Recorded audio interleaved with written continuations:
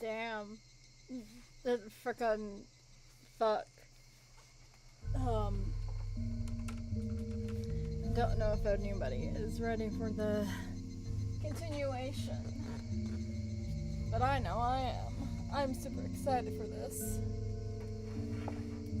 Shit. Fuck. Did not mean to do that. The fucking phone's about to die. It's not a stream if it's not scuffed, right? Anyway, let me just...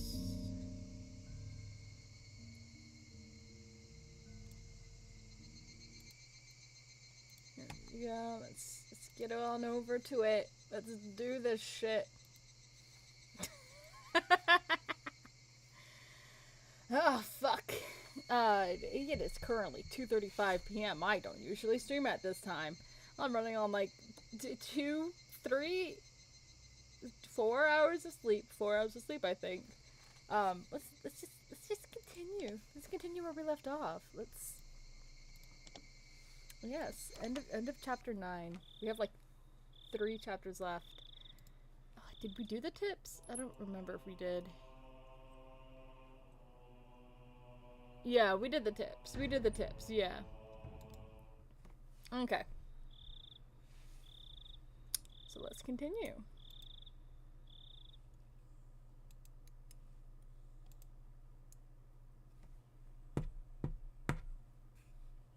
Did I catch it? Nice. Tap, tap, tap. The sound of muffled footsteps stopped in front of the door to my room. A moment of silence, as if whomever they belonged to was asserting if I was inside. Of all the things I should have been doing, I continued on with my restless slumber. I was very much conscious, but my body hadn't caught up yet. Even with the danger bearing down on me from just beyond the door, it was as if I was completely paralyzed, unable to move. Without a doubt, this was sheer terror. Please, just leave. Hey, why isn't my body awake yet? If they came into my room right now, then...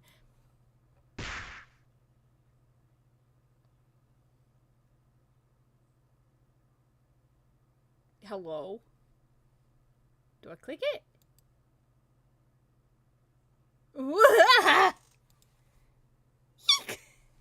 I sprung to my feet and threw my covers at my mom, who was opening the door.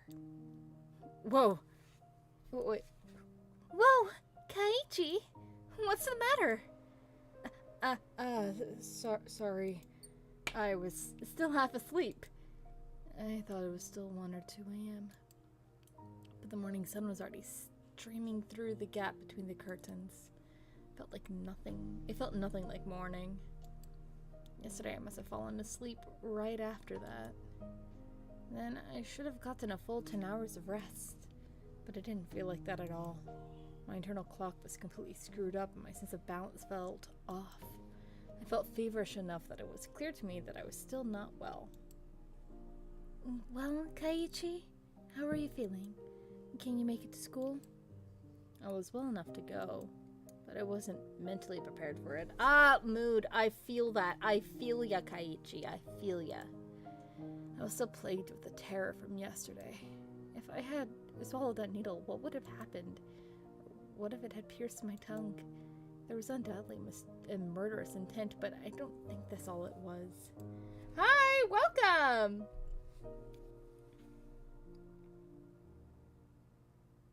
I wonder if it actually works.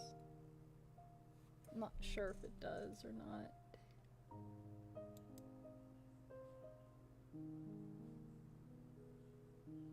Because I know that you chatted. Hold up, let me...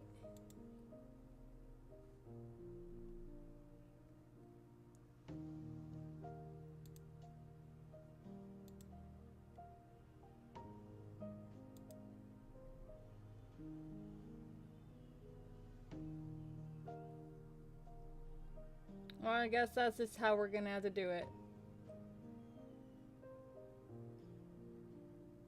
So now you can see it there.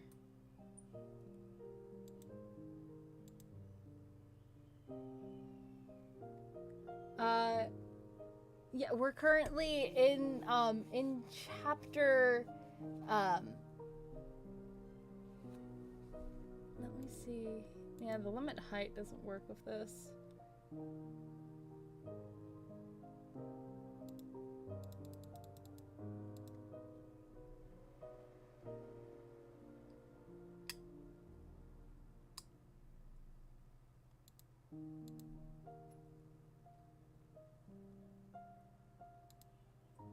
Yeah. I'm trying to get the chat to be like showing. Not, it's not. It's doing its best. It's doing its best. That's as much as I can say. It's doing its best.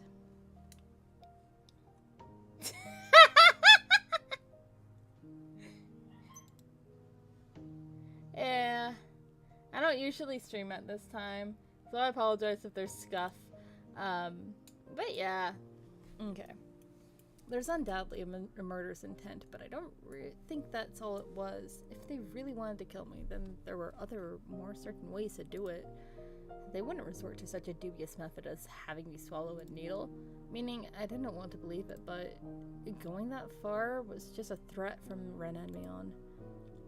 Aren't you glad you didn't die? But next time we'll use a more assured method like that. Something like sending a letter with a razor inside would have been a joke compared to this. It is currently 2:41 p.m. Eastern Standard Time right now. The sun is blaring through my window. I work graveyard shifts, so it's kind of uncommon for me to stream at this time.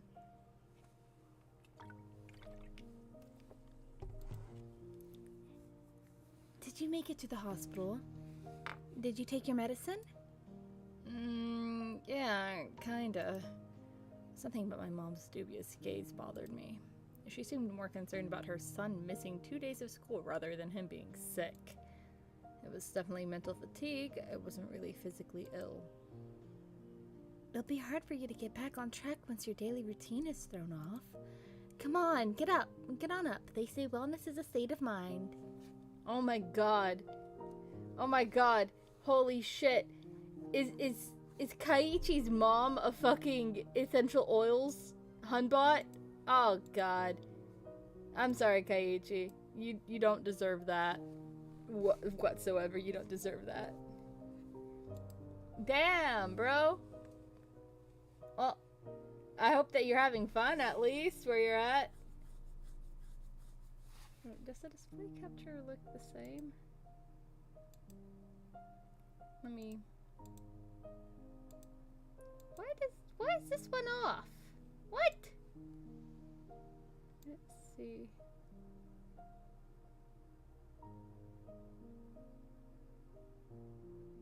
Does that look weird? Wait, you can't see it. Let me see. Does that look squashed or does that look okay? Sorry, it's scuffed. It's so fucking scuffed. But I'm hoping that looks okay.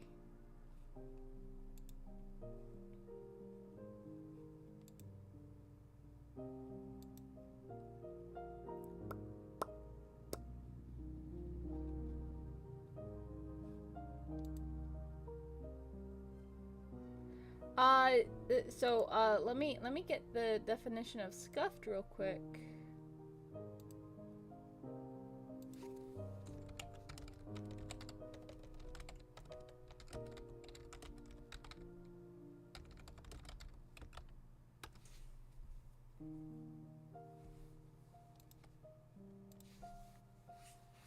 Scuffed refers to something is broken or not of quality / networking. A person who is acting dumb or is artistic fake / off-brand item used bootlegged Urban Dictionary. It's Twitch slang. It just means fucked up. It just means fucked up, lagged, bugged out, like anything. Being like, oh fuck, that's so scuffed. That's like so fucking scuffed, man. That's so fucked. Yeah. It's not a stream. It's not a Twitch stream if there's no scuff. Hi, welcome. I appreciate your round of gibberish. You are doing great. Congratulations, Scovroid Cavolution 42. I hope I said that right. It could be someone's cat. Who knows at this point? It's the internet.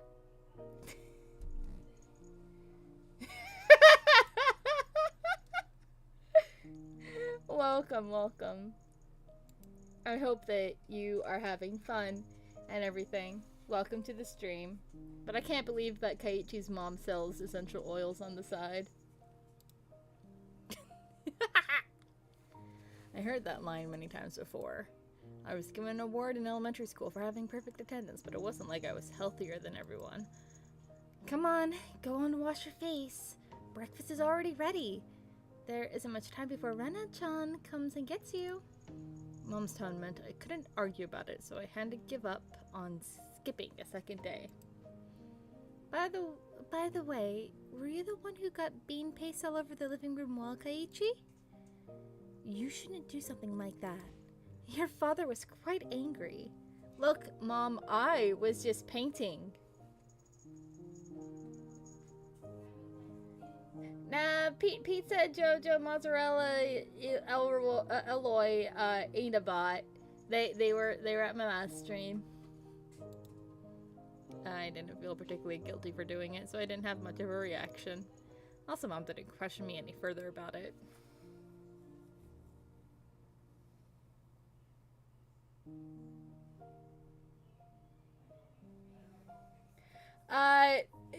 Not she.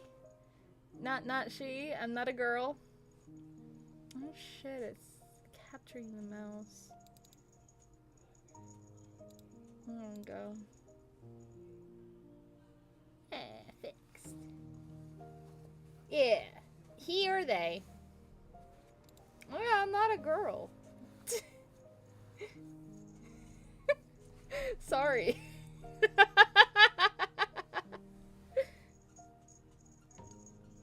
I don't know. It's not. You don't have 0 brain cells. Everyone collectively shares one single brain cell. Everyone. I'm just a versatile voice actor. So she headed back downstairs after she was certain I was getting up. What Mayon said as she left yesterday, "I'd hate if you missed school tomorrow," came back and dwelled in the back of my head. What did she mean by that? I didn't even have to really think about it. She was saying, "Don't be absent." Taking that a bit further was the same as her saying I should just go about living my life as if nothing happened. If I showed any signs of acting unusual, it would probably result in them making their move. Hi, welcome to the stream, everyone! For example, maybe I shouldn't pay attention to someone like Oishi entice me with something unusual. Meaning if I didn't watch my mouth or did anything differently from the norm, in effect it would end up flagging myself as someone who was not wanted. And it seems that was something that the girls didn't intend to forgive. So if I just went along as normal, no harm would come to me. Was that how it was gonna be? All that misery I experienced up until yesterday would almost creepily just fade away. It was an enticing deal. Yeah, probably should do that. Hi, welcome to the stream, Rocks. Okay, to anybody who is just now joining stream, do you want I'm doing great. Does anybody want like a brief summary of everything that's happened so far? Because we're like chapter 10 right now. The game is chapter 1, Onigagu. Chapter 1. Fuck, one moment. It's chapter 1, Onikakushi. Okay, so let me just give a brief summary. Okay, so Actually, let's just bring up the display capture real quick. Okay. I'm opening this up.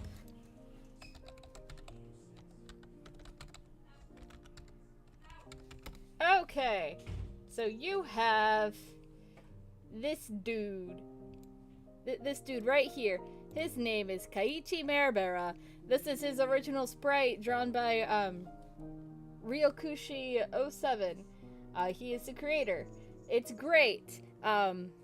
This is his PS3 version, and this is his Go iteration. Anyway, Kaiichi is a new kid. He joins. He transfers into Hinamezawa.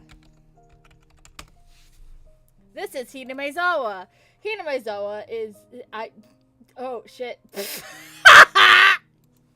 Look, I'm stupid. Anyway, this is Kaiichi. This is our main character. This is who we're playing as.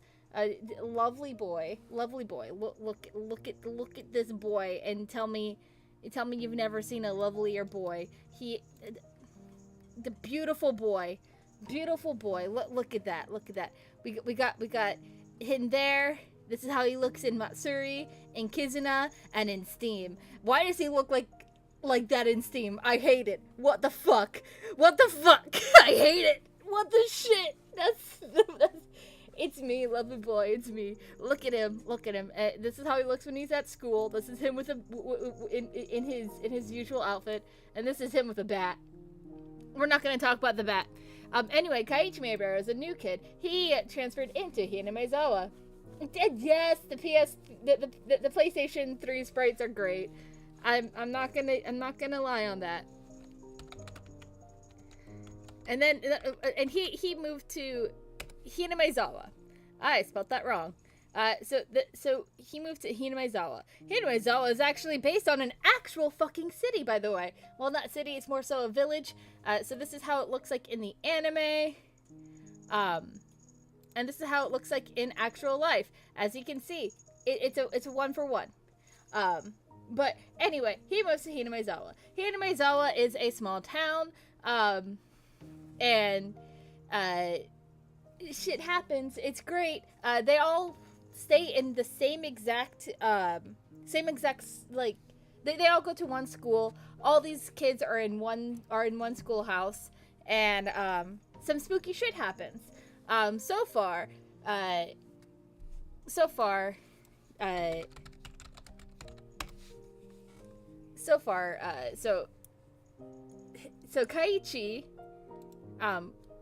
and Rena, they go to the dam construction site.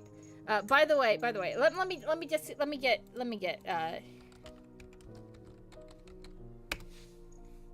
this is Rena. Love her. Iconic. Look at her. She's adorable. A cute little girl. Love her. She has my heart. I love her to bits. You missed your streams, but you missed my streams. It's fine. I'm doing just a, yeah. So like Rena's cute. So we got Rena Ryugu. We got Mion Sonozaki. Don't mind me. I'm just having my things up. Mion Sonozaki. And we're not getting to the cleaver yet. Okay. Just because they look like a cloud doesn't mean it's not cute, okay? He didn't have a lot of, art style and okay, just stop. It's great. Okay, shut up. Mion is like a tsundere type of deal. She's like, oh yeah, I'm a pervert, because that's my character. Mion Sonozaki, she also carries a gun with her because of course. She's part of the Sonozaki household. And then we got Satoko Hojo.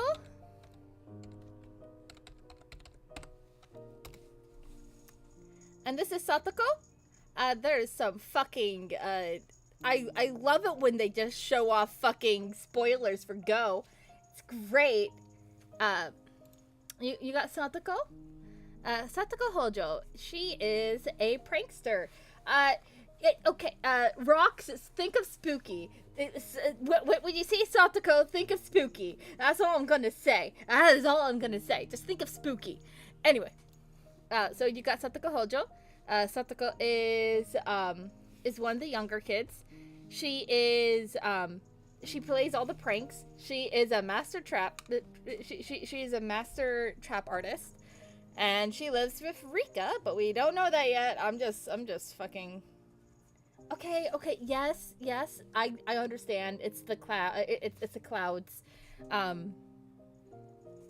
don't mind her Steam sprite. Her Steam sprite is okay. And I don't mind her PlayStation sprite. I actually prefer the Steam sprite over the PlayStation sprite in this regard. But that's just me. And then you got Rika Furude. This cute little angel. Okay, so freerise.com. Oh shit, is it not an actual thing anymore? Ah, okay, basically this right here, it's basically like, hey, this was Duolingo before Duolingo became a thing. I can't. Hanyu doesn't exist yet. We are only in chapter 1. We can't spoil them. We can't spoil them. We can't spoil them of Hanyu. But we got Rika Furude. Rika Furude. She is the shrine maiden of Hinamezawa. She is one of the youngest. And she's very soft spoken. She keeps to herself. She's very kind, and she goes Nipa. And Satoko does Nini. And Rena goes, oh, so cute. She loves cute things. Rena is obsessed with cute things. If there's a fucking cute thing, she thinks that that garbage is cute. I worry about her mental health. But there's Rika. Then we have Tometake. We got Tometake and Takuno. We got these two right here. So this is Tometake. This is Takuno. Look, okay. Straight up, I have Umaneko. I can play it. I can play these. But we can play them later. Yes. I've never actually played Umaneko. I haven't even watched the anime, but I know that the anime is shit. But we got Tometake, and we got Takuno. Oh, don't worry, I have Baldur's Gate as well. I plan on playing that someday. Tometake is a photographer. And Takuno, she works at the clinic in Hinamezawa. She's a resident in Hinamezawa. He's an outsider. So we got Tometake and Takuno, and then we have Oishi.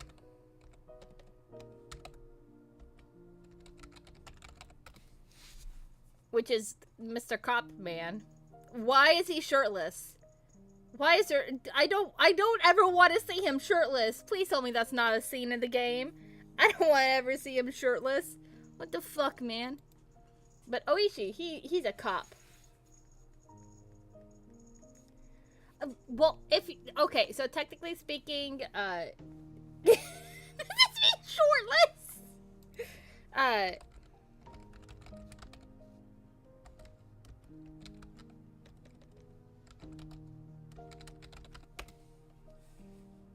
But the main story is about 10 hours, and then all the extras is about 12 hours. Completing it fully is about 12 hours. All playstyles is about 11 hours. So the game itself is the first game is yes, I know that. But if we're like doing like the full series plus whole 10, Higurashi should take you about 60 hours, and Umaneko about 80. Though Umineko doesn't really have much that could be cut out, honestly, aside from a few bits in episode 1 and 4. Most of what is shown is pretty necessary, even if it doesn't seem that way at first. But it could take 32 hours, 69 hours, 79 hours, 73 hours. Yeah. If you're just by yourself and you're just reading it that way, it's probably gonna be a lot quicker. Is Higurashi When They Cry worth playing? Overwhelmingly positive. Yeah. Of course. But I hope that that breakdown was great. I hope I caught. I didn't really explain anything. But okay, so Rena and Kaiichi, they go to the dam. Kaiichi finds these magazines.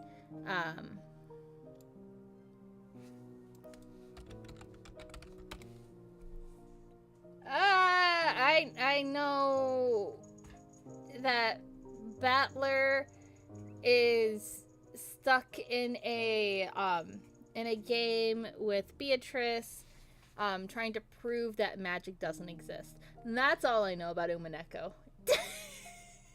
I also know that Happy Halloween, Maria. I also do know that Maria does become a witch. And I do know that there is a connection between Higurashi and Umineko through the characters of Rika Furure and either Takono or Satoko.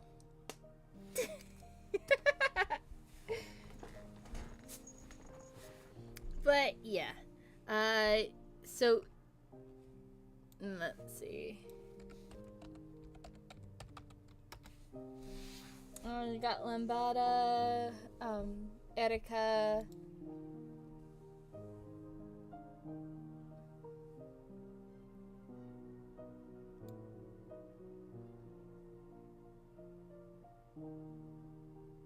Yeah. I'm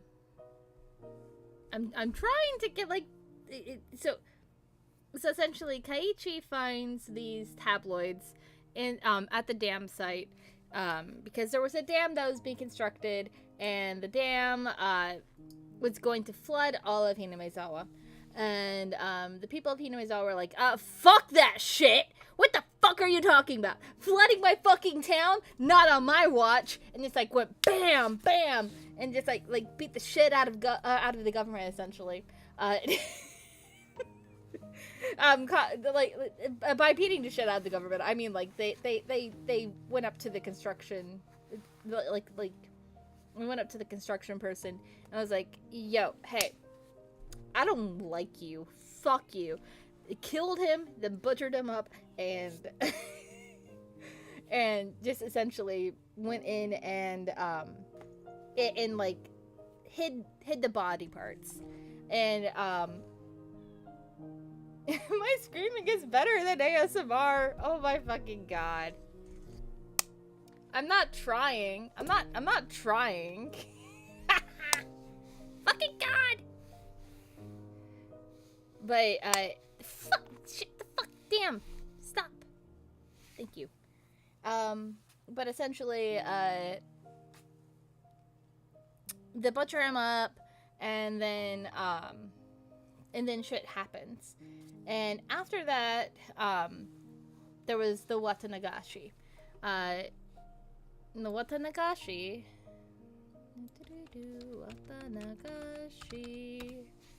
So the Watanagashi Festival is a cotton drifting festival. Essentially, everyone goes in, and it's a lot of fun. I love that this doesn't actually spread it down, but they take the cotton, they fill it up with all their sins and everything, and then they drift it off the river. And that's the Watanagashi Festival.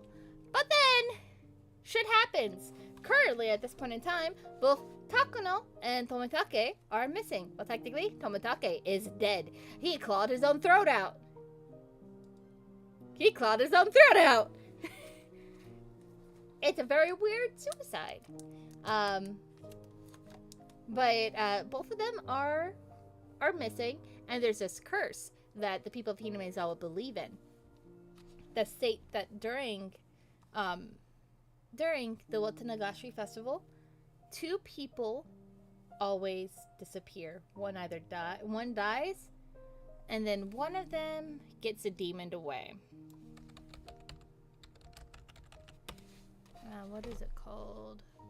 I think it's called Onikakushi? I think it's Onikakushi. Yep, Onikakushi. I'm trying! My dude, I'm trying my best at this. But Onikakushi means spirited away by the demon. It's essentially like being spirited away, just with a demon. And so far, as a protagonist, as Kaiichi Maribara, we are starting to get paranoid and thinking like, what the fuck is going on? Tomitake is just missing, and my friends, they gave me some beans.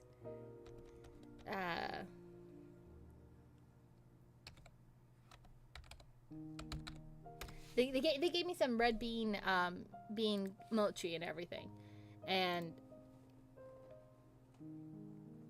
it was all these ones, and we had to figure out which one was Rena's, because Rena makes food, and so Kaiichi ate them, but something weird was off about them.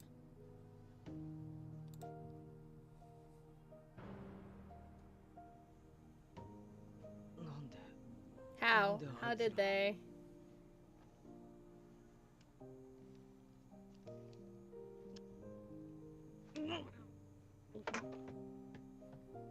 This is essentially what happened.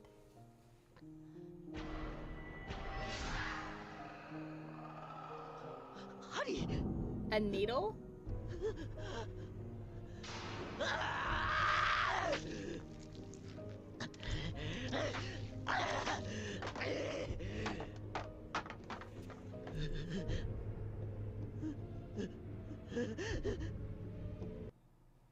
So, essentially, he was like, what the fuck, my dude? What the fuck? Why are you putting needles in my thing? And he threw it at the wall, and we're just coming after on the aftermath of that. It's great. Let's get back to the game. Going here, bam. I had to refresh it. So no harm would come to me. Was that how it was going to be? All that misery I experienced up until yesterday would almost creepily just fade away. It was an enticing deal. Just by forgetting everything I'd seen or heard these last few days, I'd be able to keep living on like normal. There's no way such a selfish thing could. I swallowed hard. I once again deliberated on the idea that I had just rejected. Mion was probably a good person who had her friends at heart. She was giving me, who had unmistakably broken some rule of theirs, a chance. Was what I did really so unforgivable? But Mion had given me another chance. She was saying if I just forgot everything and kept living on like I had been, I'd be forgiven. Daiichi! Your food is going to get cold. Hurry up and get down here. Rena will be here if you don't hurry. I'm coming. I crammed my textbooks into my bag and hastily made my way downstairs. Oh, I forgot. Our dad's a fucking artist. I picked up my somewhat bland breakfast. I assumed that I didn't have much time. I was already past what I usually bet out with Rena. Given yesterday's events, she'd probably be here in the next 5 minutes. I needed to be ready to head to school by then. I had to forget everything that had happened the past 2 days. Forget it all and return to my normal life. For this to be normal, I'll have to be where I normally met up with Rena. Today, of all days, the rice was dry and hard to get down. I jumped at the sound and dropped my chopsticks. That chime signaled that Rena had arrived. Mom hurried me along. Come on, Rena-chan's already here! Hurry, hurry! My mother's merry smile and my gloomy face were polar opposites. Honestly, I was reluctant to see Rena, who was waiting there on the other side of the door. The Rena on the other side, was it the Rena I knew? I couldn't keep her waiting. I needed to do things as usual. Daiichi-kun! Morning! An invigorating greeting filtered in from across the doorway. I came since Kaiichi-kun was a bit late. Will he be okay today? I wonder. The manner in which Rena was concerned was, without a doubt, the Rena I knew. But that was probably only if I reciprocated. Forget everything from yesterday. Pretend as though nothing had happened. Forget about that gruesome dismemberment. Forget about that mysterious death that happened the following years. Forget about the people falling to their death, and the terminal illness, and suicide, and the lynching, and disappearances. Forget it, all of it. Forget that Rena and Mion were scary. Of course, forget it all. Forget about everyone. Forget about the mochi too. Forget it. Rena once again asked to make sure. Can you make it to school? Yeah, I'm fine. Great! Then let's go! Michan is waiting. Rena showed me her usual bright smile. I couldn't find any hint of deceit in her expression. My nervousness dissipated, giving way to relief.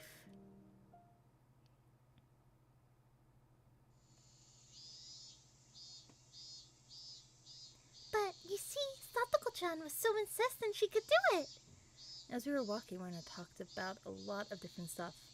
More so than usual. Then... Satoko-chan is clumsy, so she failed no matter how many times she tried. Oh, she was so cute! Everything Rena talked about was just silly nonsense, so I just replied every so often and laughed from time to time. It was a rather laid-back conversation. We passed by one of our neighbors, and they called out to us. Oh my, Kaiichi-chan! And Rena-chan! Aren't you two a bit late today? Mion-chan said she was going on ahead. Uh-oh, did Michan look mad, I wonder? We need to hurry up, Kaiichi-kun! As we smiled and parted ways with our neighbor, they turned back towards me and stuck out a tongue. Not expecting that, I couldn't help but crack a smile. Ah, Kaiichi-kun smiled! Huh? What? Rena stopped and stared at me. I was thinking that you still haven't recovered from your cold since you seemed down this morning, Kaiichi-kun. But now you seem fine! Fine! Yeah, the Higurashi. With a grin, she gently poked my cheek. It was a bright, sincere smile. Hey, Kaiichi Marabara, how can you still doubt Rena after she shows you a smile like that? Maybe I just had a high fever up until today. I imagined everything that I thought happened because I was bedridden and delirious. I really hope that was the case. If God would grant me just one wish, there's only one thing that I'd wish for. I would want what happened in the past few days. More specifically, from the night of the Watanagashi up until last night. I wanted all of that to have never happened. I wonder how many times I'd wish for these past few days. As long as Rena kept on smiling like this, I think it might just become reality. So I wanted Rena to keep on smiling. Keep on smiling. So, Kaiichi-kun! Those mochi yesterday, did you eat them all? That vain wish of mine was instantly shattered. My heart began palpitating. The relaxed morning suddenly became frigid. Rena's smile was the same as usual. Her eyes were gentle as usual. Those mochi yesterday, did you eat them all? Of course, she wasn't asking the question at face value. In other words, Rena was asking, did you get the message? She was probably trying to convey that. Kaiichi-kun? I was reluctant to give an answer. Rena stopped walking and stared deeply into my eyes. Don't hesitate, Kaiichi Maribara. Rena was acting the same as always, wasn't she? I need to respond in my usual way. Naturally, of course. But both my throat and mouth had gotten dry, and my lips were stuck together. Hurry and answer, Kaiichi. Not that much time had passed. I could still keep the conversation going naturally. I had to say something. Quickly.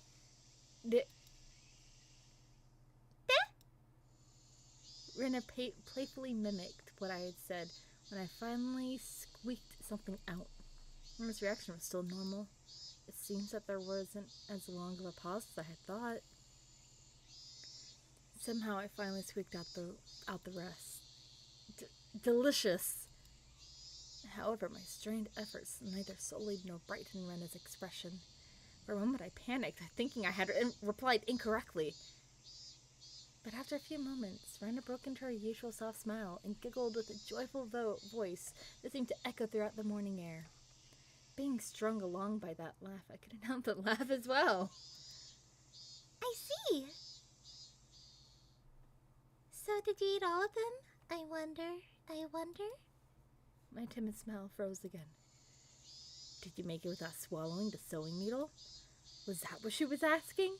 If I had swallowed it, then I wouldn't be here. Nah, I couldn't finish all of them. There's still some left. I was scared out of my wits, but that's how I played it. Huh? What about the homework to see if you could tell which one Rena made? That homework, was it due today? Yeah, it's due today. Mii-chan will get angry. There's probably a penalty game ready for you. We both laughed at each other again. To a casual observer, it was just a typical morning. If I could just let myself believe, then even I'd think it was just the usual morning routine. But I was certain I wasn't mistaken. There was something unimaginably buried beneath the facade of this giggling Rena. Lies. I recall that unexpected, piercing voice that I could hardly believe came from Rena's mouth. The moment that image crossed my mind, I felt a cold sweat trickle down my back.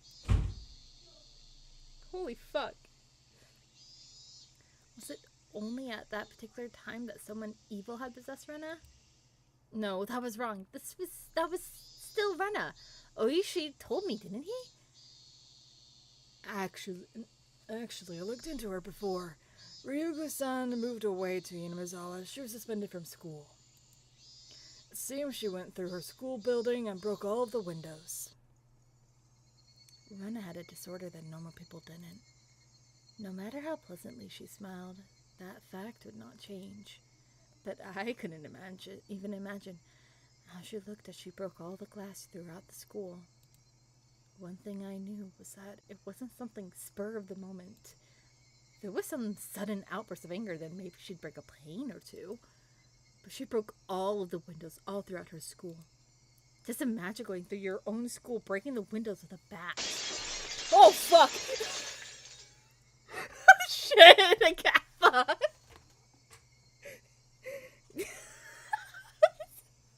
I'm sorry, I got spooked by the noise. Swinging full force at each pane of glass, one after another, paying no heed to the flying shards. Your classmates aghast, unable to move from the sudden turn of events. I wonder where she could have found the most windows lined up in a row.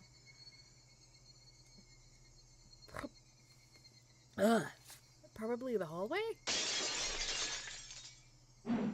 Walk, wind up, walk, wind up.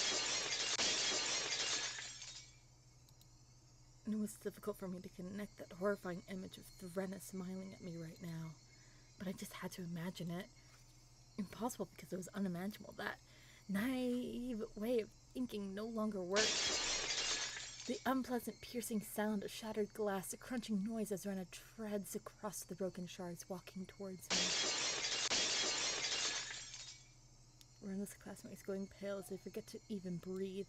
I wondered what they did as Rena came closer, breaking windows along her path. Did they earnestly try to bring her to her senses by saying something? Or did they jump at her, trying to stop her savagery? Or did they run to the staff room after being directed there by the teachers? Probably none of those. In the face of that blood-curdling sight of Rena busting window after window, undoubtedly all they could do was silently clear a path for her.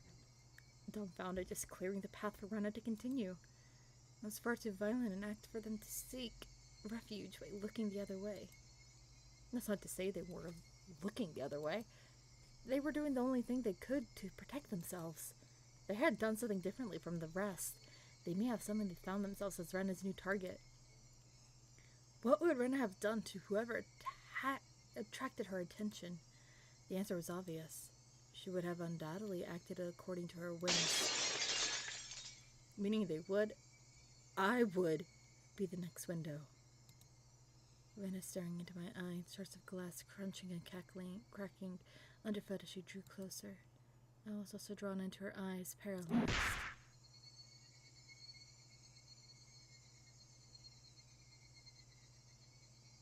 The menu is moving.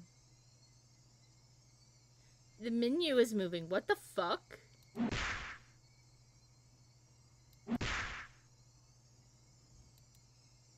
Then Rena struck me with the bat over and over again, like I was one of those windows. I crouched down on the floor, desperately protecting my head. And I didn't care whether it was my head or my back. Zealously, she hits me again and again. What kind of expression was she making as she was doing this over and over again? I peered up to see. Her expression was so indifferent, it was completely unnerving. It's because no matter how many times she struck me, I didn't make a pleasant sound. I make as pleasant a sound as the other windows.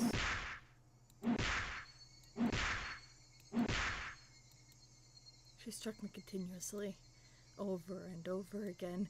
The sound Ren had wanted didn't come out. Her classmates standing around didn't try to stop her. They didn't want to be the next window. Somebody save me. Turning a blind eye unless we're hanging out?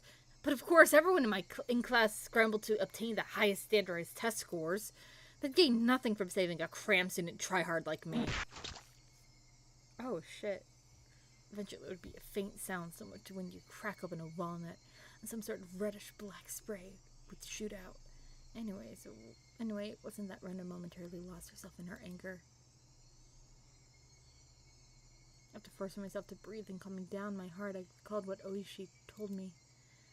And in the counselor's medical report, as he recorded all of the conversations he had with Rena. It shows up, and quite a bit at that. What does? She mentioned the word Orishiro-sama. Following that, Rena was suspended and had regular examinations at the hospital. Then, as Rena was undergoing counseling, she said it over and over.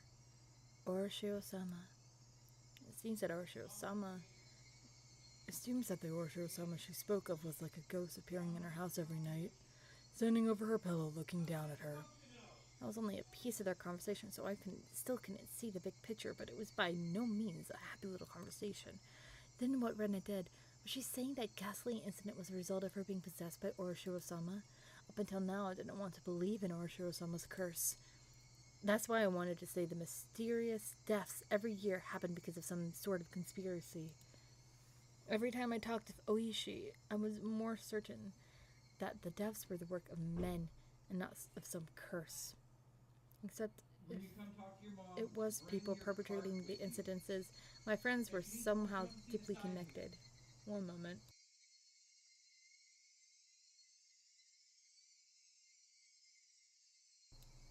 Sorry, it was loud in the background. If I refused to believe that the curse was real, then I would have to believe that those who acted kindest to me were deeply involved in the incidents. Why? Why? How? For what reason? Was Rena... Was everybody... It was much more painful and troublesome than accepting that it was just Urashiro-sama's curse. In the aftermath, Rena had admitted to her doctor that it was because she was possessed by Urashiro-sama. I felt a strange sense of relief from that. So that's how it was. There wasn't a second side to Rena. She did that because she was possessed by something strange like Urashiro-sama. It wasn't Rena's fault. Urashiro-sama was the one to blame. I knew this was all backwards. Refusing to believe there was a curse, I wanted there to be a human perpetrator. Now that my close friends were the ones under suspicion, I changed my beliefs at my own convenience, saying it was Urashiro-sama's curse to blame. Which was the better choice, accepting that Urashiro-sama's curse exists, or that Rena and the rest of them were deeply involved in the string of mysterious deaths. I didn't want to think about it. If I just didn't think about it, I'd be able to continue the same as always. I wanted to believe that. But that was no longer possible. I had received their message. It was pathetic of me to try and bend the meaning to my own convenience.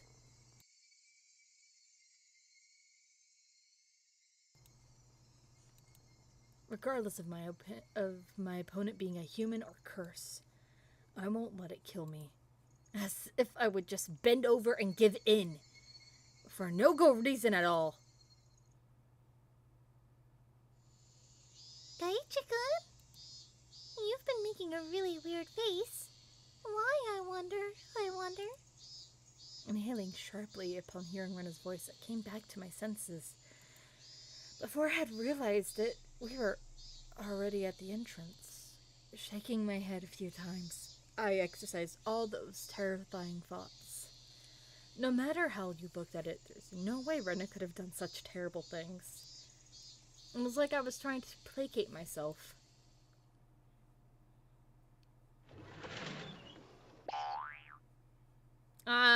It's a prank. As I slid the door open, a blackboard eraser loaded with chalk dropped down on my head the moment I stepped into the classroom.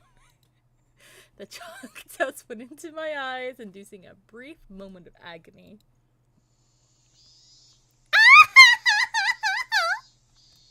How befitting for the truant, Kaiichi! Good morning to both of you, Kaiichi and Rena. Good morning, Satoko-chan, Ririka-chan. I'm not quite in the mood for it. I didn't really react to Satoko's trap.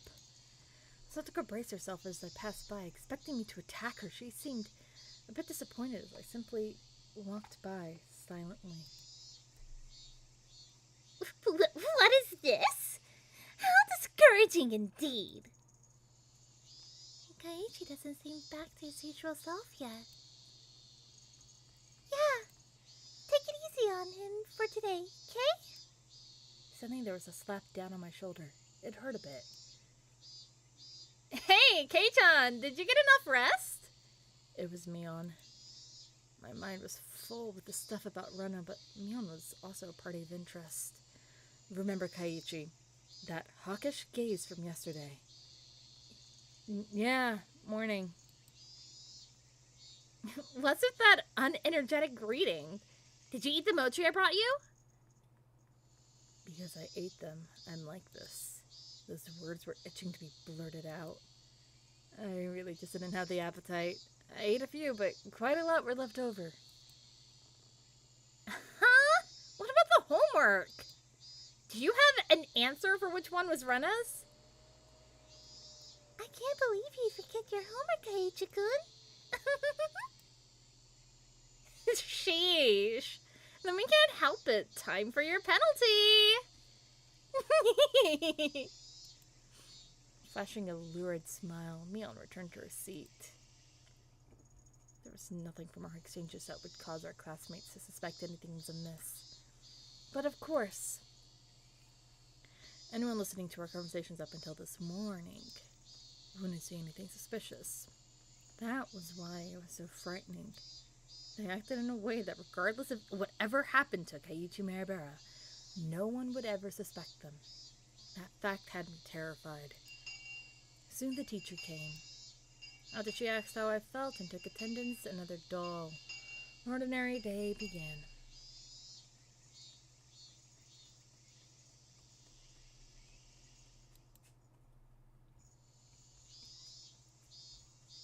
We're getting more into the horror aspects of this story.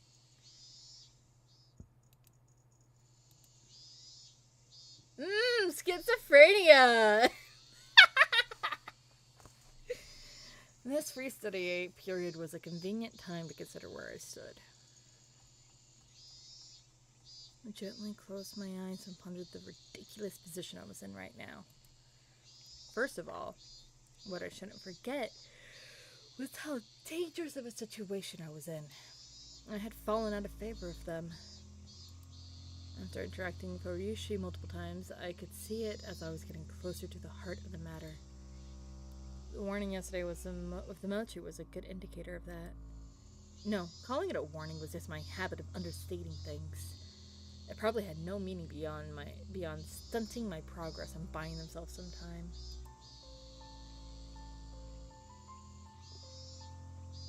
What word? Are you talking about schizophrenia?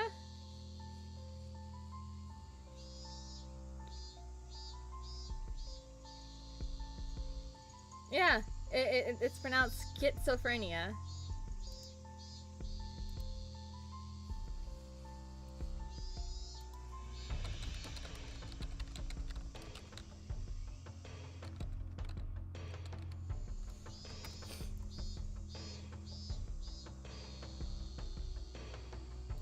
Schizophrenia. See? Schizophrenia. Schizophrenia. Schizophrenia.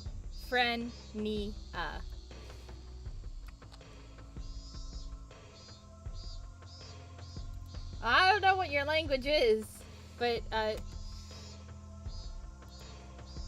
that's how it sounded out in English.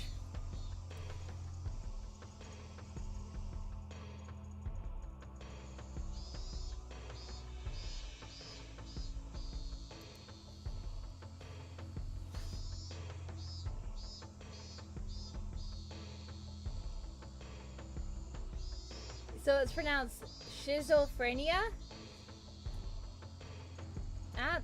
Okay. I'm not gonna judge. Until they had a method of completely erasing me. They were just biding their time. Even though they were keeping me under their thumb with threats, it didn't change the fact that I knew too much. The chilling sensation of my desk made me recall Satoshi Hojo, the boy who was using this seat until last year when he disappeared. Was he also similar to me? Did he learn something he shouldn't have and was erased? Damn! I wouldn't let them get rid of me so easily. Never! But were they really trying to kill me? I've had these contradictory feelings for a while now. Even though I suspected them, I felt I had to cover for them. With all of their suspicious behavior, a morning like this just made it all seem like an elaborate hoax. No, that's what I want to believe. Doubting my friends? Covering for them? My life was in danger. Or was it? Actually, I was debating the wrong point. Given my current situation, those points were something that should have been deliberated on a long time ago. But really, Ren and the rest of them? Were they actually aiming to kill me? The little voice inside me continued to torment me with these unresolvable trains of thought. Are you an idiot, Kaiju Maribera? The answer should be obvious. But maybe that sewing needle might have just been an accident, right? How could you screw up and drop a sewing needle into a piece of mochi? The benefit of the doubt can only go so far. Both Ren and Mion had acted and behaved suspiciously, but maybe it was all some sort of misunderstanding. What kind of misunderstanding? It wasn't just suspicious, it was outright ludicrous, right? Ren had just corrected me for lying, and Mion only asked me about what I had for lunch. Rena was standing outside our door, eavesdropping for a good hour, you know. She was probably just waiting for my phone call to end. For a whole hour? outside your room? And is it normal to go home afterwards without saying anything?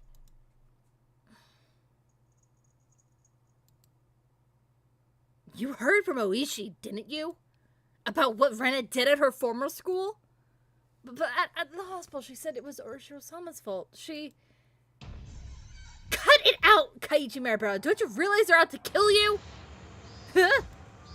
I inadvertently blurted those words out loud. Oh my fucking god!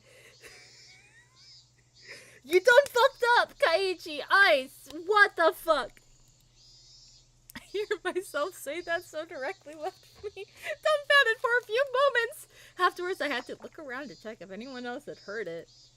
My little soliloquy cut a little too close to the truth. Even though I could feel the murderous intent from Rena. He forgot to take his pills! Oh no! And feel the murderous intent from Rena and the others. Part of me somewhere was still trying to deny that. This late in the game, such hesitation could be fatal. I knew that. But I was just your average student, a man living his normal, ordinary life. Do you think I could suddenly believe that my friends who I had been happily laughing together with up until last Sunday now intended to kill me? Right? You're too soft, Kaiichi. This time I remembered to keep my voice down so only I could hear it. There was one thing I now understood. I was too soft. I didn't completely understand how dangerous Rena and the rest of them were. No, I was trying to understand. I was too soft for not listening to Oishi when he was earnestly showing me the heart of the matter. I didn't listen because I was too busy pretending to be dejected. I didn't comprehend it. I was just running away. I didn't comprehend it, so nobody had any notion to try and kill me. I needed to get rid of such naive thoughts. So I made that resolution. I heard the bell signaling the end of class. So soon. The day was already over. I didn't recall eating lunch or doing anything in class. My friends were putting their desks together in preparation for club activities. Not long ago, I would probably have happily joined into that circle. My, Kaiichi! How rude of you to even think about leaving! The way Sadako spoke was so typical and familiar. It almost physically hurt. Huh? Kaiichi-kun, is today not a good day? I wonder. And we were going to win big together. Aww. Seeing Rena's expression, which said she was really looking forward to today, was hard to take. Hey, Kaiichi, maybe Oishi is just some enormous jerk trying to separate me from the others by lying to me. Wait. I don't think you have. Trying to expunge some weak-minded thinking, I slapped myself in the face. Kaiichi-kun? Yeah, was Rena really trying to kill me? I wish someone would tell me it was a hoax. Oh no, I actually like was doing the sound effect for slapping. Like the... Why did I do it again? That hurt. I didn't care if it was actually one or not. I just wanted someone to say it was. God, yet another weak-willed thought! How did I ever become this naive? Are you alright? Does your head hurt? Apparently this was how my inner dilemma appeared to Rena. You're pale. Can you make it home by yourself? Maybe I should accompany you home. I wonder. Ah. No, it's okay. Sorry. I can get home by myself. Just have the meeting without me. Upon hearing that I wasn't going to participate in the Club Mion, and meeting, Mion pouted unhappily. Since Kei-chan was so bent on a revenge match, we were even going to play the deduction game from before too. Kaiichi doesn't have the burning desire for a rematch? How pathetic! I wouldn't fall for some dumb taunt. Without even a real retort, I just grabbed my bag and was about to get up. Someone's hand perched herself gently on my head. Kaiichi doesn't seem to be well. How very unfortunate. It was Rika. She was stretched up as far as she could, doing her best to pat my head with her petite hand. It felt so nice, which made things even harder. Sorry, everybody. See you! That's all I said as I quickly left the classroom. They said something to me as I was leaving, but I couldn't make it out. I managed to make it all the way to the entrance in that state of mind, took out my shoes, put them on, and went forward. Forward. Hard in that heart, Kaiichi Miyabara. They were, for some unfathomable reason, trying to kill me. They were plotting something dubious, watching my every move. But I couldn't hate them, because weren't they my friends? Part of me lamented my naivete, while another part laminated the fact that I had lost something important by laminating over it in the first place. You're wondering how many degrees I have now? What do you mean by that? It felt like my consciousness was being ripped out of my body. If this was what Oshio-sama's curse was like, then it was just too harsh. Hey, Oshio-sama. I was wrong for not believing in your curse. But I believed in it now. Completely. Your curse does exist. So seriously, give me a break. I beg you, come on.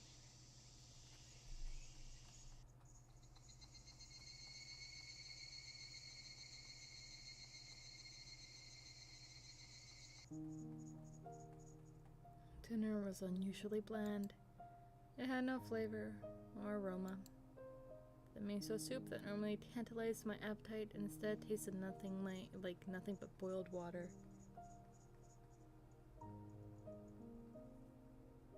What temperature on street? Are you asking like what the temperature is where I'm at? Is that what you're asking? Oh,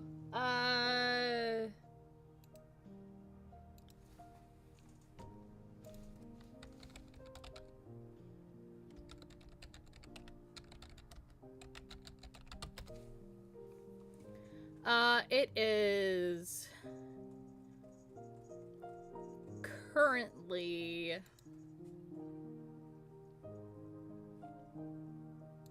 it is currently 81 degrees Fahrenheit.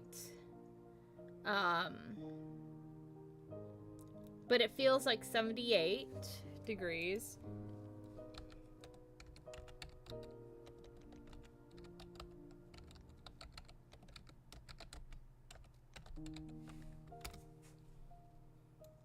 Okay. So 81 degrees would be 27 degrees Celsius. But it feels like 78, so it... Huh? What? Oh yeah. 78 would be about 25 degrees Celsius.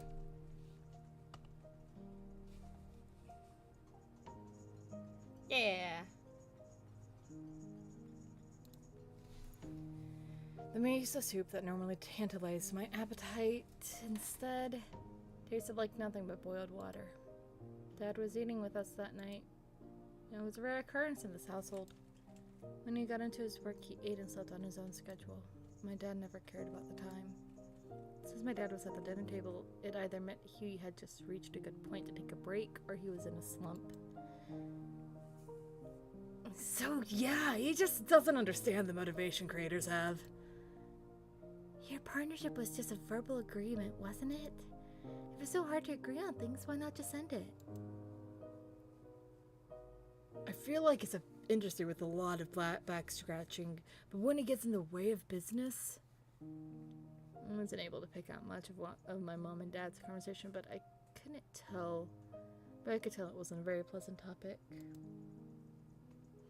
That, of course, made the disgusting food even less appealing. Staring listlessly at the exchange between my parents, my mind wandered off to the same thought processes I had going all day long. friends close to me. No, they used to be friends, but I could no longer trust them. Right now, I was greatly lacking in allies. People I trusted, people I could depend on when push came to shove. They were something I just didn't have. Having just one ally would have been incredibly reassuring in the currently hopeless situation I was in. I put down my chopsticks and looked over at my parents who were still talking about work. Oh, it's close! Oh, wait. 26 degrees Fahrenheit. Yeah, that's not too close. It's almost, it's almost like snow, I think. I put down my chopsticks and looked over at my parents who were still talking about work. I'm pretty sure winter's already come. Winter is here. Game of Thrones reference. I've never seen the show. But I heard the Red Banquet is shit.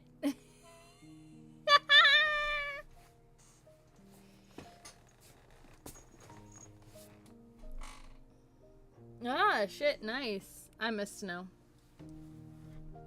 I put down my chopsticks and looked over at my parents who were still talking about work. The first course of action that came to mind was to tell my parents everything. Currently, there wasn't a single person from Hinamizawa I could trust 100%. That meant the only people I could trust were my parents. But if I told them everything that happened up until now, would they understand? Rena, for example. The neighborly Rena, who was so diligent in looking after me, came to get me every day and sometimes brought over a share of what she made. How could I explain that she wanted to kill me? No matter how I explained it, it would probably be difficult for anybody to comprehend. My somewhat eccentric dad wouldn't understand, and my high-strung mom would probably drag me off to a psychiatrist in the blink of an eye. Sadly, that was the amount of trust that existed in our relationship. Even if they did come to understand, what could they possibly do? Unless they could uncover the truth, they wouldn't be able to protect me. No, by informing them of these unnecessary things, I'd be putting my parents in danger as well. Considering that the victims in past incidences were often married couples, I couldn't even joke about it. For the entire Maribara family to have an accident or to just vanish into thin air, it was easily possible in Hinamizawa. What was important here was that knowing something unnecessary put you in danger. The most unsettling question was, how did they know that I knew? As long as they didn't know, my parents might not fall victim. That was one way to think about it, I guess. At least it was like that in my case. After I found out, things started becoming odd. In other words, it meant the following. As long as my parents didn't know anything, nothing would happen to them. As long as my parents were here, this house would be a safe haven for them. I knew these were just assumptions based on conjecture on top of conjecture. Wanting this house to be a safe haven, that was the pinnacle of my weak-willed method of thinking. I had to concede that it was completely safe. It was only safer than the outside. I knew that I couldn't rely on my parents. No, I couldn't risk getting my parents involved. Then the only person who could be my ally would be Oishi. Him, and him alone. Oh shit, sorry for yawning. He was the only person who understood the situation I was in. He didn't care so much about my safety, but he was without a doubt passionate about solving this case. It was a bit frustrating. Oishi was basically the whole reason I was in this mess. To get out of it, I had to rely on him. Meaning it was all going according to his devices. It was just my job to look appetizing while bobbing in the waves as bait. Then, when the fish started gathering around, Oishi would pull up the big haul. Slightly infuriating. Even I thought that was the best course of action. So then what should I do? Patience was the first rule of fishing. Just keep waiting until the fish actually bites. But it wasn't simply bait. There were lots of ways for me to struggle before being devoured. When they struck, I needed to somehow dodge just enough and tag out to Oishi. No question it was going to be hard. The timing to bring Oishi would be difficult. He was in the city, not in Hinamizawa. So if I phoned him in my moment of need, it would take him about 30 minutes to reach me. So I needed to run away for those 30 minutes. For example, if we set up a rendezvous point for dire situations or something. I just have to hide out there until Ishi arrived. Okay, I can almost see it now. I was still being chased around in the dark by Boogeyman. But now I knew which way to go. I would never have imagined this would be so reassuring. Oh, yeah. It would probably be best if I had a concealed weapon for when things get rough. Typically, that would call for a switchblade, but that wasn't too reassuring for combat. Also, since it was recognized as a weapon by the public, that also wasn't good. Really, when the time came, a long weapon like a bat would work in my favor. I remember there was a metal bat at school. I could be confident with that when push came to shove. If I pretended I was practicing my swing, then it wouldn't be suspicious for me to always carry it around. I could go to school early tomorrow and secure it. Just possessing a weapon may be enough to deter them. Also, one more thing. Insurance. It could be something like a note or a memo. I could write down everything that's happened as a sort of journal. In case I suddenly vanished. The journal would be left behind. With my journal in his possession, Oishi should be able to avenge my death. I left my parents engrossed in their conversation about work and went back home. Went back to my room. I tore out a piece of paper from a notebook and made my way to the desk. Last time I wrote a journal was for summer homework in elementary school. On the off chance something bad happened, the police could use my diary as a lead. So I should write down the facts. How should I start? I jotted down my thoughts as they came. I, Kaiichi Miyabara, am in fear for my life. It made me laugh nervously. It was a line that showed up often in detective stories. I never even dreamed that I would be in this type of situation where I'd write it myself. What's my favorite Higurashi character? Oh, that's an interesting question. Well, I've cosplayed Rika. I would say Rika's the most complex of all the characters. So naturally, I am drawn to Rika. But I also do like Kaiichi, because Kaiichi's like the everyman. I also like Satoko. But that's just mostly because of Go and Sotsu. What else? Also, Rena's great. But I don't think I have like a favorite, but Rika's pretty good. I would say out of all of them, Rika's probably my favorite. I do not know why they are after my life. Rena and the others were suspicious, but I had no proof. And that's why I couldn't write anything more. I laughed wearily at myself for writing such a passage, draped in mystery. Would the police be able to get the hint from reading the enigmatic passage? I could only pray that they would. What I prayed for the most, though, was that this journal never needed to play its part. Here, I laughed nervously. It was too simple, so I wrote down one more line I just thought of. The only thing I do know is that it has to do with Orochi-Osamu's curse. Was that too much? I probably shouldn't write more than that. If I wrote any more, then it would seem like I was just delusional.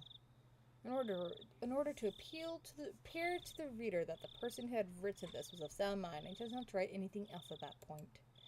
I just needed to add more as I learned more about the truth. I folded the paper and thought about a place to hide it. By hiding it somewhere obvious, there was a chance that they would uncover it instead. On the other hand, if it was too obscure of a location, then there was the risk of nobody finding it at all. In the end, I decided to take the clock off my wall and stuck my folded note on the back of it with a scotch tape. After that, I put the clock back into its normal position. Yeah. It didn't look like anything was hidden behind it. Now I need to set it up such that if anything happens to me, my parents could find it.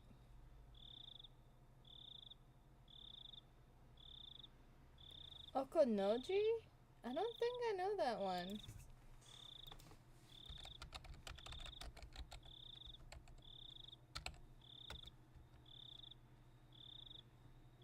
Oh.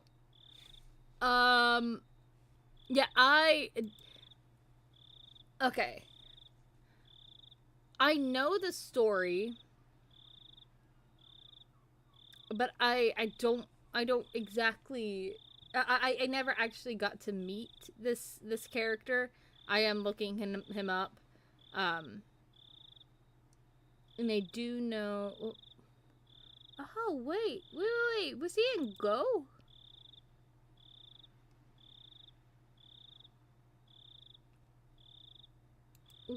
Was he in Go?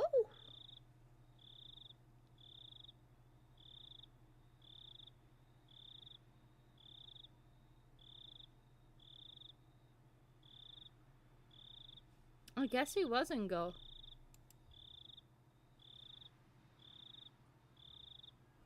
But I do know that him and a blondie, um, I'm being very selective in my words. I do know that they work together. That's about as much as I'm going to say without spoiling it. You know, because there are people here that don't know it.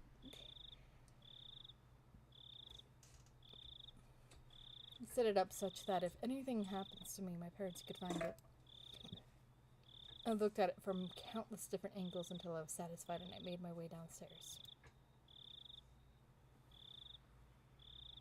My parents were still talking about work. It didn't look like it was going to end anytime soon, so I cut in. Sorry to interrupt! I have something I want to talk to you about. I never started off a conversation like that before, so my parents were both startled. I stopped talking and turned towards me. What is it, Kaiichi? I have a favor to ask of you. Please listen. Just in case, yeah? If it's not urgent, can we do this later? Right now, Mommy and Daddy have something urgent they're talking about. Ah. I didn't think their talk was more urgent than mine. In any case, I stated my request. Just in case, okay? If I die, both of my parents' eyes went as wide as saucers. If I die, I want you to put the clock on my wall in my coffin. If they did that, then they'd probably find it. My memoir. Both my parents remained wide-eyed, not moving an inch. I couldn't blame them. Understandable. I made that clock in my shop class and I really like it. So please. What's the matter? Kaiichi, did something happen? Mom was finally able to ask me with a questioning gaze.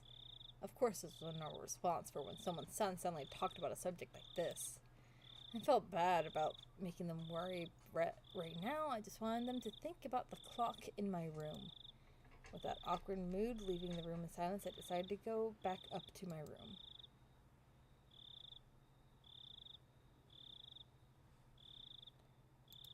Let me check.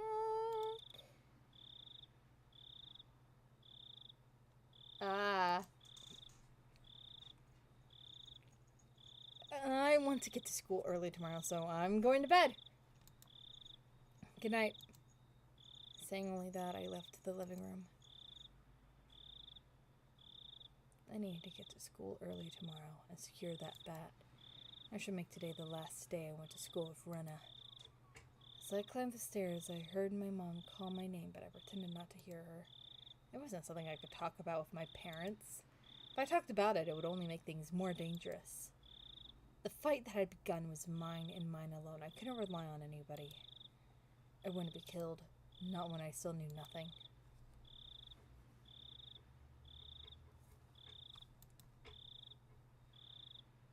Ooh, is this the end of the chapter? Are we in chapter 11 now?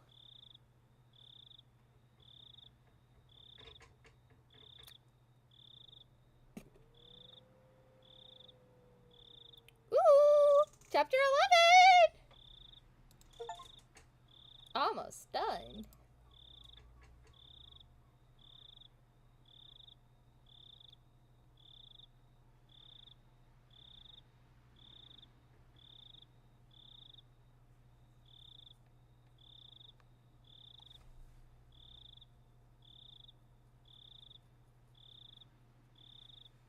Okay, let's see the tip.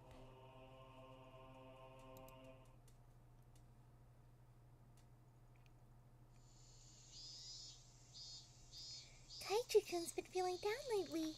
Maybe he's in a bad mood. I wonder. Maybe he's on his period. Mita, that's gross.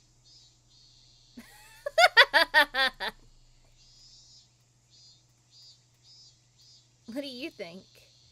Don't know.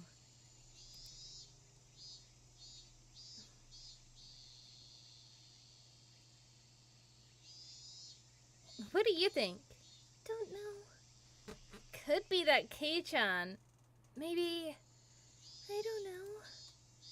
That day, Kei-chan was in that car talking to some tubby middle-aged guy, right? Yeah, no mistake. That Oishi, he probably fed him something fishy. He was so serious. Kaiju-kun's face was so pale. You see, you might not know this, but he's actually the messenger. Oh, wait. You see, you might not know this, but he's actually the messenger of Oroshiro-sama. Huh? What do you mean?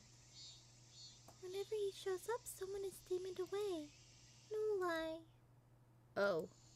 Is that so? The year before last when Rika-chan's mom drowned, right? Right before that, she was visited by Oishi. Now that you mention it, it happened before Satoshi transferred out. Transferred? Got naked again? Wait. You fucking weirdo. Wait. Transferred? You're so sweet, Rena. So this time he's appeared before Kaiichi-kun. So Kaiichi-kun's going to be deemed away too? Empty silence hung in the air, and then it was suddenly interrupted by loud laughter.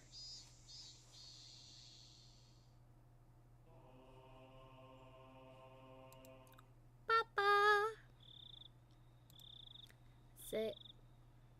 Saving this, we're gonna save it, yeah. Continue.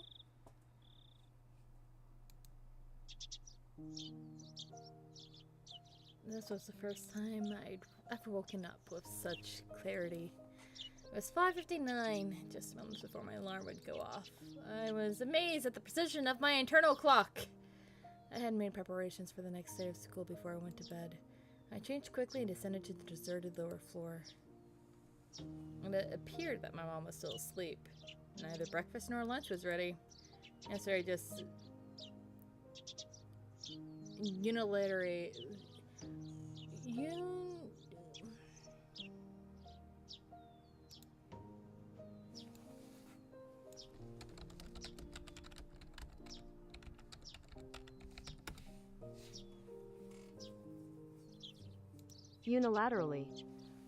I just unilaterally declared that I would be leaving early today, so I couldn't be helped.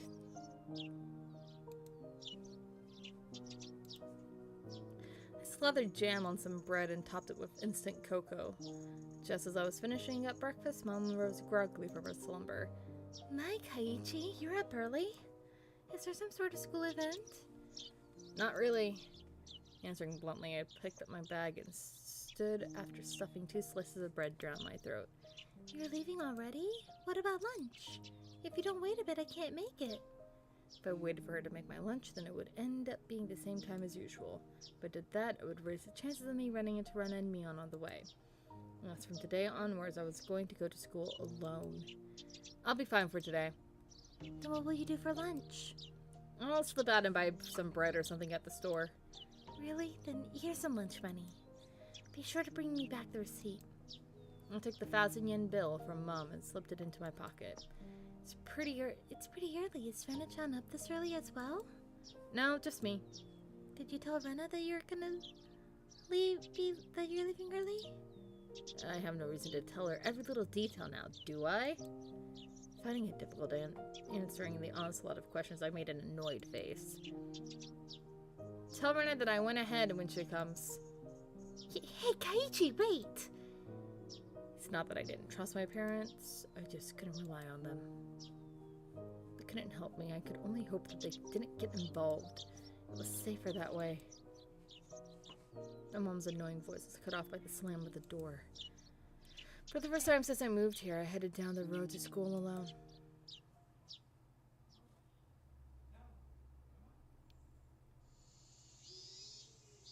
Up until now, I had always walked down the same path at the same time each day. So I always met with the same people at the same places. But today was different. I didn't meet the people I would normally, and nobody was at the places where I would have normally met them. Of course, Rena wasn't in the same place. It wasn't in the spot where we usually met. There wasn't anyone at the spot where we would have met up with Mayon. The length of the trees, shadows, the morning air, and the brightness of the sun, it was a completely different type of morning from what I was used to. Without a doubt, it felt strange. It left me with the impression that I had destroyed the illusion Hinamizawa had set up for me before it had time to prepare all of the props needed to deceive me. My, Kaiichi-kun! You're so early today. Is everyone meeting early this morning? The person who called out to me was someone we always passed by as they were taking a walk along the edge of the fields. Their name was, I forgot. Of course, this wasn't the spot where we usually pass each other. I woke up early today, so I thought it would be a good change of pace. That's all. I'll throw out a random excuse. What about Rena-chan and Mion-chan? Are you by yourself today? Well, yeah. I was being asked the same type of questions my mom was asking, so I answered them in the same uninteresting, vague manner. It wasn't funny being asked where Rena was each time I passed someone, but maybe it was to be expected. It was because for so long we were always together so amicably. Even I felt that if I let my guard down, we could still be friends. Stop it, Kaiichi. Don't think about that anymore. You spent all day yesterday thinking about how dangerous it was to go soft, didn't you? Beep, beep, beep, beep, beep, beep! A car horn blared from out of nowhere. Even though I was walking lost and thought that horn was way too close. A mechanical behemoth barreled at me from behind, catching me completely off guard. By the time I turned around, the van's hulking chassis was almost on top of me. Hi, I'm doing great. How are you? I had seen plenty of cars veer to the opposite shoulder to avoid pedestrians, but this car was doing the opposite. It felt like there was somebody on the opposite shoulder, and the van was swerving in my direction to avoid them. That blissfully ignorant train of thought delayed me from realizing something much, much more important. That large mass was hurtling right at me. Was it going to hit me? The inside of my head had instantly flooded with a painfully cold liquid. In that moment, the scene before me, no, time itself had frozen. In the silence of that frozen moment, I compared the van so close that I had no way to dodge it. My body, the upper half, twisted awkwardly in order to look behind me. There was no way I could dive out of the way in my current position. If I lost focus now, this moment would unpause and I would probably be plowed over and cut into silly pose. Bend my upper body over towards Patty by the side of the road. If I bent far enough, I'd get away with just being hit by the side view mirror. As soon as the thought crossed my mind, the temporal stasis was shattered by the deafening sound of the van. The side mirror struck my shoulders, ending me spinning off through the air like a top, locked in my contorted position. Splash! Yeah! This is my first time actually playing it. Sent tumbling through the air, I crashed into the muddy Patty by the side of the road. My entire body was soiled and drenched, but the choice I had made in that instant was unmistakably for the best. I was covered in mud, but when the alternative was being hit by the car, it was the closest I could be to being unscathed. Rising out from the Patty, I had enough in me to glare over at the stopped van and yell profanities at the driver. I'm not sure if he was able to see me, but the van sped off suddenly. Wait! Damn it! This was what they call a hit and run, wasn't it? I couldn't help but continue yelling out profanities. The disgrace for being covered in mud hurt me more than any physical wounds. I slogged through the muddy paddy and made my way back onto the road. This is a crime, goddammit! Shit, I'll track you down and sue you. If I go looking for a van, I'm sure to find it in this little village. The path I was on had rice paddies on each side, and it had become so narrow that one car could barely fit through. It wasn't a place you could tear full speed down in a car, let alone pass by pedestrians. Not only was it a narrow road, but the car just now was closer to my side of the road than the other when it was past me. I mean, as I cursed, I was desperately trying to suppress the dark cloud rolling up within me. This wasn't just a hit and run. That car just now was trying to run me over, wasn't it? Thinking back, I did feel like there had been a car creeping up on me slowly for a while. That's right. As soon as I parted ways with that person taking a look, I had that feeling the whole time. If it had wanted to pass me, then it had no shortages of chances. Normally it would have felt suspicious and turned around sooner. But I was lost in thought and now was kicking myself for not realizing it was there sooner. And then, when the path became narrow and there was no one else in sight, he floored it. If I had hesitated for even a moment, the result would have been no laughing matter. As the adrenaline rush from nearly being run over subsided, and the realization of just how terrifying the preceding events were sunk in, there was no doubt about it. That van was intentionally trying to hit me. A cold, vicious sweat seeped from my scalp and slid down my back before dribbling off. I struggled to avoid falling into a panic. There was still the possibility that this was just really an accident. Calm down, Kaiichi. But also don't be naive, Kaiichi. Being that lax would get you killed next time. You need to always be on your toes. Don't give them any openings. If my enemy was really out to kill me, the next time they would use a more reliable method. If that time came and I was acting like I was now, being covered in mud, was the price I had to pay for my naivete. Covered in mud but without injury. Not even a sprain. I guess this was what you would call the silver lining. I began walking again, this time cautiously. I wouldn't even show a hint of carelessness. I suspected only Ren and the others up until now. No, it's because I had suspected them that I had believed that there were no other enemies. Oishi had said so, didn't he? There was a possibility that all the families of the village were involved. Was I really mirrored so deeply in the situation that I had no choice but to try and carry on as usual? Wouldn't it be safest just to hold myself up in my house? But the moment I abandoned my regular routine, everyone around me would abandon theirs as well. That was just too horrifying of a thought. I recalled the tales Oishi told me of when Hinamizawa was still called Onegafuji. A frightening tale of an entire village of demons hunting their prey, surrounding them, and eating them alive. One must not interfere with demons. One must pretend not to see it. The enemy were numerous. All the village families. The villagers with their unwavering faith, and the curse would do nothing to help me. The strong sudden flash of sunshine made me slightly dizzy. I had no idea what was going on anymore.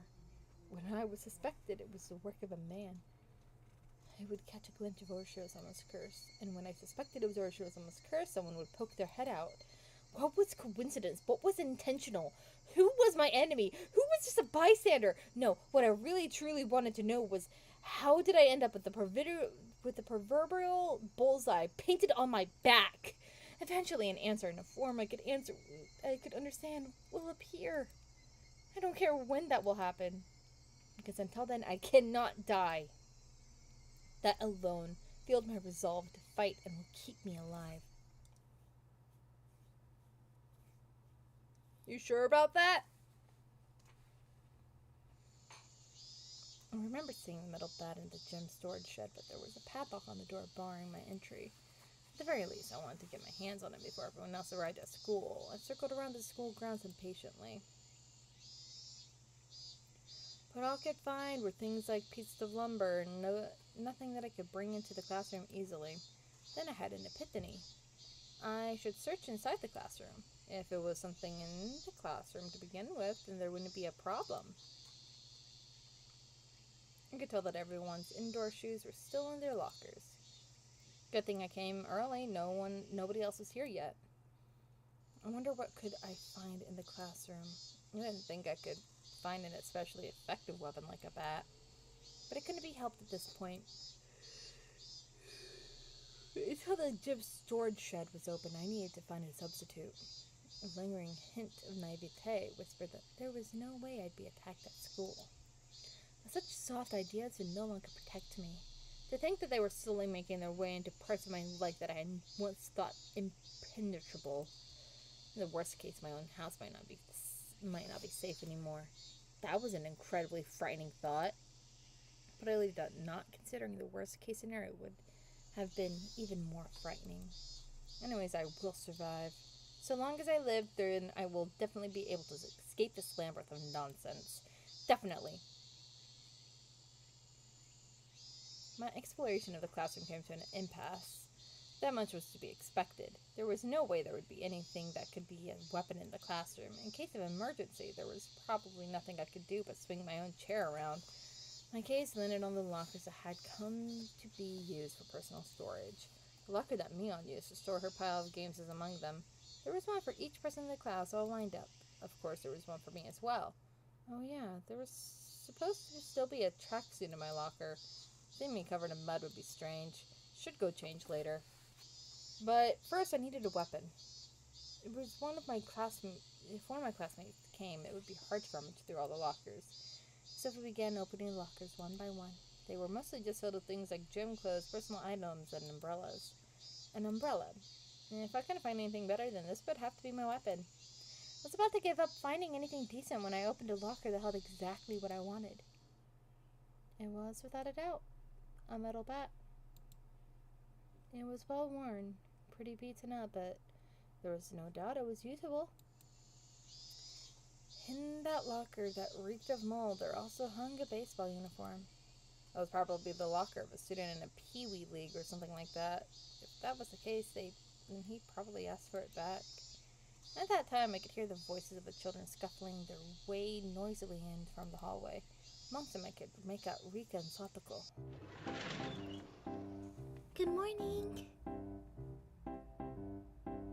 My, you're quite early this morning, Kaiichi. I nonchalantly hid the bat I was holding behind my back. What is with your outfit? You're covered in mud.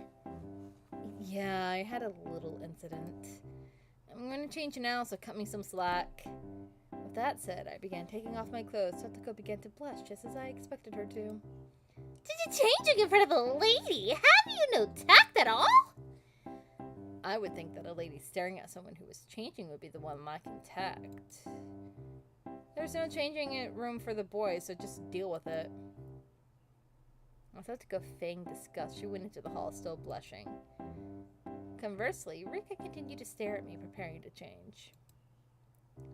If Rika is a lady as well, then I don't think it would be appropriate for you to be watching. I'm not a lady, so it's fine. She deliberately pouted and looked at me with upturned eyes. Then, starting now, you're a lady. If I'm a lady, then I suppose I must. Rika, appearing to be satisfied with being considered a lady, made her way to join Satoko in the hallway. Just as I breathed a sigh of relief, Rika stopped suddenly and turned back towards me. Are you going to start playing baseball? It seems that Rika had noticed the bat. Yeah, just, I was feeling a bit out of shape, so I thought I'd just try practicing my swing. I think it's wonderful you're taking care of your health. She was talking like an old lady despite her appearance.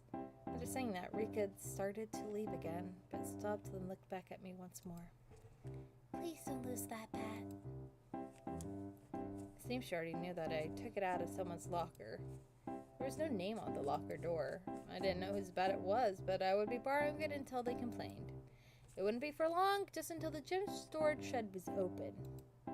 After quickly changing into the tracksuit, I checked the time. still had plenty of time before class began, because I came so early. I took the bat in one hand and went out to the schoolyard. That was, of course, to practice my swing. I needed to make it known I would always have a bat on me so I could practice my swing. At some point, the sunlight had become even stronger. Disregarding my classmates as they made their way to school, I took my position in the shadow of the school building. I wasn't the academic type, and I wasn't much of an athlete either. I might get muscle pain if I just suddenly started swinging. I should at least start with some warm-ups. I doubt anyone would think I was doing something out of the ordinary, which was the exact opposite of my actual mental state. I gripped the bat and swung lightly. The bat was by no means light. The weight would make it a reliable weapon when I needed it to be. Of course, I could only pray that the moment I needed to use this as a weapon would never come. Just carrying it around could deter attacks against me. At least that's what I hoped. Huh?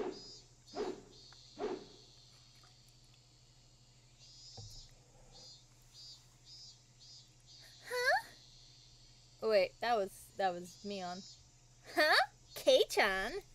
What are you doing? Being bombarded with such hysterical voice, I jumped.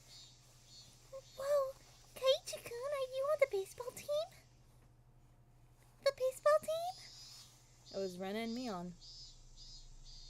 I was surprised to hear you went off ahead. What are you doing, Kei-chan?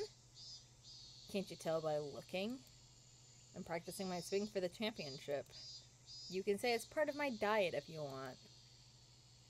Diet, Kei-chan, are you really that fat? Bet you didn't know I actually have a beer belly. It's plump and jiggles. Plump and jiggles? Rena, you don't have to imagine something weird like that. To disrupt Rena from imagining something that vulgar, I ruffled her hair messily. Well then, I hope you make it to regionals at least. This old man will cheer you on. Regionally speaking, it seems that Oshima High is pretty strong. They say their Southpaw Kamira-kun is amazing. Good luck! Seems they've made me out as some kind of local prodigy, but oh well. If I really did make it to the championship, it would be a cinch. After all, I'd be the pitcher and catcher. Scratching myself real quick, one moment. And my thumb was itchy. I'd pitch the ball, then run past that ball I just threw and change over to being the catcher in a burst of super incredible explosive speed. I laughed dryly at the ludicrous image. Coming to my senses, I smashed the bat against the ground. Damn it! What am I laughing at?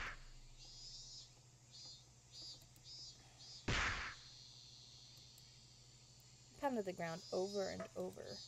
With each impact, the vibration traveling through the bat stung my hands. If they make me smile like that, ugh! Don't allow anyone close to me. Don't trust anyone, no matter how many times I tell myself, if they made me smile like that, I already knew quite well that they were demons dwelling in my smiling friends. But I just couldn't believe it. Did that kind of split personality really exist? Like how Rena confessed to the doctor, were they simply being possessed by Orochi-sama? In other words, did a supernatural being like Orochi-sama really exist, and was it possessing everyone to try and kill me? Yeah, that would be wonderful. If only everyone were actually my friends all along and everything was all just Orochi-sama's fault. You damned fool, Kaiichi Mirabara! Come on now! I yelled out, drawing out all the power from the pit of my stomach and raised the bat violently into the air. Stop being so soft! As I screamed out with all my might, I beat the metal bat into the ground over and over. With every impact, my weakness was being beaten down. Smash. Forget. Smash. Don't be soft. Smash. Know your enemy. Like hell, I'd let them kill me. My shoulders heaving up and down from my ragged breathing, I heard the first bell just as I calmed down.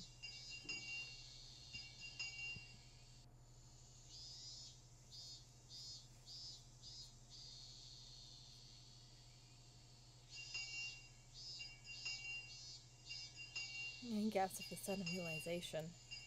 That was the final bell. As I felt all the tension drain from me, I let out a deep breath. My mind was in a muddled state for much of the entire day. I didn't feel like I was awake, but it didn't feel like I was asleep either. I couldn't say it felt especially comfortable, but I felt a kind of relief that the sanctity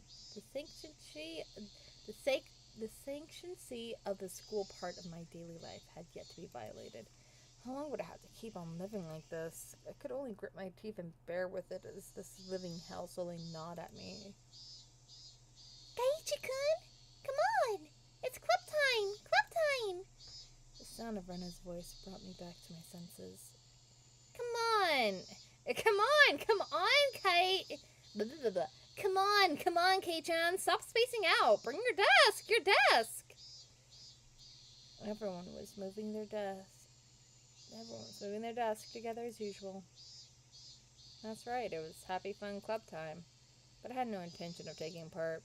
I haphazardly stuffed the contents of my desk into my bag as I prepared to go home.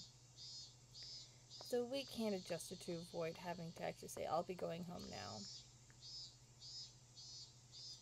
What's this, Kei-chan? You planning on going home right away again? Neon sounded quite disappointed. I'm just not in the mood. Could you just let me be for a while? The tone of the words that spilled from my mouth matched Mion's disapproving glare.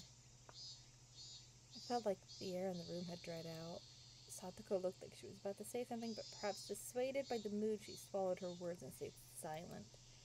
Nobody said a thing. I took that to mean that I could leave if I wanted. But the collective gaze of the four of them, like the tiny pins used to mount an insect in a display, held me in place. Rena was the one who cut through the heavy mood. Kaiichi-kun, you just didn't like playing with the girls, I guess. She said it in such a melancholic tone that it sent a wave of pain racing through my heart. If this pain was going to kill me, I wanted to be the soft part of me that could still feel pain. I tore up my chest, violently tearing out the pins that held me in place. That's not it at all! I'd only be hurting myself by saying anything more, so I swallowed my words. Cutting things off of there, I turned away and exited the classroom. They didn't speak a word to me as I left.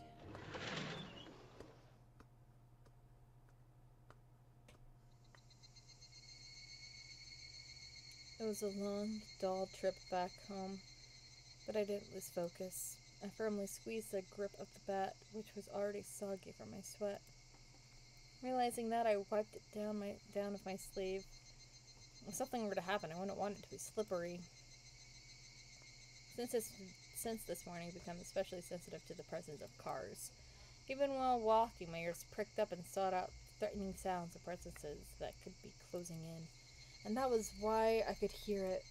Without a doubt, there were footsteps. Those footsteps had matched up perfectly with mine for a while now. From what I could sense, it was just one person, but I had no intention of being careless. Did they intend to follow me like that car this morning until we were in a good location to assault me? Then it wasn't a good idea to keep walking like this. I stopped walking and looked back. The wooded path crowded with trees responded with silence as if there was nobody there to begin with.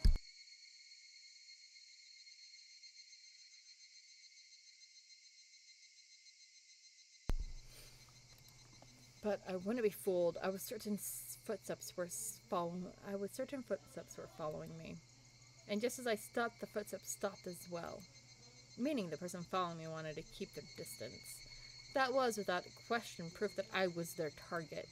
I held my breath, waiting for that presence to panic and start moving again. The trees rustled with the sound of the wind. The Higurashi also joined in the dissonant chorus, trying to throw my focus in disarray. Had 5 minutes passed? Or had I been like this for a whole 30 minutes? It was so hard to breathe that I might have suffocated.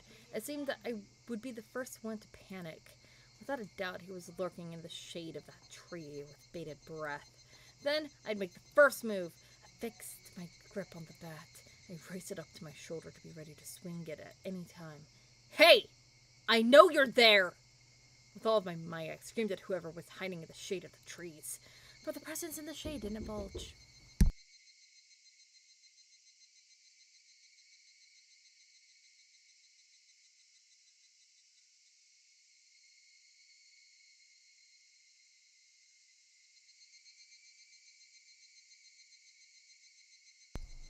presence in the shade didn't budge. Until the moment I found them, they had no intention of revealing themselves.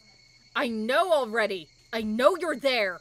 I screamed out angrily at them again, but even still they didn't move at all. Then I'll go over there myself. With all due vigilance, I approached step by step. Stepping into the tree's shadow, I saw a human figure there. That figure was curled up like a small animal. Rena? When she realized I had found her, expression softened. She seemed apologetic but wasn't going to speak a word. Did you have some business with me?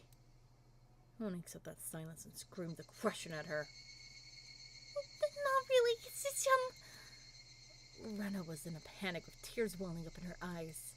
But it was obvious that she had been following me. What about the club? Since you're not, I'm not.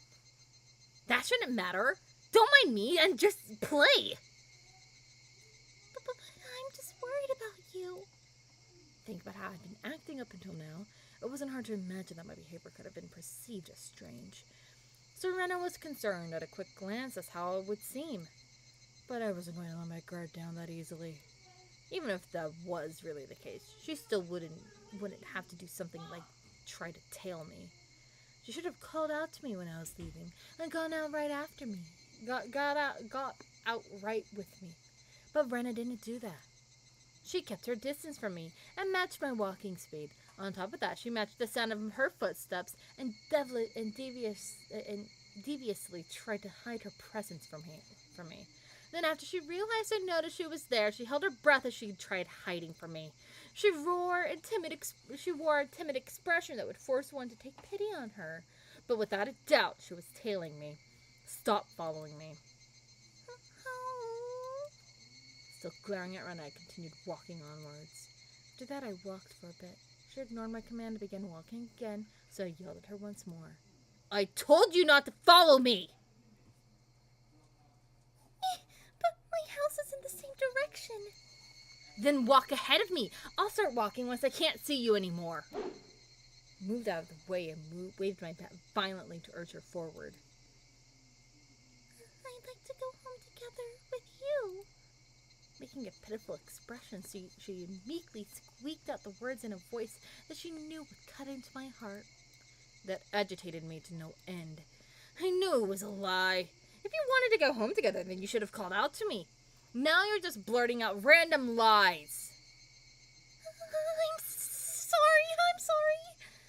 It seemed that seething anger within me was written all over my face. Even without me saying anything, Rena had understood what I was feeling inside. If you get it, then go. I swung the bat, urging her again to walk. Rena looked back and forth between me and the bat and started walking hesitantly, then stopped again. Go on then. Hurry! I'm going. So please stop at the bat. It's scary. Rena guarded herself while pointing at me holding the bat. She may have realized that I wasn't planning on using this bat for baseball. I lowered the bat, but so guardedly opened the way for her. Go. There's no problem now, is there? There was nothing else she could protest. She passed by me timidly, so as not to set me off. As I watched her pass by, she stopped completely after having barely moved at all. Hey, don't stop! Then a powerful gust blew past us, barraging my face with dust. The dust got into my eyes and clouded my vision. While rubbing my eyes with my left hand, I swung blindly with the bat in my right, protecting the small opening I had presented. But Rena didn't even try to attack during that opening. Attack me? No, she hadn't budged an inch. And I could tell from the sound of her fluttering skirt in the wind. As her skirt settled, so did the silence. At that moment, the voice inside of me immediately warned me of impending danger. I was caught by surprise. The smell of the air had changed. Without me realizing it, the air around me suddenly felt like a calamity was about to befall me. It was like the air had suddenly become invisible, concrete, like Rena and I were locked into space. Rena didn't move an inch. Also unable to move, I stared at her back. Rena was the first to break the silence. Instantly, she altered her stance. I felt like I had just witnessed her shift from Rena to that other person who looks like Rena. But the voice was one I knew well, which filled me with a kind of bewildering pity. Carelessly, I felt relief upon hearing that pitiful voice. Well, excuse me, but, can I ask you something? Too shy to even turn around, Rena squeezed her voice out desperately, as she trembled. What?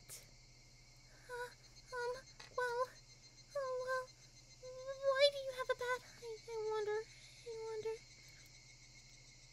The question Rena asked was by no means unexpected. I can carry whatever I want.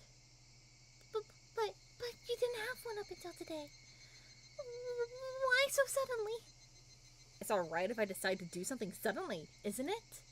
Is it strange that I have a bat?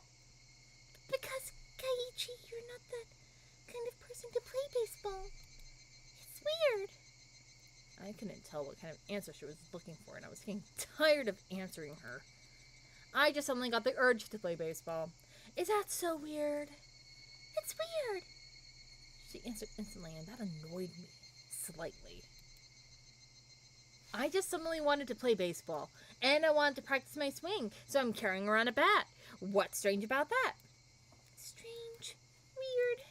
Definitely. Why is Kaiichi-kun also? Your ramblings are annoying me. Is it that strange for me to have an interest in sports? I tried to sound a bit more threatening to end the conversation. Until my suspicions about Rena were cleared, I had no obligation to answer her questions. I'm sorry. Don't get so angry. Rena still didn't turn around and spat out words of apology one after the next. Just one last thing. Tell me one last thing. I don't feel like talking anymore. Hurry up and go. I yelled loudly at her, causing her to flinch. She had been struck. Seeing her in such a pathetic state caused my heart to ache sorely. But even though she was afraid, she stubbornly kept herself from moving. Before I was able to threaten her again, Rena asked her final question. Why is that bat the same too? What does she mean by the bat was the same? I had no idea what she was talking about. What are you saying? I mean, why is even the bat the same? I don't understand what you mean at all. Say it clearly. Even still, Rena didn't turn around. After inhaling deeply, she screamed. I mean, why is even the bat the same as Satoshi-kun's? Satoshi being... Huh? Upon hearing that name out of the blue, I became dumbfounded for a brief moment. By Satoshi, did she mean the student who transferred out last year? No, that couldn't be. Rena had tried to cover it up by saying he transferred, but Oishi told me quite clearly that he was missing. He was the student who sat at my seat up until last year. He was believed to have been demoned away by Urashio-sama's curse. I didn't know the details about his disappearance. The aunt he lived with was killed the night of the Watanagashi by a drug addict, and not long after that, he suddenly vanished and now was missing. That Satoshi and I were... What? My gaze fell to the pad in my hands. Could it be...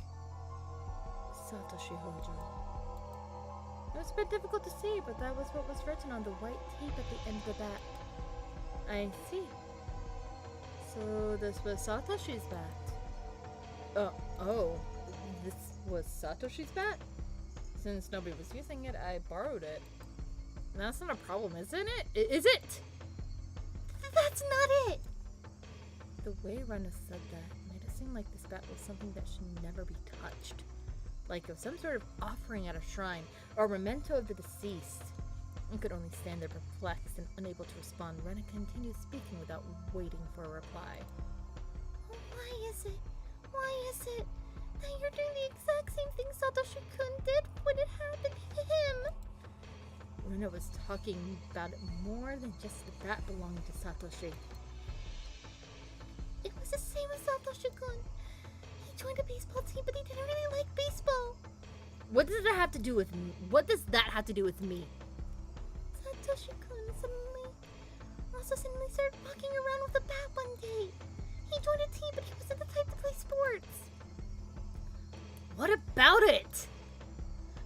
closed my mouth before I could say that out loud.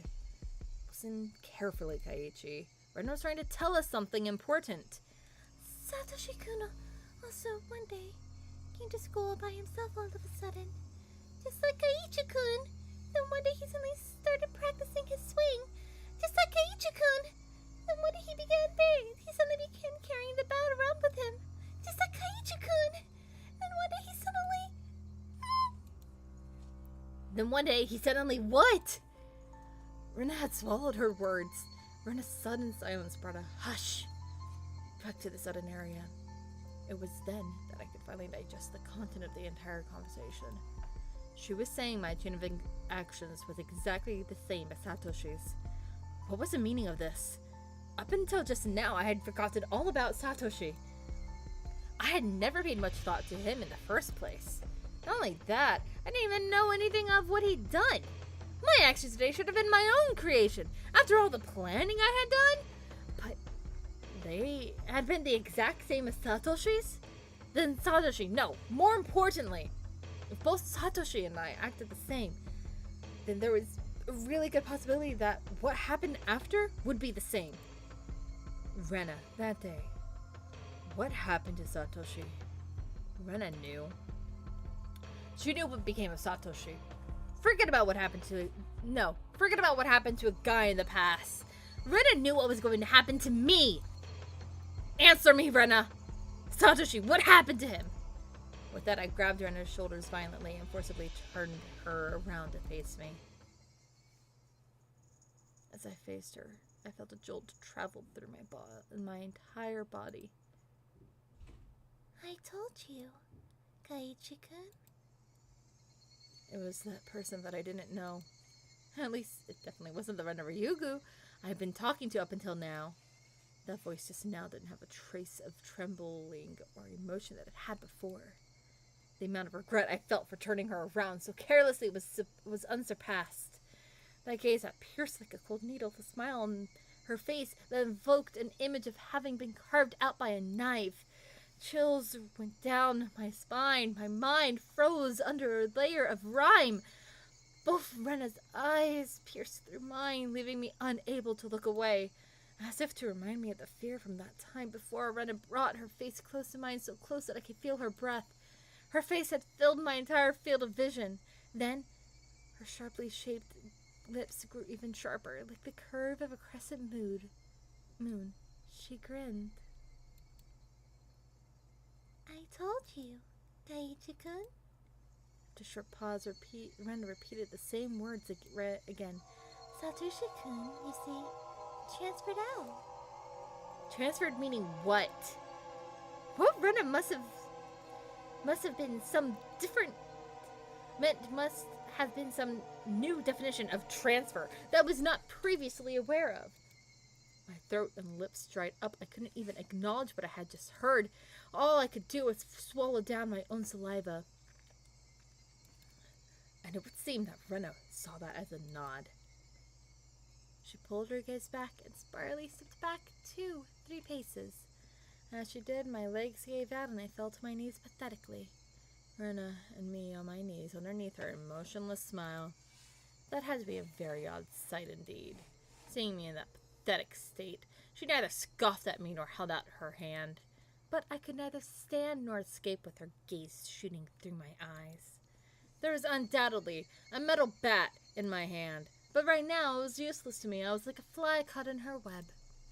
Heavy sweat beaded all over my body. I could feel it dripping from my skin. But you won't, will you, Kaiichi-kun? Rena finally released me from that cage of time after what felt like an eternity. But her question was missing something important and was incredibly vague. Once again, I swallowed hard, urging her on. Do what? What did she not want me to do? Transfer.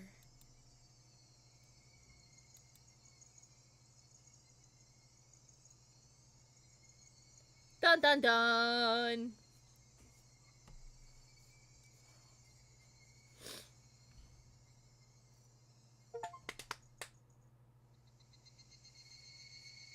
Satoshi and I had... What?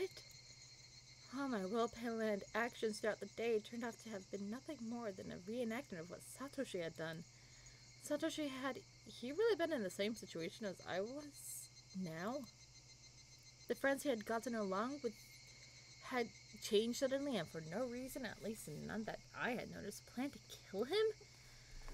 And fearing for his life as I am, he got a bat to protect himself and carried it around every day to practice his swing. And then one day, suddenly, he transferred. My blood went cold, causing a prickling sensation to course through my veins. Starting near my heart, it radiated outwards from the top of my head to the soles of my feet, chilling every part of me with recourse. What did she mean by transfer? What did she mean by transfer? Was Satoshi still at wherever he transferred to? Was he the only one who would be able to understand me? Would he be able to tell me why it all ended up like this? More importantly, where did he transfer to? What did she mean by transfer? What did she mean by transfer? Before I knew it, I was at my front door. The frigid knob was hard to turn. Was nobody home? It was not odd of an occurrence. I reached into my pocket and pulled out the single key attached to my fur seal keychain. I stepped into the entryway. Just as I was about to take off my shoes, a chill ran down my spine.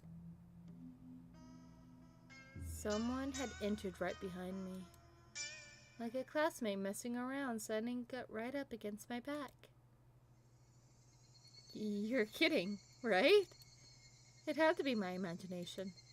Logically speaking, it was impossible for someone to be able to hide their presence within my personal space all the way through the door. But there was undoubtedly someone behind me. Hey now, Kaiichi! How do you know they're there even though they're behind you? Because I could hear the sound of flowing hair. There's no other reason I'd hear that sound. That was a presence. Because I could hear the sound of them blinking. Kaiichi Mirabaro, there's no way you could hear that. It was mostly instinct than anything else that was warning me. That presence, common sense, was telling me that it was just my imagination. It was just my imagination. There was no one behind me. I began to erase the mental image of an eerie figure standing behind me. But at the same time, I asked myself if there was nobody, then what was I feeling? As an uncomfortable sensation crawled up my spine. Actually, wouldn't it be better if there was somebody there? If there wasn't nobody there, then when you turned around, would you be able to accept that?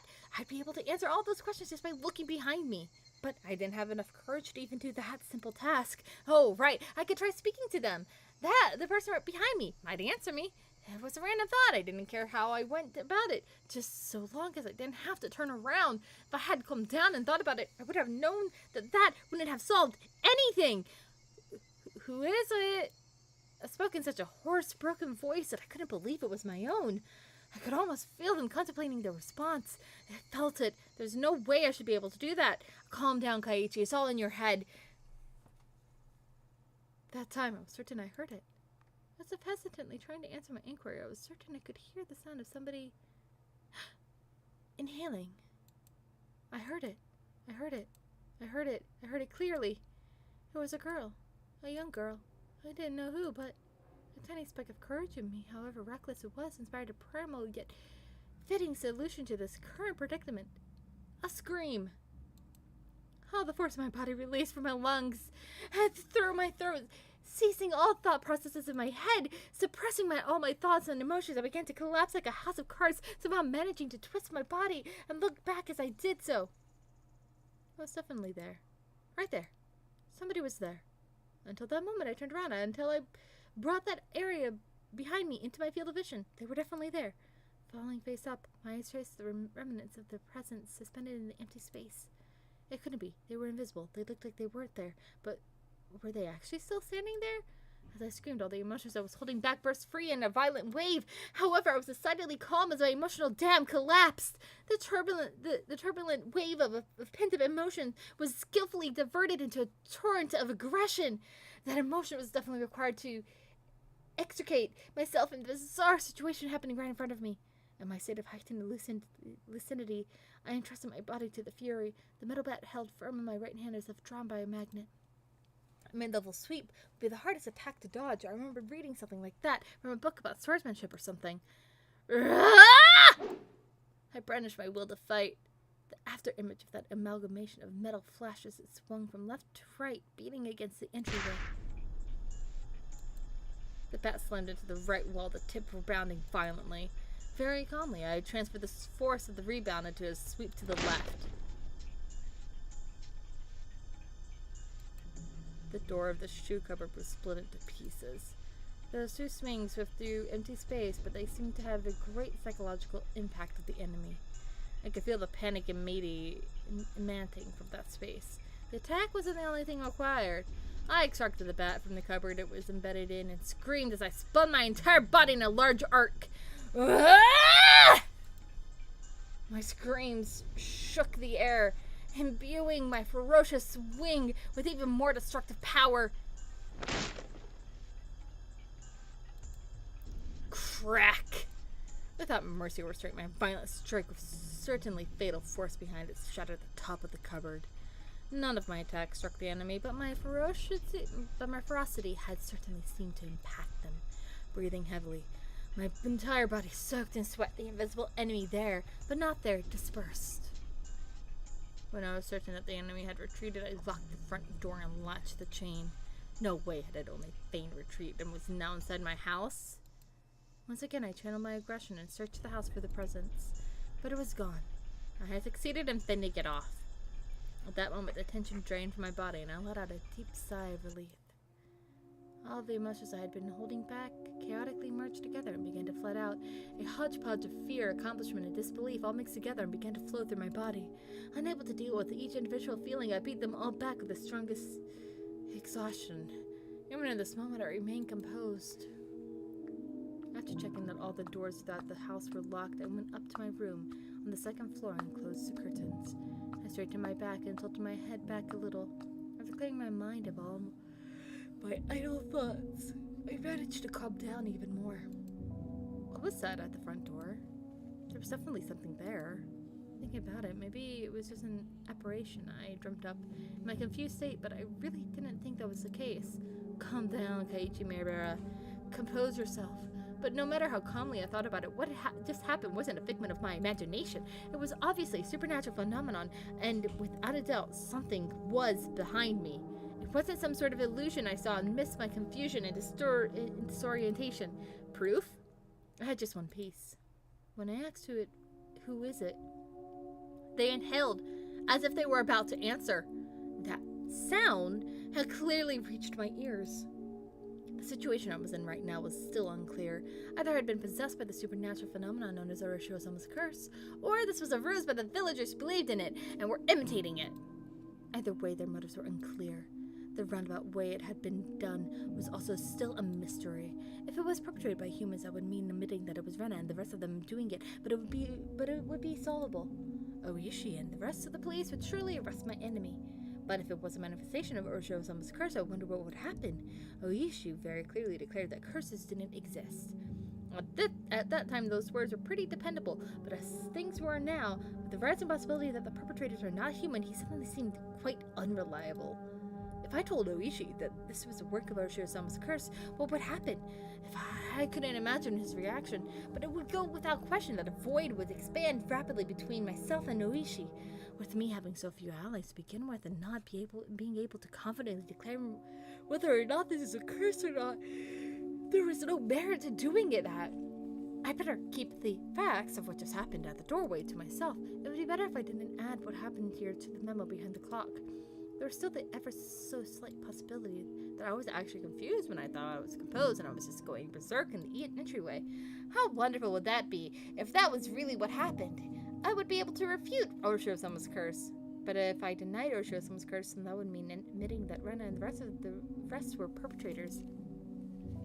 If I said that Rena and the rest weren't perpetrators, then that would mean believing in Orochi-Osamu's curse. By denying both of those, I would be admitting that I myself was losing it. The three options, which I couldn't choose, became a trilemma of sorts. They mixed together and formed a whirlpool in my mind, making my head spin. Once again, I straightened myself and leaned my head back slightly to calm myself down. Calm down, Kaiichi. Accept what has actually happened as reality. Stop thinking of anything more than that. But I couldn't help but think of it. How wonderful it would be if it turned out I was delirious and everything up until now was a figment of my imagination, or Shiro-sama's curse when it exists and I would still be bestest buddies of Ren and the rest. I would have to be crazy. That was the first time in my life I'd ever wished for such a thing.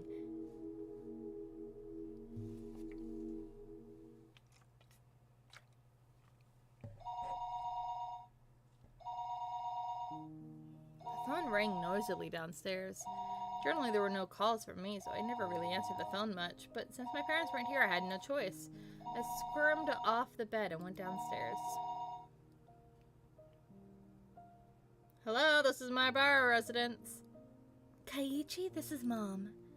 I intuitively had a bad feeling about this. It was because I thought she was going to ask me to go out and buy some things. So I took the initiative. What? I don't mind having instant noodles for dinner. There's still a lot of them. The other day we went out as a family and bought a whole case of cup noodles. I wanted to get a bunch of different kinds actually, but they refused since the individual packs were expensive, so instead I got a whole case of the mega-sized pork bone and ginger-flavored ones I liked. But my parents don't like strong flavors and didn't touch any of them, so the cupboards were still full of them. So you see, there really isn't a need to go shopping, right? Kaiichi, I'm not asking you to go shopping. Both Mommy and Daddy have to go to Tokyo right now because of work. Huh? Right now? This was really abrupt. No, we're already here. We left this afternoon. It's quite a distance to Tokyo from Hinamizawa. Getting at full speed down the highway would still take 6 hours. Dad has a license, but since he doesn't like the highway, they likely took the train. It would have taken longer. I'm thinking you might understand since you heard us speaking last night, but it has to do with Daddy's contract. Right now, things aren't going so smoothly. Now that she mentioned it, I did remember that they talked all that time about how his job prospects weren't looking so good. Daddy is really sensitive about things like this, so if we leave things as they are, it will affect his work. Part of my father's particular fragile artistic personality, his emotions changed as easily as the fall sky. You could also just say he couldn't take criticism. But something like that can be done. Something like that could be done over the phone. Kaiichi, this is your father's job, so can you support him a bit, please? Anyway, it's just faster to talk about it in person, so there wouldn't be any misunderstandings. As our son, there was nothing more I could say once they started talking about work. So we'll be back tomorrow night. Kaiichi, will you be fine on your own? It's not like I'll die or anything. Kaiichi, you shouldn't speak so lightly of dying. There's something troubling you. If there's something troubling you, just talk to us. I believe Mommy will be able to help you out. Yesterday I did bring up if I died rather abruptly, so I suppose they were a little worried. But really, I was more depressed by the fact that nothing would be solved by telling them. But I didn't plan on dying. At least not while I still knew nothing. I would never allow it. I won't die. I won't. I'll survive even if I have to gnaw my leg off. Yeah. See you then. Tomorrow morning, make sure to wake up and eat your breakfast. And don't forget to take a bath and brush your teeth. Yeah. See you. The call ended like that. Sometimes my parents went off to Tokyo for business meetings, but Tokyo was far away. They normally did things by phone. The times they did go were normally planned out in advance, but it never happened this suddenly. I couldn't say that the circumstances didn't feel strange, or rather, unnatural. Anyway, I only needed to recognize the reality of the situation. That tonight, I was the only one in the house. That when my parents came back from work, I'd be gone. Missing. Vanished. Looking back on the series of events of the previous 5 years involving Oshiro-sama's curse, it wouldn't seem that strange at all. Come to think of it, it was getting pretty late. I didn't think it was good that the only light on in the whole house was from my room on the second floor. It's the same as broadcasting to enemy that my parents were gone and this was their chance. First, I ran into the living room, flicked on the lights, and turned the TV on to a reassuring volume. Next was the study. I simply turned on the lights and some music. With this, from the outside, it would look like my parents were here. Once again, I went through the house checking to see if there was anything left unlocked. When I saw the veranda and the laundry still hanging out there, I went pale. That would have made it too obvious. I needed to take it down. I snatched down the laundry haphazardly and erased all traces that my mother wasn't there. It should be fine now. Ah! The garage! They hadn't gone all the way to Tokyo by car. They had gone up to Okonomiya Station. The garage was empty, wide open, and in plain sight. This was not good. I panicked and rushed out the back to the closed and normally open garage door. It should be fine now. I needed to get the paper. Mom always got the paper since they left in the afternoon. The evening paper was still out there. My premonition was correct. I pulled out everything from the mailbox and dropped it in the entryway. Of this, for sure. This time, it should be fine. Come to think of it, leaving the cupboard busted like that for my little freakout was kind of bad. I'll just say I tripped and fell, and the bat I was holding smashed into it. Even so, just leaving it in its current state wasn't good. I should clean it up a little before Mom got back and scolded me. I remember that there was a broom and dustpan in the closet. I was going to get them. The phone rang once again. Hello, this is my bar residence. Oh, is this Kaiichi-kun? Is your mother around? She isn't here at the moment. You idiot, Kaiju Maribara! Don't reveal that your parents are gone! You can follow up still. Calm down and take care of it. I think she'll be back soon. That wasn't a good response either. Now they might say they'll call again, or to tell her to call them when she gets back. Then that's fine. It wasn't anything important. Well then, sorry for the bother. The scenario of fear didn't play out, enlisting a sigh of relief. That call was fortunate in more ways than one. I'd have to deal with more telephone calls coming in for my parents tonight. I was somehow able to deal with the phone call just now, but I couldn't continue to rely on such poor improvisation. I needed to make up a good story to explain that my parents were home, but couldn't answer the phone at the moment. They were making tempura and couldn't step away right now. That wasn't good enough. They were sick and went to bed because they weren't feeling well. Was that going to be safe enough? I was thinking about it on the way back to my room when the phone rang once again. It was like they were calling because they knew I was going to lie. I didn't want to pick up, but I knew I had to. They'd suspect my parents weren't there. I should have just taken the phone off the hook, and under the pretense that I didn't realize that it was. But since the phone rang, I had to pick it up. I prepared myself and lifted up the receiver. Hello? I stopped announcing this was the Maribara residence. I had no reason to be kind to someone I didn't know the identity of. But unlike my uncouth voice, the person on the other side sounded goofy and lighthearted. Hello, my apologies for calling so late. This is... Oh, wait. Hello, my apologies for calling so late. This is Oishi from the Okonomiya bookstore. Oishi? Is that you, Maribara-san? Good evening. Good to hear you're doing well. Wait, just a moment, please. I grabbed the portable handset and rushed up to my room with it. Okay, one moment, guys. One moment. Okay, be right back. I think Pizza is here, so just be right back.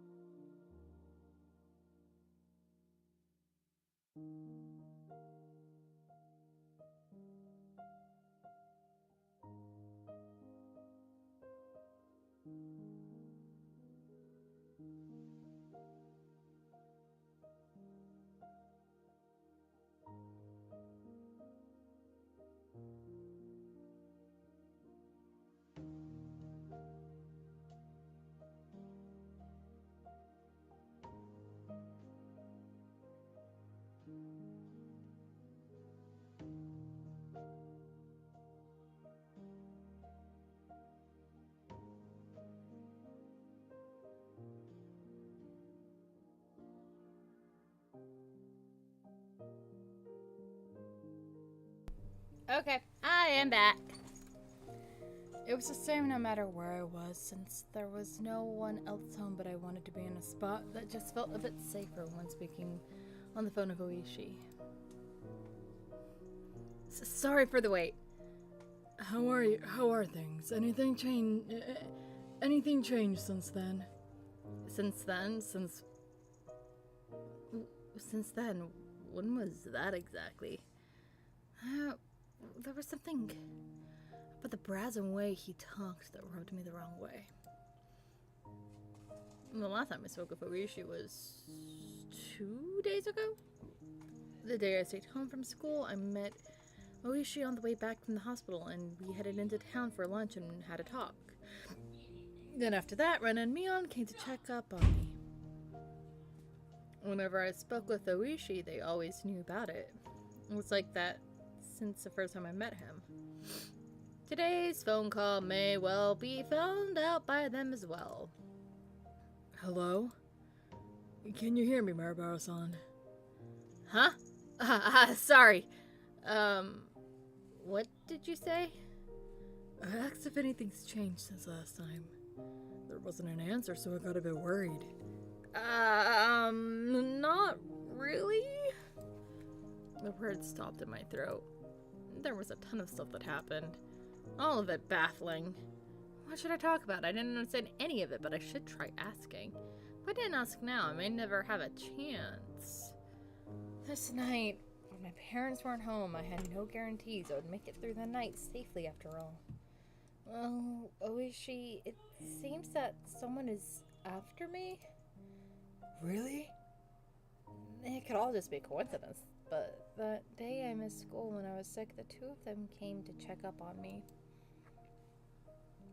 Which two? Rena and Mion. They started asking about how I had lunch with you. What next? They left me some mochi when they came to visit, but there was a needle inside. Fortunately, I somehow didn't swallow it. I wonder, could that have just been a threat? About the needle. It was just one of those common sewing needles you see all the time. There was a hole to thread the string through. Not that, Mybara. The needle itself. That's evidence. It could be used as proof that they threatened you. Where is that needle? That's right, that's it!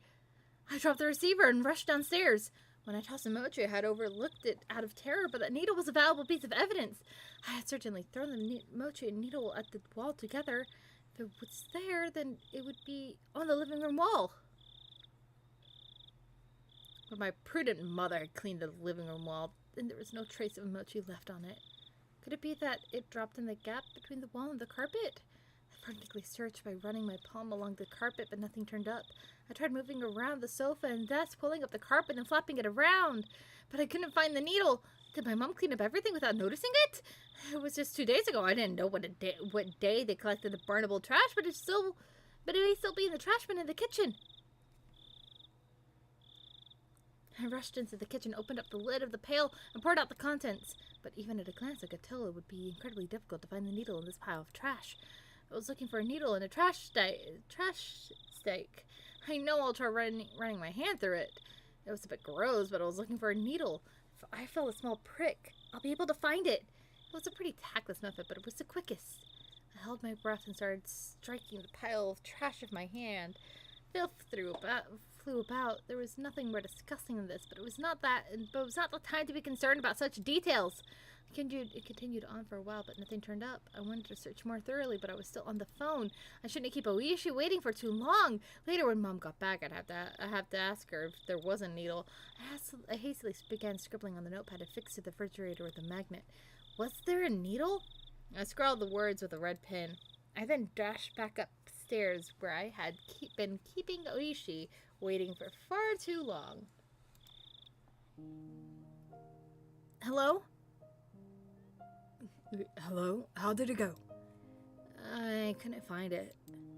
I was really overwhelmed back then, and... I see. It would be great if you could find it. Keep it safe. That's right. The needle wasn't the only incident. I had to tell him about this morning with the hit and run. Also, Oishi, that isn't all. Actually, this morning, that van was definitely aiming for me. I could say that without question due to the circumstances at the time.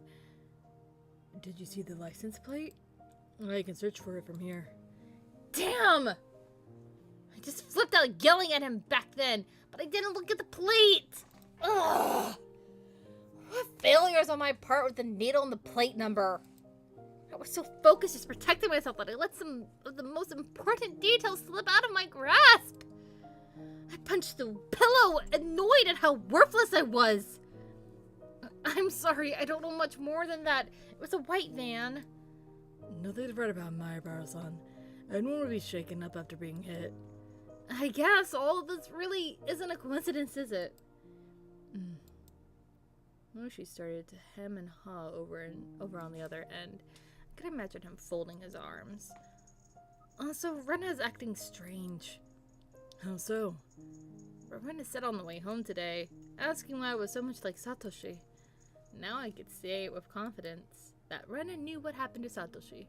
She knew that there was more to it than just him simply disappearing. Rena knows. She knows something regarding what happened to Satoshi, the kid who was demoted away last year. What would that be exactly? Rena said it was the same as Satoshi. She said something to the effect that the way things are going, I'll end up with the same fate as Satoshi. Fate, you say? Exactly what kind of fate did she say would befall you?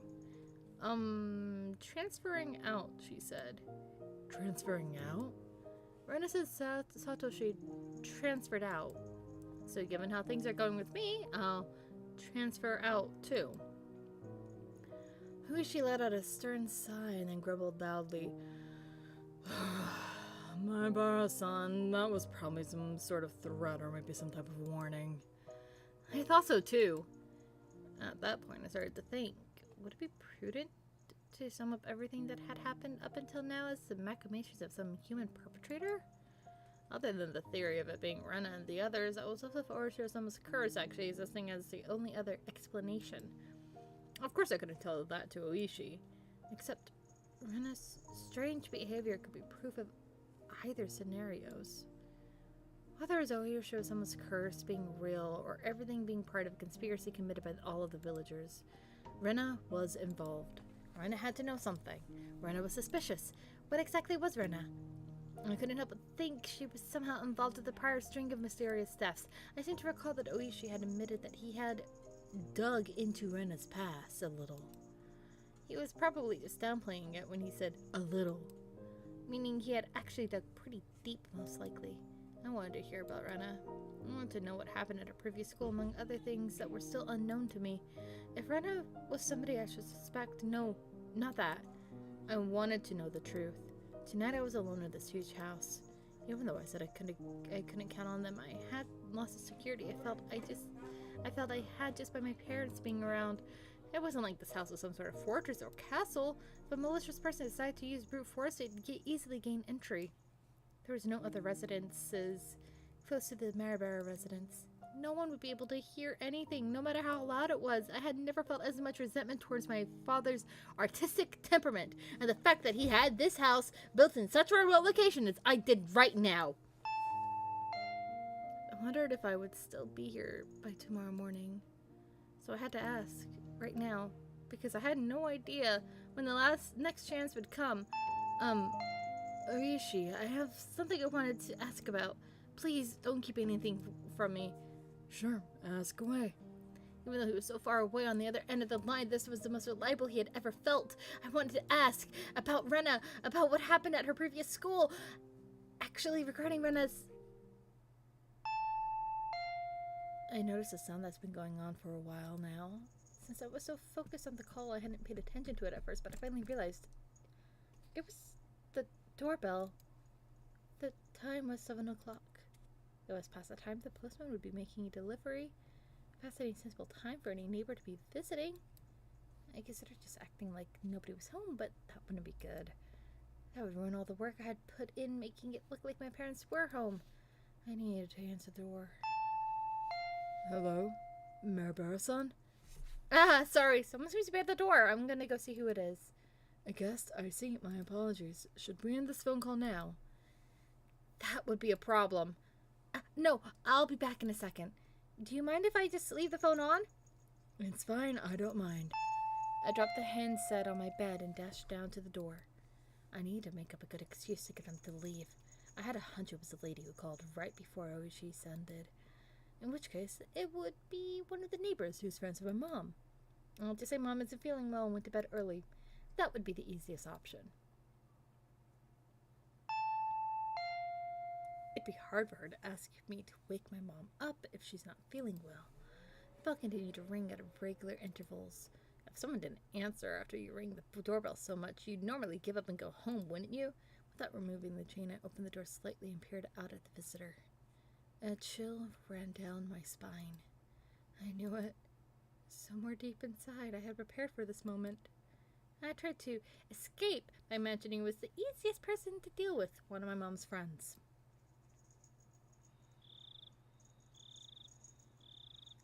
Good evening.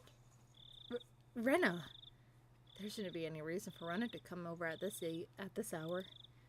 Well, timing it also made me feel uneasy, because it was just as I was about to ask Oishi about Rena.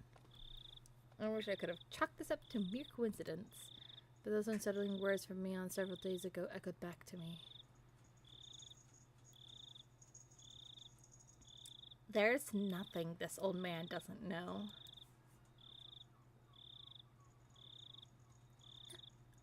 Are you alone, Rena? Yeah.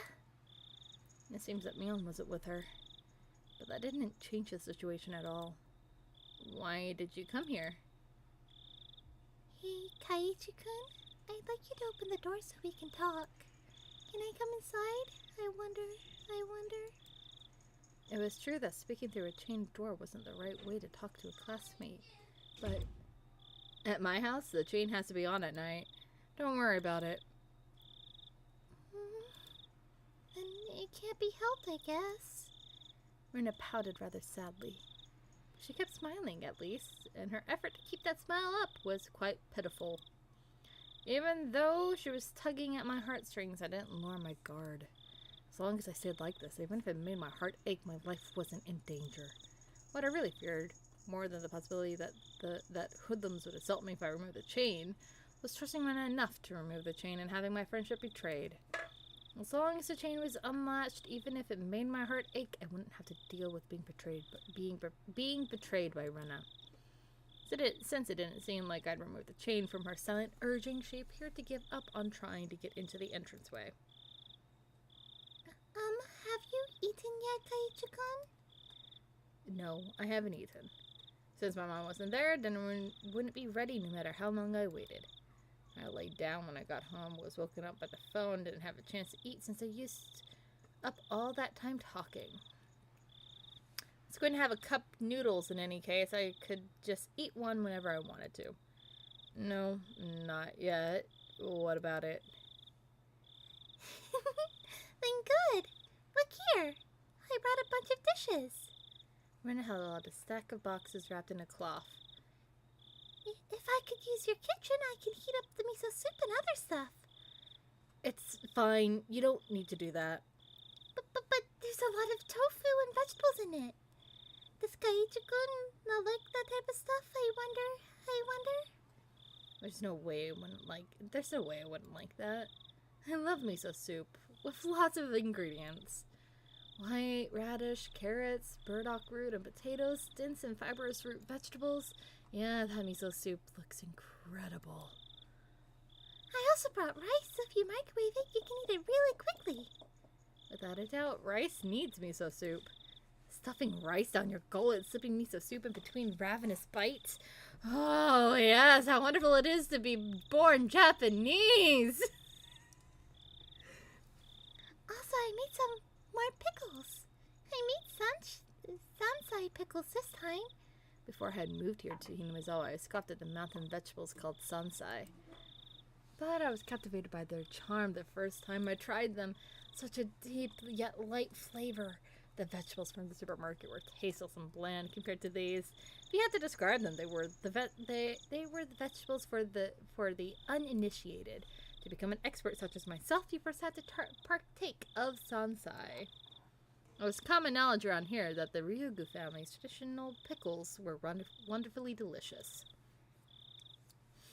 No matter what kind of pickles they were, they go so well with that fluffy white rice. And also, But wait, there's more? So delicious. Just seems so delicious. Farewell to my unhealthy self, he said he'd make do of cup noodles. Rena appeared to be in good spirits, and she was offering such a delicious-sounding dinner. The stress evaporated from my gut, and hunger reared its voracious head. At the same time, my wariness of Rena suddenly dwindled. Rena did say she was alone, and it shouldn't be a problem letting her inside, though the possibility that it was a lace of poison still hadn't been ruled out. At that moment, a cold chill ran down my spine once again. I couldn't understand why such a sensation had occurred just then, but the voice inside me was sounding the alarm. This happy Rena, speaking of this charming dinner, was dependent on one premise. And that premise was that tonight, dinner hadn't been made at my house, meaning it was under the assumption that my mom, who should be making it, wasn't here. At any normal household, 7 o'clock would be around the middle of dinner time. If my mom were here, we'd be eating dinner around this time as well. The fact that she brought over all the makings of a meal at this time was inherently strange, unless she knew. Rena, did she know that my parents weren't home? But there was also the chance that this was a bluff. I had turned on the lights and a bunch of other stuff to make it seem like my parents were here. There was a chance that Rena was unsure if my parents were home, but I had to wonder. The laundry, the garage, the evening paper, there were plenty of signs of them being hastily tidied up. It was hard to say that Rena didn't have a chance to determine if my parents were here or not, but there was no reason for me to confess to that right now. I should try holding onto the fact that as long as I could. First of all, the chain was still latched. As long as I didn't take it off, Rena wouldn't be able to do anything to me.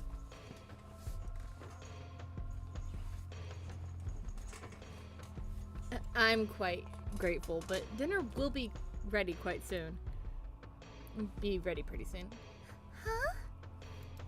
Is that so? Is that so? I know you went through all the effort and everything, but, well, I'm able to think of a good way to review as my words trailed off weakly. But some of this could work as side dishes, I think. I'm sorry, we have more than enough already. My mom always makes quite a few sides. So... Huh? You have side dishes? With a smile that bordered on a cringe, I dodged her questions apologetically. But the feelings I tried to ignore began creeping up my back again. I spoke as if my mom was settling down dinner right now, but it didn't mesh well with what Rena was saying. Rena was talking as if she was aware of some obvious fact, and that I was aware of it as well. So Kaiichi-kun can cook? What did they make, I wonder? No, well, it's not that Rena had assumed out of nowhere that I'd made the dishes. No, not so much that I'd made them, but rather that my mom hadn't. Did you really make them? The side dishes? Did you, Kaiichi-kun? It wasn't me who made them. My mom did. No, she's making them. Right now! So you see, I'm sorry, but I can't eat what you brought. Rena fell silent at that moment. At that moment, I felt that the light had suddenly disappeared from her eyes. How about I try guessing what Kaiichi-kun's dinner will be? It doesn't matter what I'm going to eat. Let's see.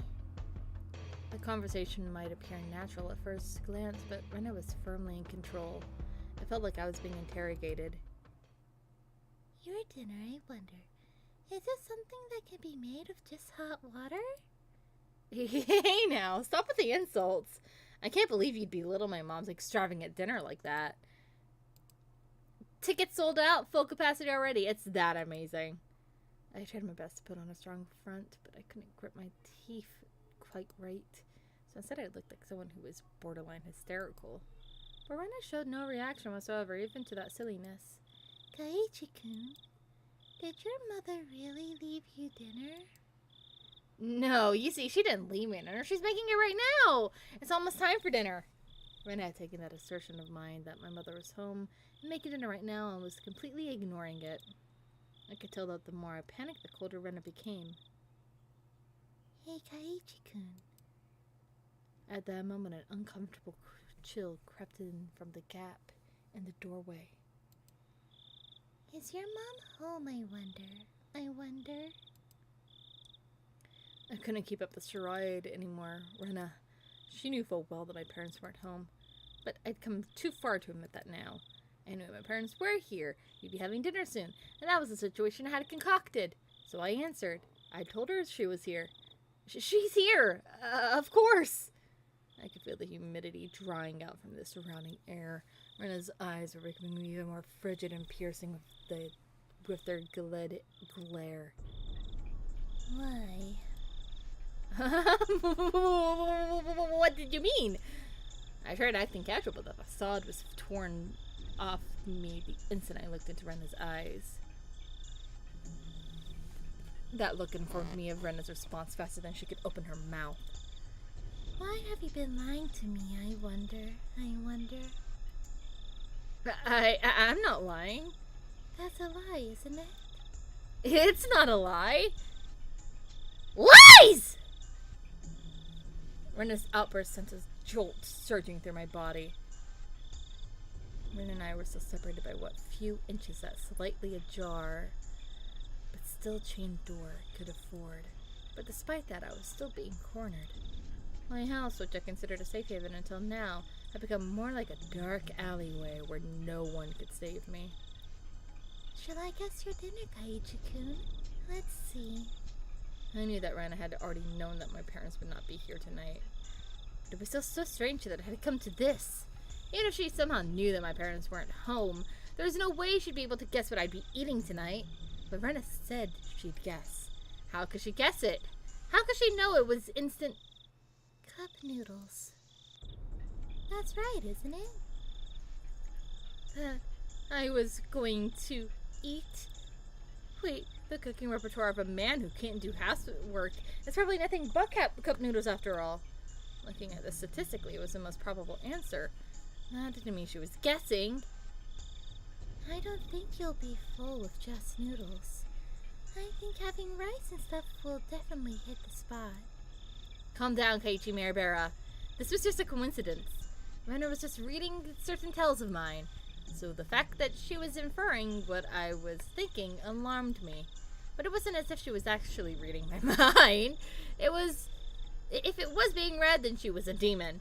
No, not a demon. Things like that, they couldn't possibly exist. Do you like them? Do you mean noodles? No.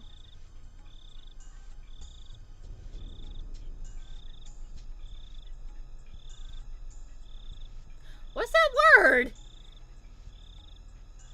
Do you like them? Do you mean noodles? I'm guessing it's demons. No, demons. Rena indicated that the point my answer was addressing was wrong. Her rebuttal was so short that I momentarily didn't understand the words Rena had spoken. Sorry, Rena. What did you just say now? Huh? About what? It could be a swear, but so the only other times that that has happened have been for words like killed or died, or kill or die. So I'm just assuming it's murder. We have an unreliable narrator at this moment. Just now, you asked me if there was something that I liked, didn't you? It wasn't long before I regretted how carelessly I'd pushed forward with that question. Or corpses. It could be, but they weren't talking about corpses. And Rena was and Kaiichi was thinking about demons, so I'm going off the assumption. D-E-M-O-N-S.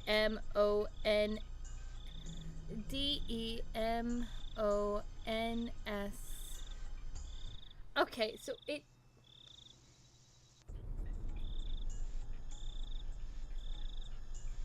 it's a 7-letter word. I don't know what 7-letter word it would be, but it's a 7-letter word.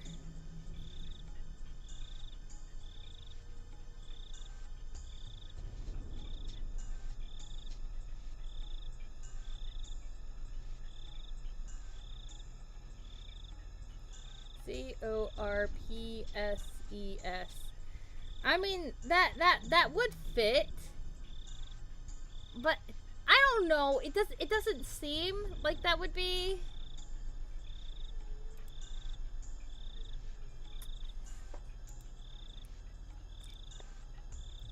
I'd push forward with that question. It was such a simple answer. That was why I wasn't able to comprehend it. Pork bone and ginger flavor. I wonder how I appeared in the moment as my mind went completely blank until the moment I was able to recover. My field of view began to distort, slowly swirling in a counterclockwise direction. I lost all sense of balance. Why do you know that? I didn't even deny it. That was the type of frenzied state I was in. How could Rena know even this? Not even caring as I mashed my head against the door, I fixated my gaze on Rena. But she didn't even flinch when she saw me do that. I certainly did buy them. I bought a bunch at once. I bought a whole case. How could you know that?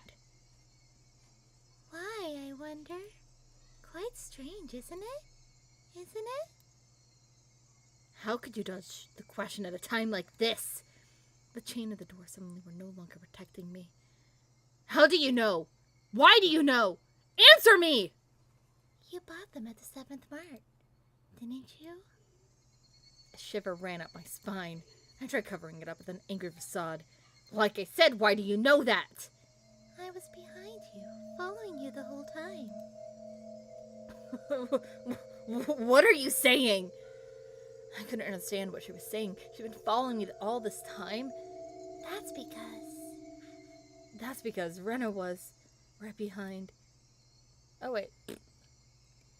That's because Rena was right behind Kaiichi-kun's back the whole time.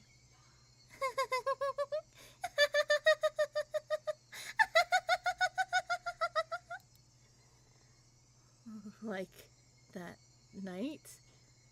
That night I was absorbed in my phone conversation with Oishi. I didn't even sense her being there, standing behind the door behind me, standing there just like that. When Kaiichi was picking out the noodles, I was watching the entire time.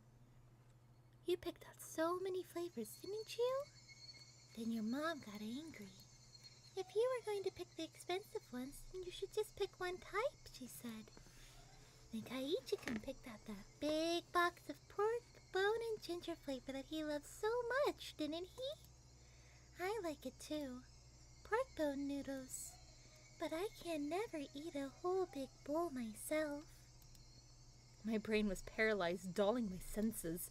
It might have been a defense mechanism to diminish the fear I was feeling to non-traumatizing event levels. With the fear being diminished, the fog enveloping my mind was cleared away. Then I could understand what Rena was saying and started to put meaning behind her words, and I wished that my sister would shut the fuck up behind me. Even so, my fear hadn't subsided completely. It was like I was standing at the edge of a cliff, my eyes closed, so I didn't have to look down. I didn't actually solve any of the basic problems. I slowly took a step backwards, and as I withdrew, Rena advanced. So, Kaiichi-kun, can you open this? We can eat dinner together. I'm sure it's going to be delicious, so, okay? Rena's pale, slender fingers squirmed through the crack in the door, one at a time, as if they had a mind of their own, rattling the chain. If she had unlatched the chain from the door, a feeling of terror would have just exploded within me, but Rena didn't do that. She was simply imploring me to remove the chain. She was doing her hardest to light the fuse to the powder keg in my heart, trying again and again, and clatter, clatter. But it doesn't light. It doesn't light. Open up. Open up, Kaiichi-kun? Please, go away. I beg you, please go away. How can you say something so mean, I wonder? Please go away. Go away. Go away! The powder keg inside me finally went off. No smoldering, it just exploded. I tackled the door. The force through the door had knocked Rena momentarily off balance. I couldn't hesitate here. I grabbed onto the doorknob with both hands, planted my feet firmly, and pulled with all my might. But that slamming sounds what I so desired didn't happen. I could feel a tiny disturbing resistance keeping the door from closing.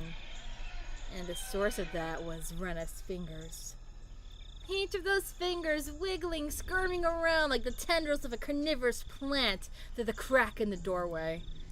It hurts. It hurts, Kaiichi-kun. It hurts. Ah!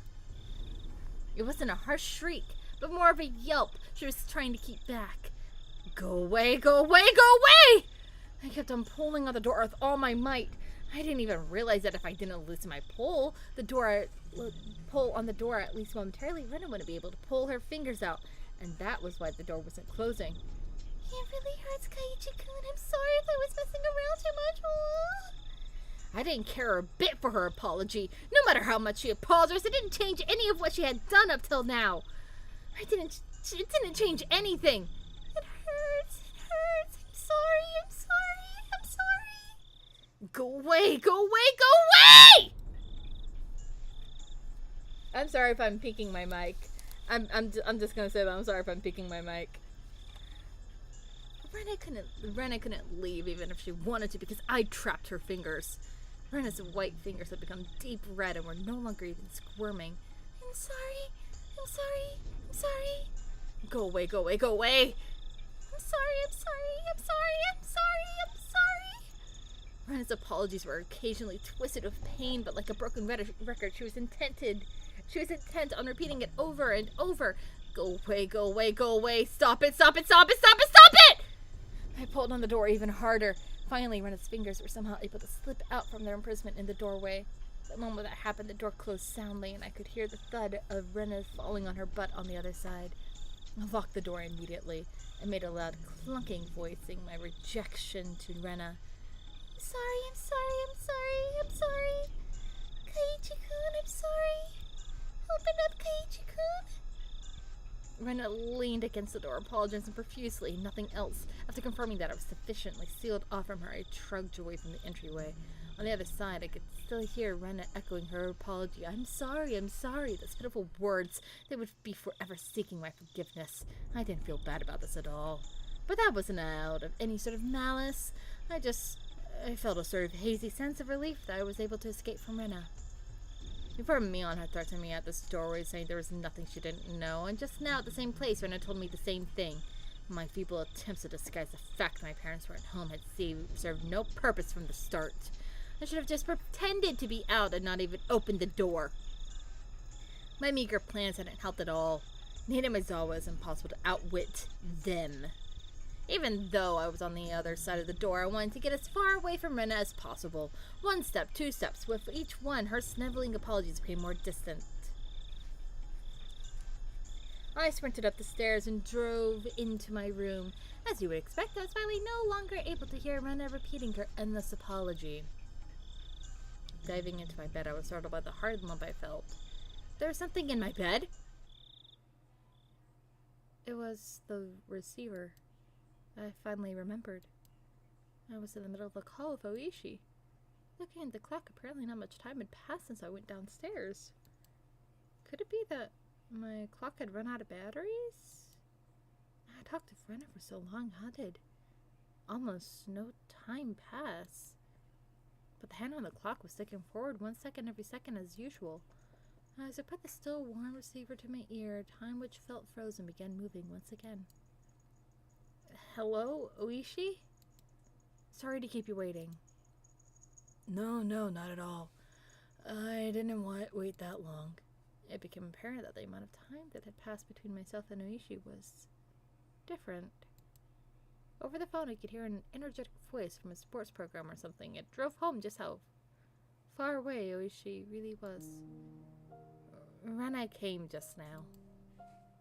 Did she come to play? I wasn't confident I could coherently explain the situation to Oishi. But I didn't need to right now. Right now, I needed to know about Rena. That's right, I was planning to ask Oishi more about Rena, but Rena's little visit had interrupted the conversation. What was true? What was false? I couldn't tell. The one thing I knew was a single grim reality that Rena was suspicious. I might be able to figure something out if I asked Oishi about her. Up until now, I had regretted it whenever I forced myself to ask about things that I was better off not knowing. One moment, let me see something here real quick.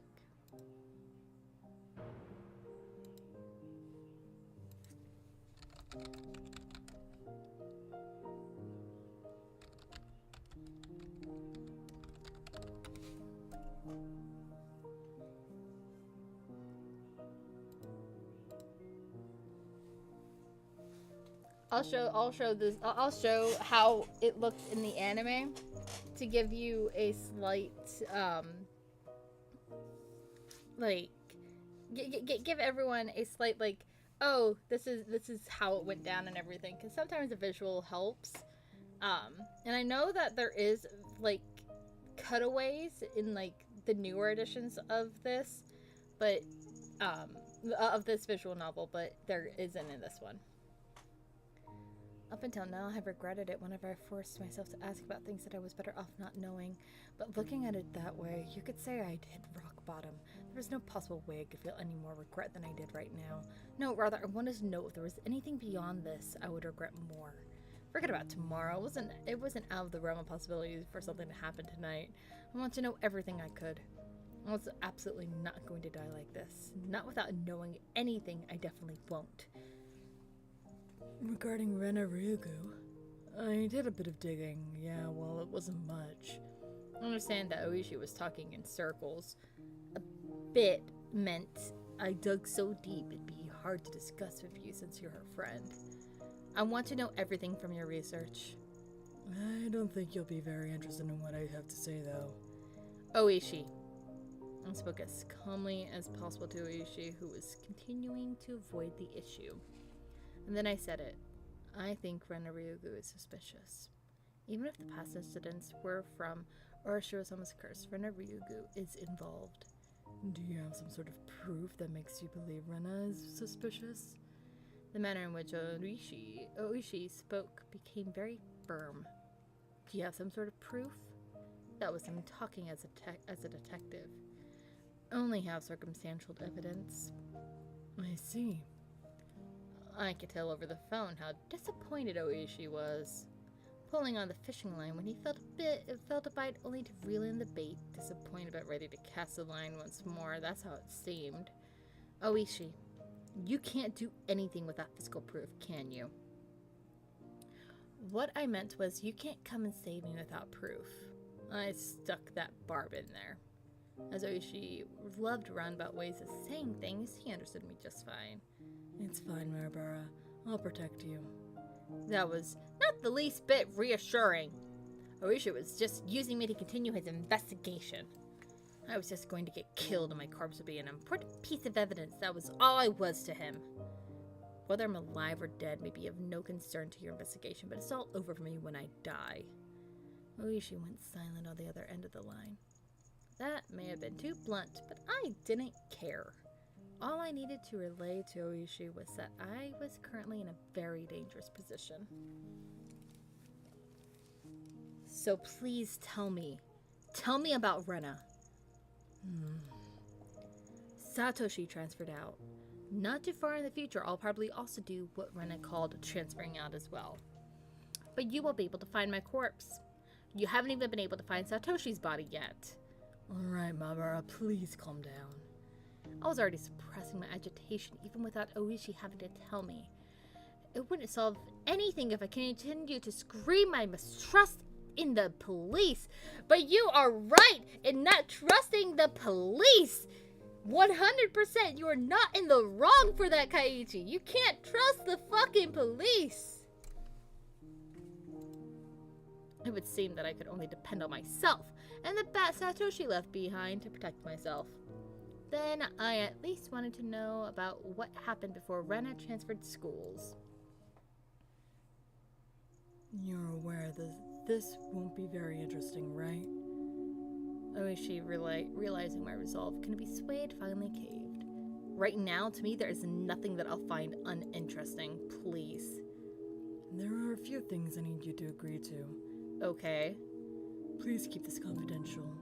Also, part of this may be speculation. Not all of it may be true. Are you still interested? It might not be true. I don't understand what you mean. There isn't one main investigation for the mysterious chain of deaths in Himezawa. Each one is treated as its own individual case.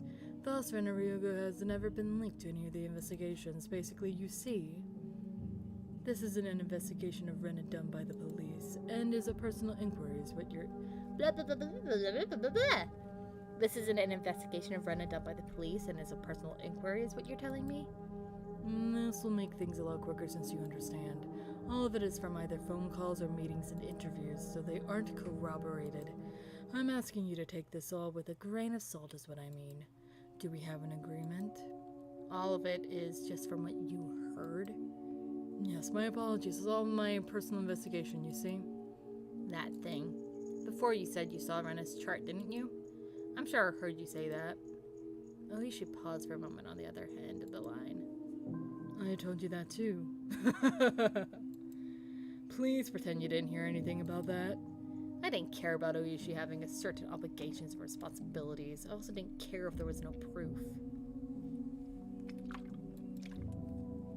Even if they were just rumors, there's no smoke without fire after all. Please tell me, Oishi. Understood. Oishi finally opened those tight lips of his. It seemed that Rena lived in Hinamizawa a long time ago. She had moved to Ibaraki Prefecture after she finished elementary school. Then following that, right after transferring, the unfortunate incident with the breaking of the school windows happened. Then Rena confided to the doctor. It was Oroshiro-sama. This was all that he knew. There isn't much difference between what I know. There isn't much difference between what I know and what you know, Maibara. Then what part did you investigate further? I didn't need to ask. It was the incident that happened just after she transferred. The incident Rena was responsible for and what she divulged to the doctors afterwards, correct? Yes. After you learned about that, you started to... Blah, blah, blah, blah. The incident Rena was responsible for and what she divulged to the doctors afterwards, correct? Yes. After you learned about that, you started suspecting Rena and the others, didn't you? Yes, I did suspect them. So they're the ones after all? No, that's not what I meant by suspect them. Huh? Oishi was the type of person to say things of confidence, but these particular words were less than reassuring. Then who did you suspect? That it was Oroshiro-sama. Huh? That Oroshiro-sama's curse really exists. Yeah, right? Well... Oishi's laugh was quite dry, certainly not the kind that would make you want to join in. Oishi resumed the conversation about the dubious circumstances behind Satoshi's disappearance, the course of events up until the start of delving into Rena's past. Just then there was thunder in the distance and a heavy rain started pouring down. It came without warning, rain so heavy it felt like it could beat you down. I had left the window in my room open a crack to let the heat out. The violent wind danced into my room, making the curtains flap wildly. What is it?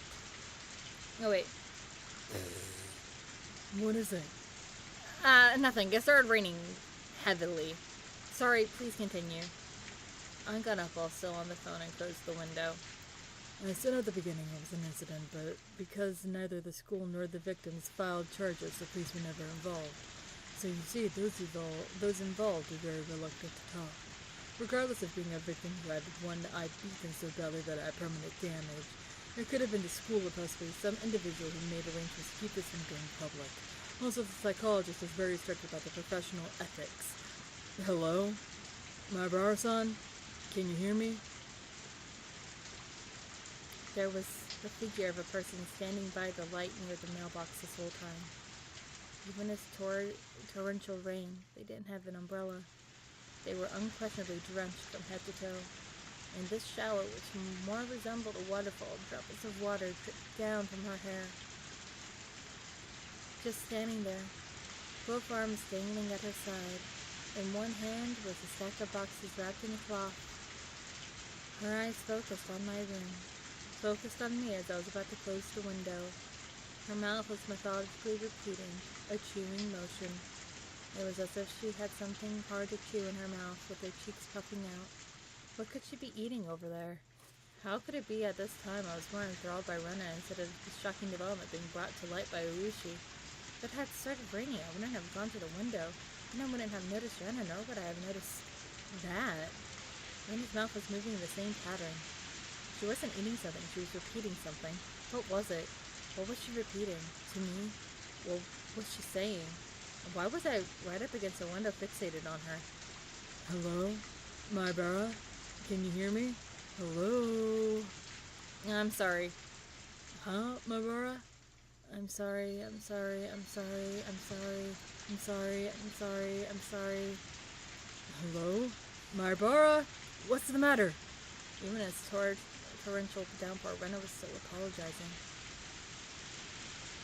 The other self inside me drew the curtain hastily, with my right hand blocking my view of the outside. But even doing that, Rena's relentless apologies still reached my ears. I'm sorry, I'm sorry, I'm sorry, I'm sorry. I forgive you for this. Will you forgive me for that? Please stop. Please stop. Please stop. Please stop. I'm sorry. I'm sorry. I'm sorry. I'm sorry. I'm sorry. I'm sorry. I'm sorry. I'm sorry. Damn it! Why did I have to forgive her? I'm the one who wants to be forgiven. What part of me can't you forgive? I won't be killed. You won't forgive me, then I won't forgive you either. I won't forgive, I won't forgive, won't forgive, won't forgive, won't forgive, won't forgive, won't forgive, won't forgive, won't forgive. Maibara, if you can hear me, then please respond. Hello?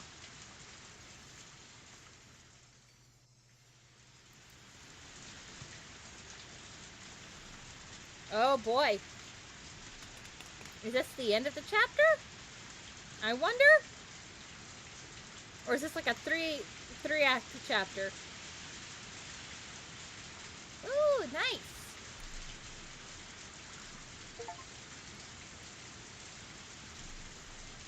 Okay. So obviously this is gonna be loud. Let me see if I can turn it down.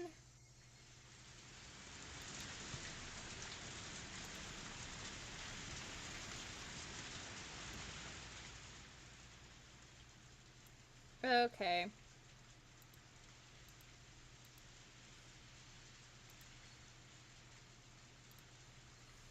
I said I would show the door scene, so I'm gonna show the door scene.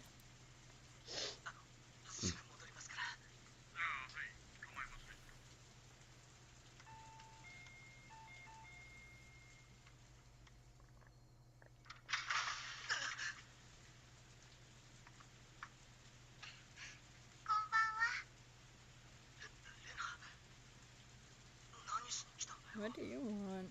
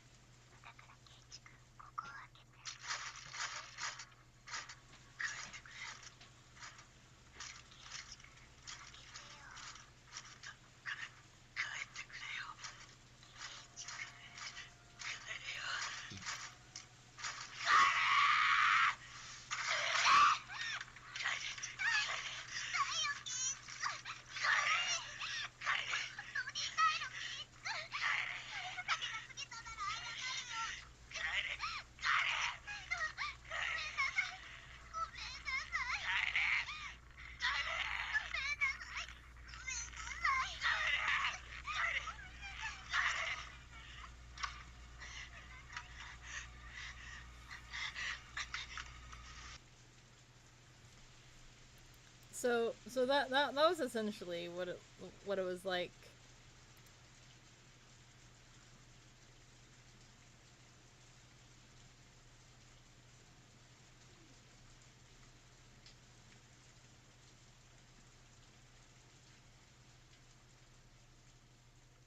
It I obviously can't show like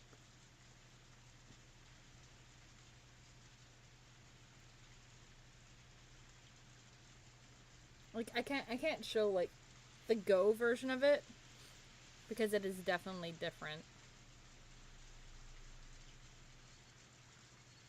But yeah, back to the game.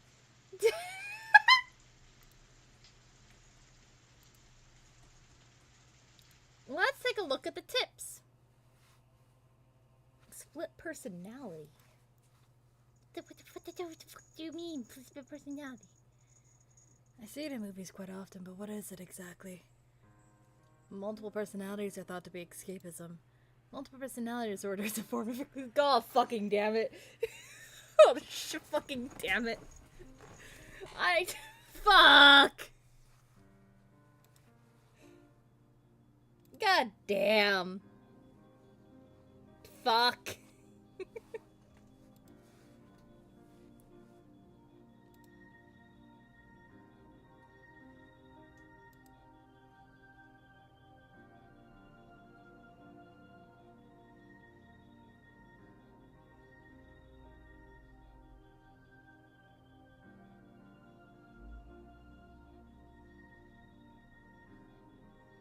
It's a fuck. Oh, okay.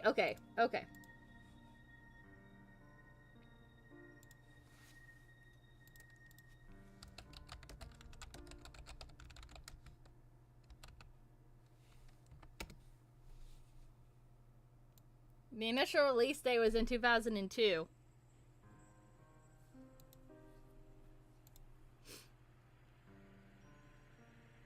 In Japan, it came out on August 10th, 2002. So, and the term stopped being used medically in 1995, but that doesn't mean... Oh, fuck. Yeah, it came out in 2002 here, as you can see. Came out in 2002. August 16th and August 10th.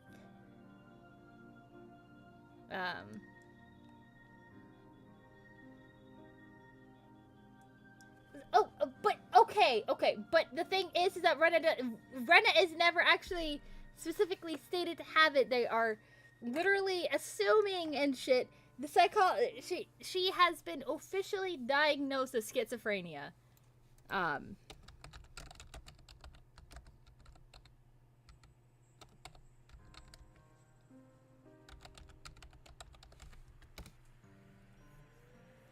Actually, no. She is dying.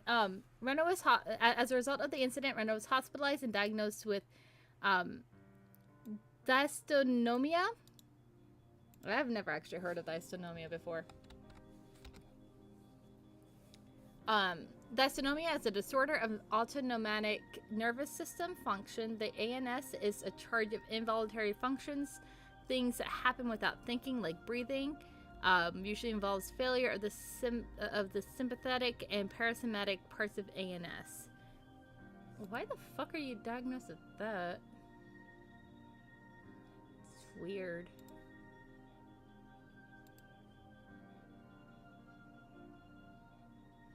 But schizophrenia is one of the ones.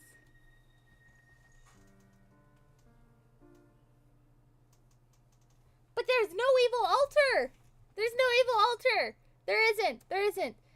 There is actually an in-game there is an end-game, end-universe reason as to why these fucking things are happening. And the thing is that Kaiichi's going through it right now. We're seeing it all happen. What Rena did in the incident at the school before she transferred into Hinoizawa again, Because she was born in Hinamizawa, she left Hinamizawa, and then she came back, and she's perfectly fine now. At the start of the game, Kaiichi had left Hinamizawa to go to a funeral, and came back, like, 3 days afterwards. And there's this thing in Hinamizawa, that is called the Hinamizawa syndrome, and that is the reason why. But we don't find out about Hinamizawa syndrome until like the second chapter and shit like that. Hell, he went to the hospital. Kaiichi went to the fucking hospital, and doctor said, "Oh, you have a cold. Here's a shot." You don't get a shot. You don't get a shot if you have a cold. Like why would you have a shot given to you when you have a cold? But it just didn't register in Kaiichi's mind because Kaiichi is being fucking paranoid as shit. There was no needle in the mochi. And the thing is that Kaiichi thinks that there was, because his brain is thinking like that. The person that he felt watching him, I'm fucking spoiling. The person that was watching him, that took a breath and everything, but was not actually there. This bitch right here. You see this bitch? This is Hanyu. Hanyu Furue. She is Orashio-sama.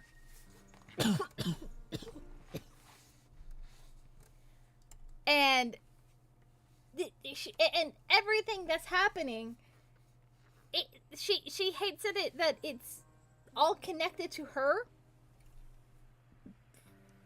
but there's like nothing that she can do about it. And yeah, she does look young, but she's a demon, so it's good. She's a demon god. She is connected through Rika. And that's all I'm gonna say on the matter. Because if I say any more, it's gonna be fucking, spoiler territory. This is enough spoilers here. But yeah, Rena is diagnosed with dysautonomia. But just like, I was not expecting the the mention of multiple personality disorder. Multiple personality disorder is a form of escape? Correct. The exact mechanism is not fully understood, but is believed to be a type of defense for the brain to retain mental stability. Hypothetically, poor people imagining themselves as wealthy is a form of escapism, is it not? Is this also a form of multiple personality disorder?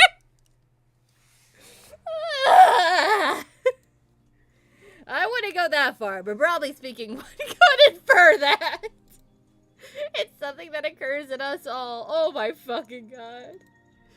Does the split personality occur when one cannot tell which is reality and which is the escape?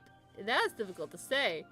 There are some who agree with that, and some who disagree. There's no consensus. Then is the occurrence of multiple personalities still an unknown phenomenon, something not fully comprehended in the psychiatric field?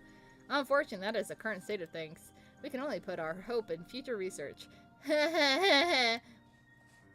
But it's sort of cool having a split personality. I'm gonna fucking die!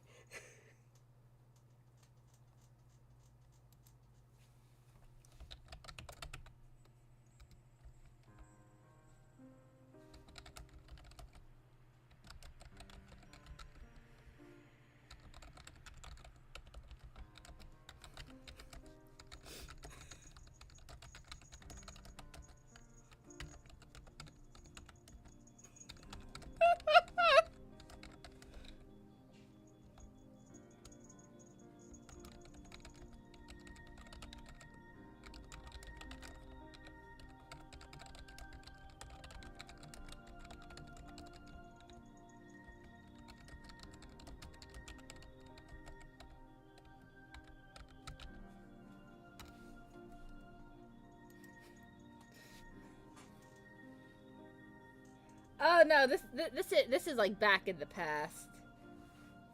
This is like way back in the past. This has nothing to do with like the actual characters. This is with Rena's like psychiatrist. And even then, this would be like pretty fucking accurate because therapists and psychiatrists they don't fucking know shit about this dissociative identity disorder. The amount of people the amount that are trained in actually knowing about it is super fucking slim. But it's sort of cool having a split personality. No, it's not. What kind of people get split personalities? Recent studies find that those who develop it, or rather those who are more susceptible to developing it, may be genetically predisposed or may have abnormal mental development. Some say that childhood abuse increases the chances. I mean, they could have just said trauma, but okay. Go off, King. Go off. Speaking of which, person A here experienced abuse as a child, didn't he? How sad. Person A has 7 different personalities. Let's watch a video of it. My fucking god! Right after these commercials?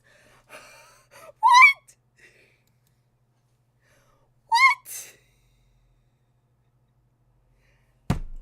Okay then! You know what? I'm gonna go see the 7th Mart. I'm gonna see the fucking 7th Mart. The 7th Mart was a bargain supermarket with food and alcohol. What's this, Kaiichi? So many! There's no reason to get all these different kinds, is there? I flopped all the different colored cups noodle bowls into the cart. Cup noodles have gotten so elaborate recently, and there are a bunch of different types. I want to try each of them at least once. And it was pretty selfish of me, but I thought I'd at least give it a try. Kaiichi, buy them in the big case. It's cheaper. Wait. Kaiichi, buy them in the big case. It's cheaper. Dad faltered. Well, I had a feeling it ended like this. Dad knew there was no point in him butting in. Then I'd only get to eat one kind. I'd get bored with it. I was resisting as a formality. I'd already given up inside and wasn't sure which case of noodles to get. If you can't pick, then Mommy will pick for you. You don't have to rush me. I quickly searched the case of noodles for what I want. Pork bone and ginger large cup? Hey, Kaiichi, can't you get a more normal one? If I let Mom pick, she'd err on the side of safety and get soy sauce or salt flavored. Pork bone is good. I don't want a big bowl of tasteless stuff. I remember insisting that the noodles I picked were the right kind.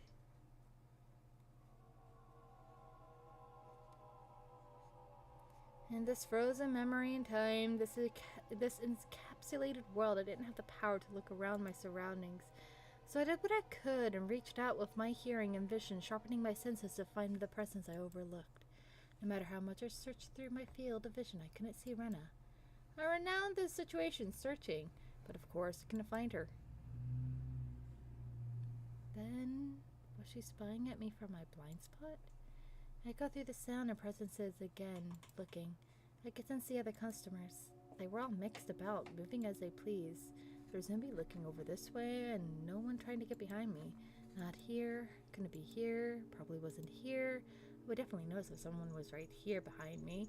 Even when I wasn't on my guard, I smiled warily at the thought of using a vague word like probably right before contradicting it with definitely. Then I paused. My mental replay as a chill ran down my spine. There was definitely a presence like a shadow behind me. That was a terror unlike any other. If a presence really had manifested behind me, I would definitely have turned around to check for it, but the world had moved on. There was no way for me to turn around. While carrying that frightening shadow on my back, I was gleefully running around the store searching for a case of noodles? Running through the instant noodles section, bad-mouthing my mom, but there was that presence constantly at my back, sticking to me like a shadow. No way to see what it was, realizing it now. After the fact was horrifying, repulsive. In that moment of time, I was running around, gleefully, carrying that cardboard box. Tip-tap. But listening to that moment again, I could hear footsteps other than mine going pit-pat with every step. Tip-tap, tip-tap, tip-tap, pit-pat, pit-pat, pit-pat. Tip-tap, tip-tap, pit-pat, pit-pat, tip-tap, tip-tap, pit-pat, pit-pat. While I was running around the store, the sound of those barefoot steps going pit-pat were right behind me.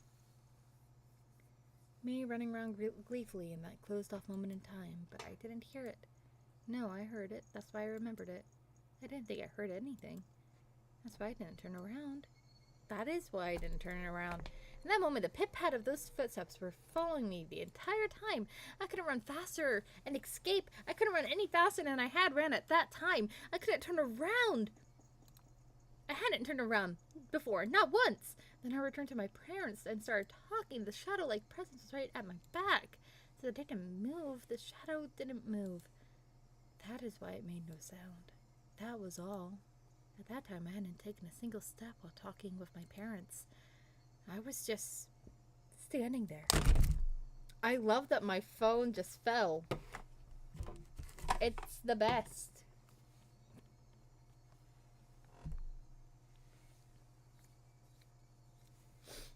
I was just standing there. This was undeniable. And yet, I heard it. A pit-pat. That shouldn't be. If I took 3 steps, it followed 3 steps. Wasn't that the rule? There wasn't a sound other than that. At that time, the entire world had gone dark. A sudden darkness. It was the end of my reflective journey. I was tired. I wanted to end it. Someone turned on the light. Except my body couldn't move, as if I was sewn into that moment in time. Pit-pat. My past self's hair stood on end. That's impossible. Now that's just breaking the rules. I haven't moved, so you shouldn't be moving either. I couldn't move, so you shouldn't be able to move either. Follow the rules. Pit-pat. Yeah, that sound echoed in the darkness once again. The hair on the back of my neck pricked up on end. It was so close that it was hard to tell whether it was touching the hair or not. Why couldn't I move? Like how the presence was moving behind me? I quickly realized I could move. It's just that I was scared I didn't want to. But now was the only time I could turn around. It was something unforgivable in this moment in time. But I needed to turn around immediately, as if my entire being was trying to force me to stop. I began to administer a pain like a needle being stuck into my every pore. I'll turn around. I'll turn around. I'm not scared at all. I'll turn around. I'll turn around. I'm not scared at all. A scream I was unable to vocalize. I turned around.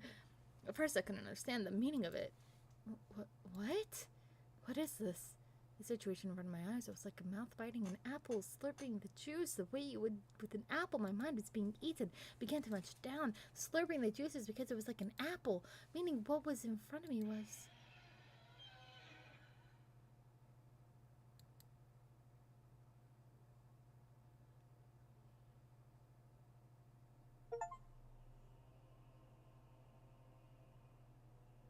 That's all the tips? Oh, shit. Oh, yeah, this is gonna be... We are in the last chapter. Oop. But, yeah.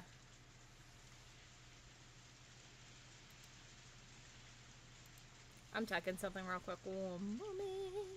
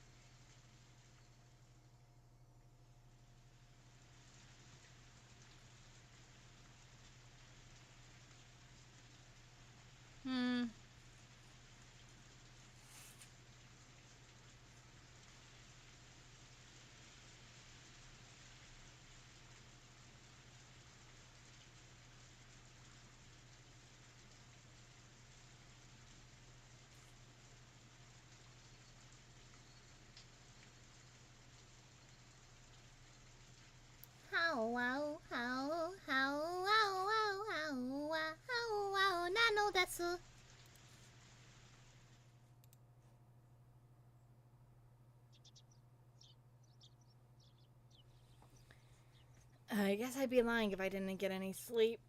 If I said I didn't get any sleep, I tried to stay awake all night, but there were definitely gaps in my memory. I guess I kept nodding off and jerking away in a panic all night. I spent all night hugging the metal bed and sat on the top of the futon I used to barricade my door, waiting, watching, just in case someone tried to break in through my window.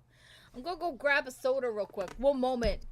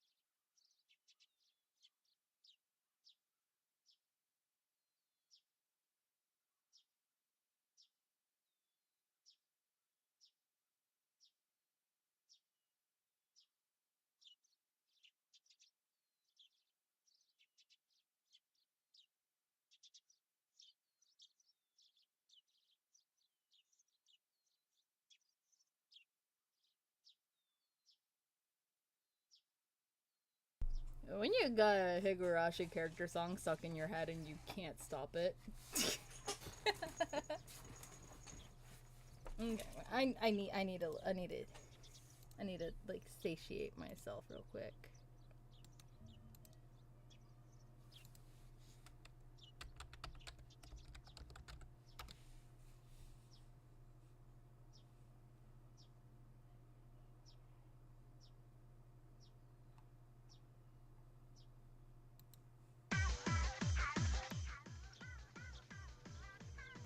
Nano desu. I fucking love this song so much.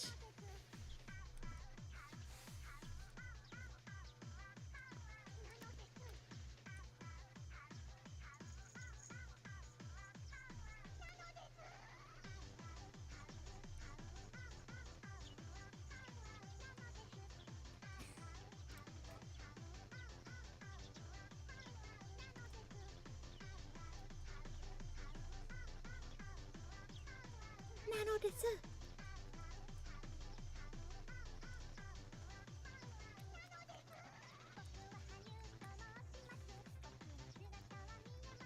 Nano desu. I'll listen to that afterwards.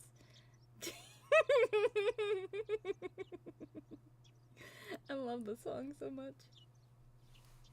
Waiting, watching, just in case someone tried to break in through my window. If I left the spot, someone would break through the door, sending the futon flying and attacking me. But if I stopped watching the window, someone would break through the glass and attack me. I tried telling myself I was just being paranoid, but I couldn't sleep. The thought of being so vulnerable scared the living daylights out of me. If sleep meant taking that risk, I didn't need it. It was so much better to just stay awake. At some point during that endless cycle of nodding off and jolting awake, light began to shine outside, but that was it. It wasn't so much the morning as it was just sun simply having risen.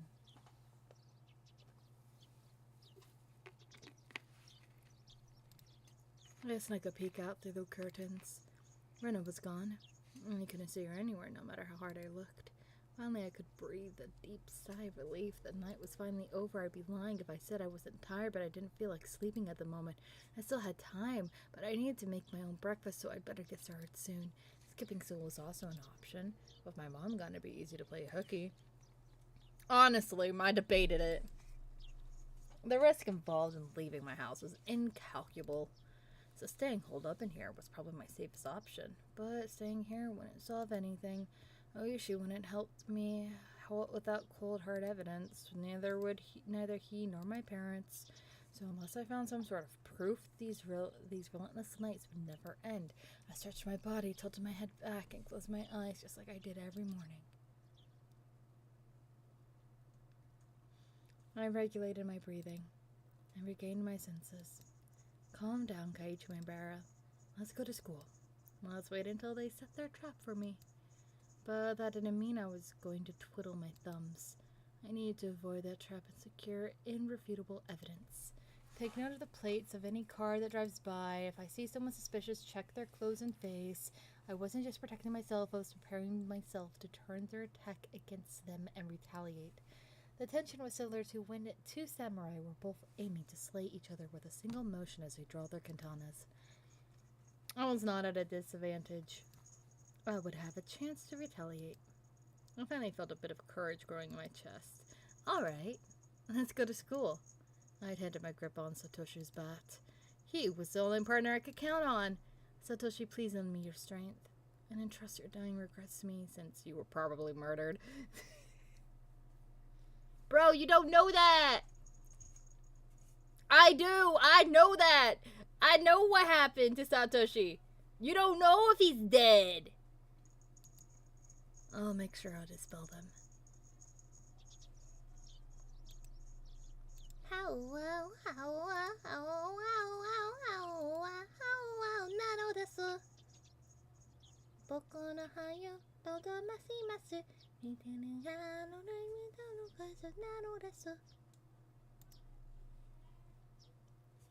With renewed resolve, I checked the clock. It was still early.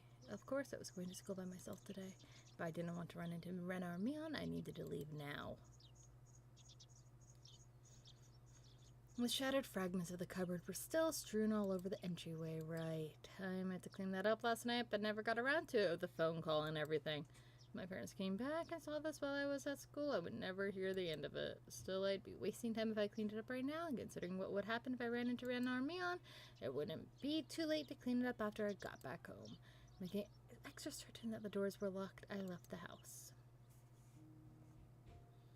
My uniform was still covered in mud from yesterday, so I left it in the washer. Today I was going to go to school in a tracksuit. By wearing a different outfit this morning, my mind was forced to accept that today was different from yesterday. I had a hunch. Today might be the day I get killed. Keep your guard up, Kaiichi Maibara. The only one who gets to decide if today is my last is me.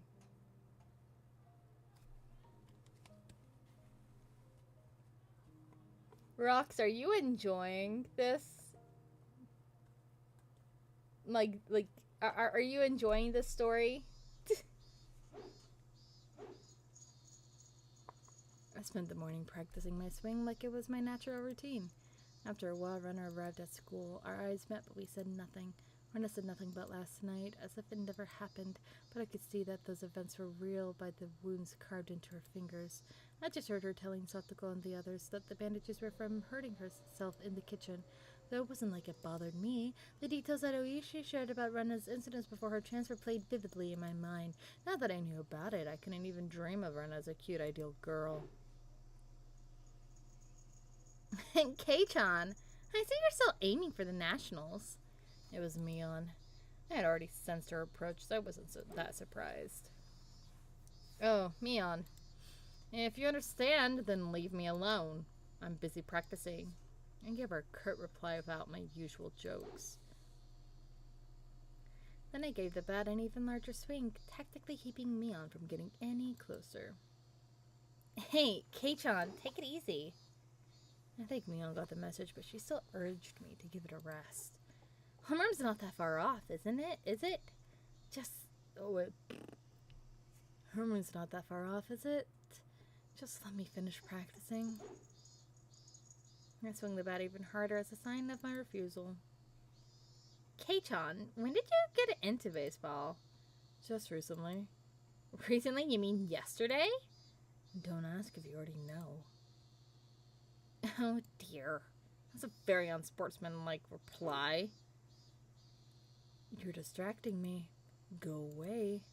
I ignored Mion and kept swinging.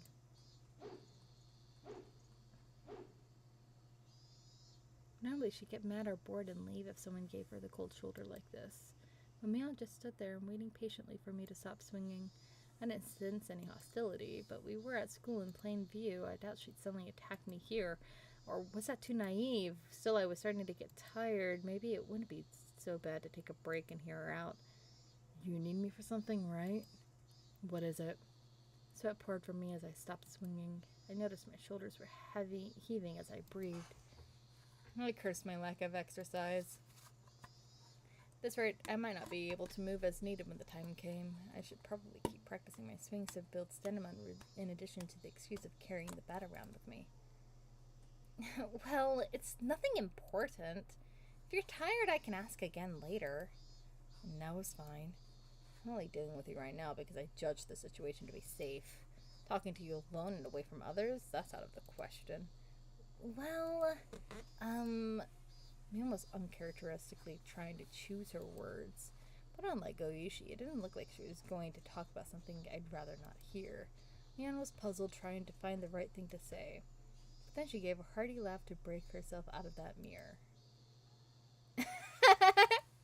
This old man's just not good. Is no good at this stuff. Having a poor vocabulary hurts. What's this all of a sudden? If you have something to say, just say it. Stop it. Stop that swinging.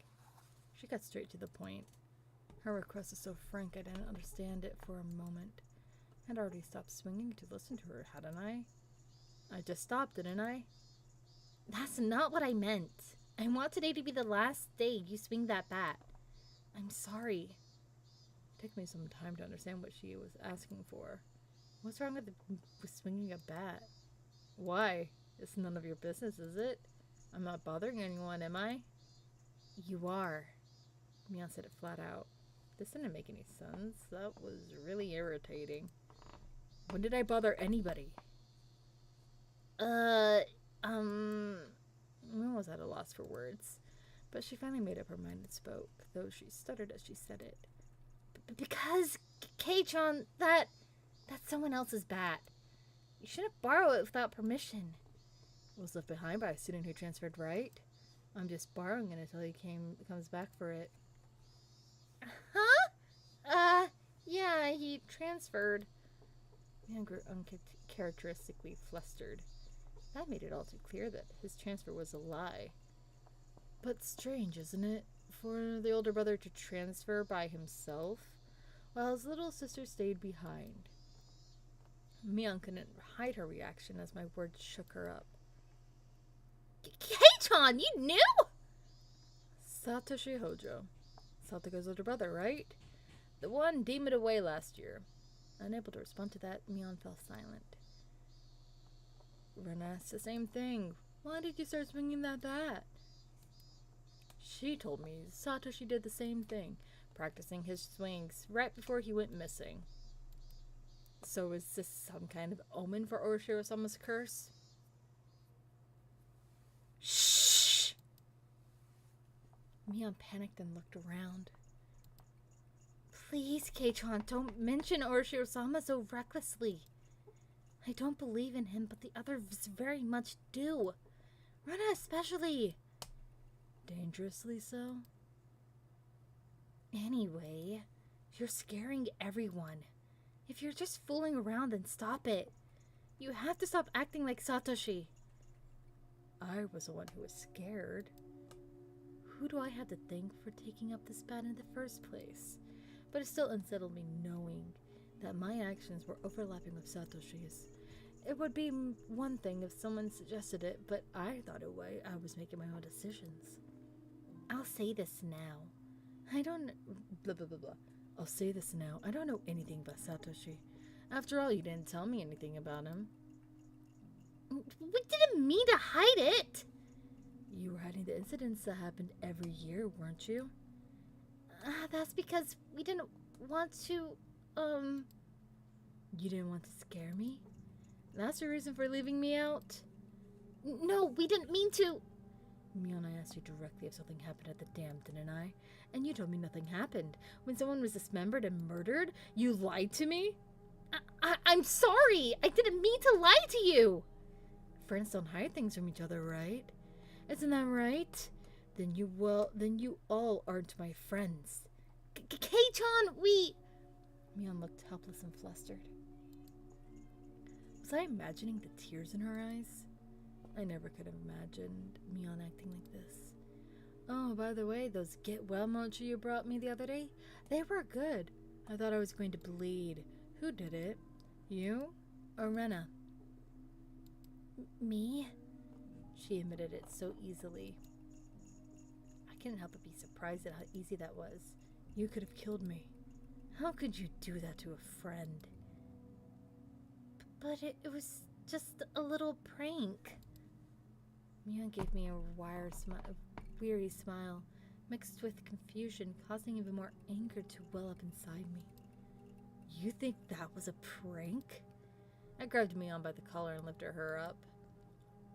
That wasn't the same as putting Tabasco sauce in a piece of mochi. It was a needle, a sewing needle. If I had swallowed that and it lodged in my throat, what did she think would happen? Mion's face froze as her body rattled in fear. This wasn't the Mion Sonozaki I knew anymore. Anyways, you're not my friend. There's no reason for me to listen to someone who's not my friend. So just leave me alone for a while. Got it? Mion wasn't replying anymore. It won't be that easy to erase me, you know? The cops have been on to you from the start, so don't think you can make me disappear like you did, Satoshi. I said it very clearly. This was my declaration of war. I think you guys are suspects in the previous sentences too. I also know you spent a lot of time with the cops ever since the anti-dam movement. Don't think you can hide it from me. Got that?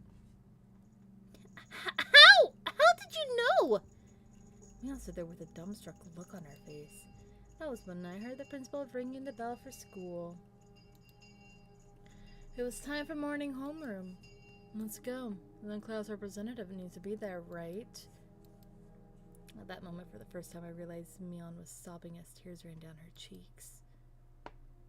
You're so mean, K-chan. Me. I wanted to console her, but I shut my mouth. I had no need to feel guilty. I'm going. Don't be late for homeroom. Out of Mion still shaking as I turned around to head for the entrance. I had no idea how troubling it was to make a girl cry. Behind my back, I could hear her muttering. It was a faint mutter as she was speaking to herself.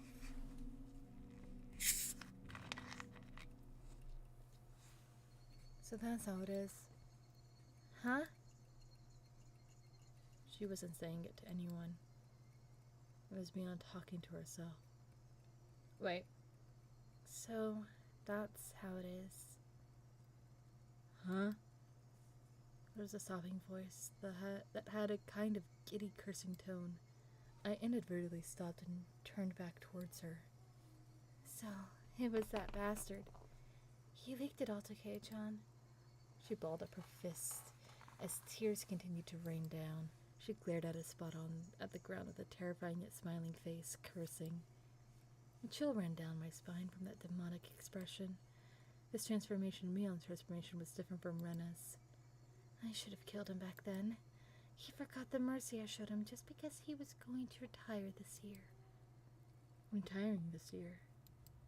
Was she talking about Oishi? Damn it. Damn it. I'm going to kill that damn old man. Ugh. It felt like the air itself had begun distorting. With Mion at the center of the world, it began to twist and spiral, bending, whirling. This was the first time I'd known. No. Experience such a visage. Rise! Attention! Oh, wait. That was Mion. Rise! Attention! Mion made up an excuse for her red eyes by saying there was something wrong with her contacts. After that, neither Renan nor Mion spoke to me for the rest of the day. Neither Satoko nor Rika looked me in the eye. Strangely, I didn't feel hurt. Everything had just went back to the way it was. The month since I transferred had been almost too much fun. That was all. School was supposed to be something like this to begin with. I should have disliked that feeling, but today it felt oddly refreshing.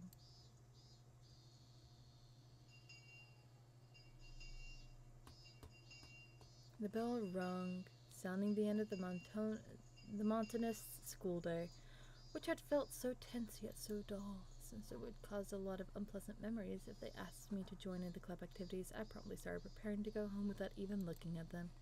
I stuffed the contents of my desk into my bag, wrapped my hand around Satoshi's now familiar bat, and began heading towards the entrance. I was assailed by both the exhausting relief that nothing had happened today and the tiring possibility of the same thing repeating tomorrow. But deep down inside me, far beneath in the recesses of my heart, achingly I knew this would be the last day of the cycle. I couldn't tell what the ending would be, whether it be the end as I wished it to end, or it would end as I hoped it wouldn't. Regardless of my current state, there was something more important than how things would end. There was something I wanted to know. Why did I have to be killed? How did it come to this? Why? For what purpose? The sunlight was relentless. The sun, the heat, even the air, they wouldn't give me my answers. Or could it be that the cries of the Higurashi were desperately trying to tell me something? Somewhere, mixed in with their shrieks, Tomitake and Satoshi, also probably trying to tell me something.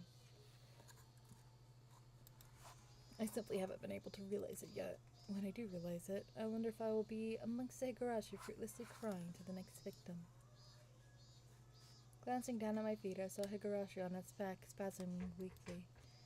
Bleep, bleep, bleep, bleep. There was still so much of the summer left, yet this one was already chirping its last song. Couldn't tell what it was saying, no matter how hard I listened. But I had to try. I had to try to listen to what it was desperately trying to tell me.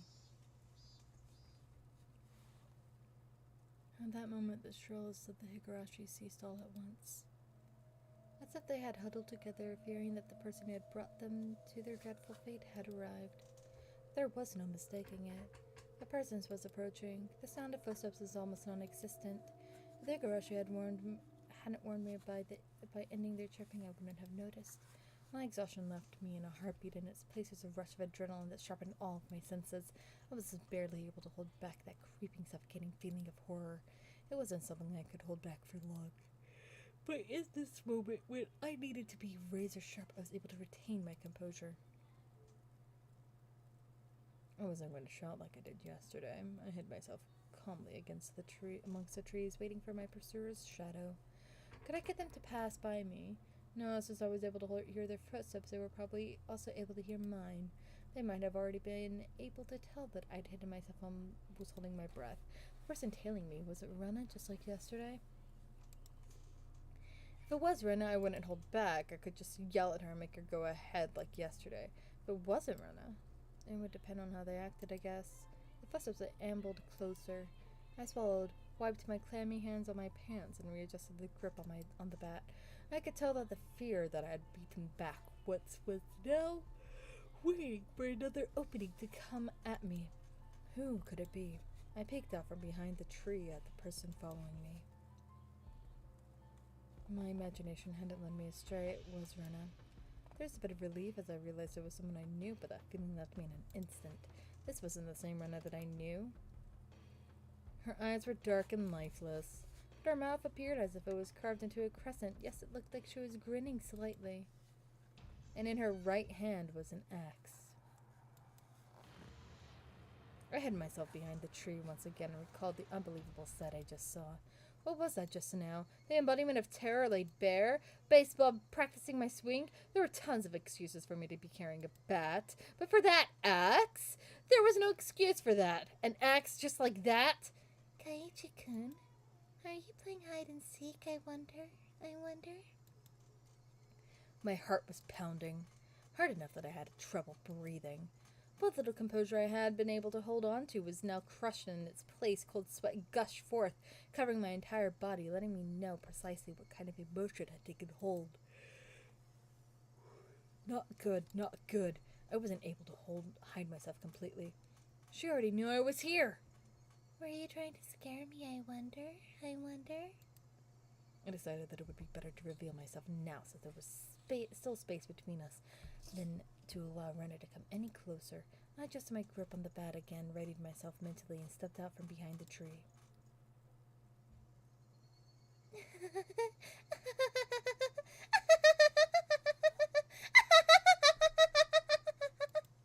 I found you, Kaiichi-kun.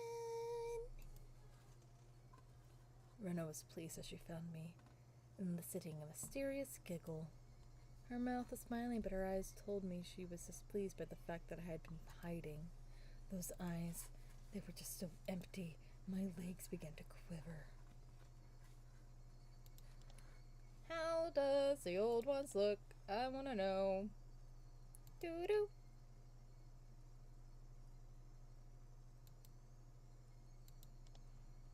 Yeah, I'm very much used to this one instead. Ugh, no good. In the pit of my stomach, some sort of vicious, hot and cold substance began spreading around. If I allowed it, that substance would slip into my bloodstream and undoubtedly freeze all the organs in my body. Not good, not good. I'll be devoured by Rena at this rate. Strike back. Don't lose. What is it? I blustered, hiding behind my bravado. But Rena didn't flinch one bit. Just the same as Kaiichi-kun. I'm heading home. Then what about that axe? Then what about that bag you're holding? I'm practicing my swing. Then I'm treasure hunting. Rena gave a flippant explanation as to why she had such a fearsome weapon. Treasure hunting? At the treasure mountain near the dam site, I found a new cute thing. So I needed this to dig it out. How could I believe that? You wouldn't believe it, would you?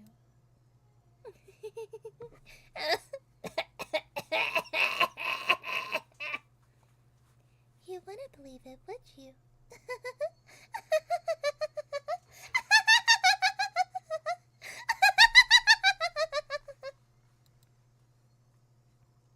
Rena's laugh was obviously very strange. I'd seen Rena's transformation many times before, but that one, the one today, was completely different. Like her mischievous tone and the shrewd glint in her eyes. It wasn't something that roundabout. I'm not sure what to say. It was just so obvious. Wait, Kaiichi-kun.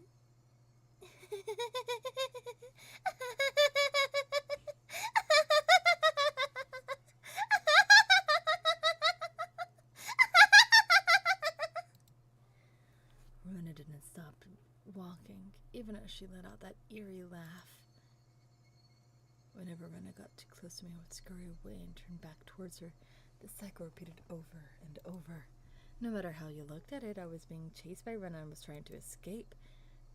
Don't follow me! I can't do that. My house is this way after all.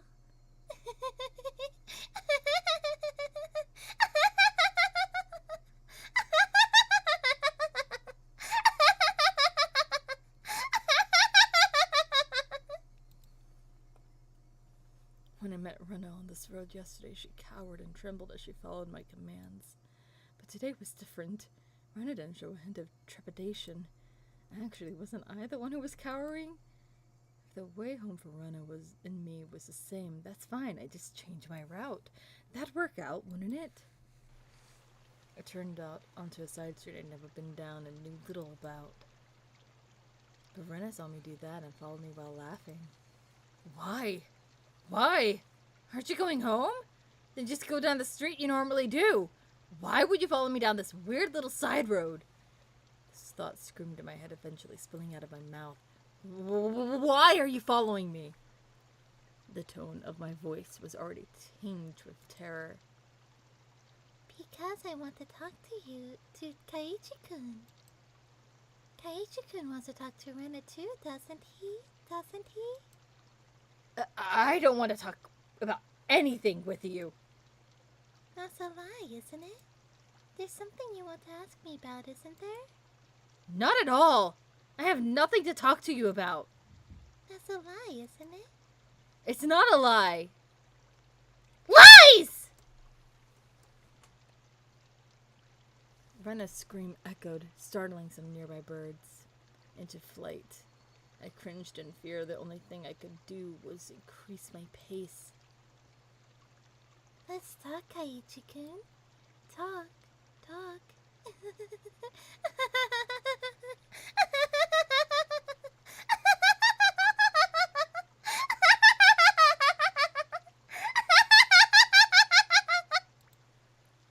Why was I running down this unfamiliar and deserted street? Doesn't Kaiichi-kun have something he's worried about? Nothing at all. I'm not worried about anything. Lies!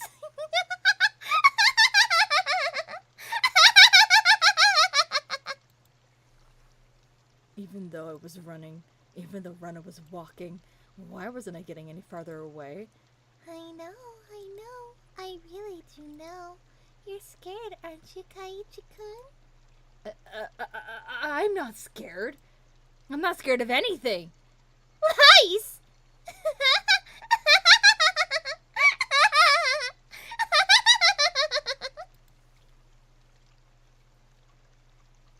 My breathing grew heavy. It felt like my legs were giving out from beneath me. Rena wasn't even breaking a sweat. I'll listen. This time I'll listen. I had no idea what she was talking about, or what exactly she wanted to do. This time I'll listen. It'll be different from the time with Satoshi-kun. When she said Satoshi's name, I turned back for a moment. But even as I did that, Rena was still advancing. I couldn't afford to stop. Satoshi-kun was worried too. It looked like he was having such a hard time. But I didn't listen. I was so sad. Where did the street connect to? All these twists and turns, ups and downs. It was hard to believe that this was even remotely in the direction towards my house. My sense of direction had long since gone out the window. I really regretted it when Satoshi-kun transferred out. I thought that if I had listened, he may not have transferred out. I really regretted that. The road led me deeper into the forest. Wasn't I getting further away from the village the more I ran? I lost more and more of my composure the more I thought about it, but despite this realization, my inner self was still disturbingly calm. So you see, I vowed that if there was someone struggling like Satoshi-kun did, I'd save them. I don't want to see anyone transfer out again.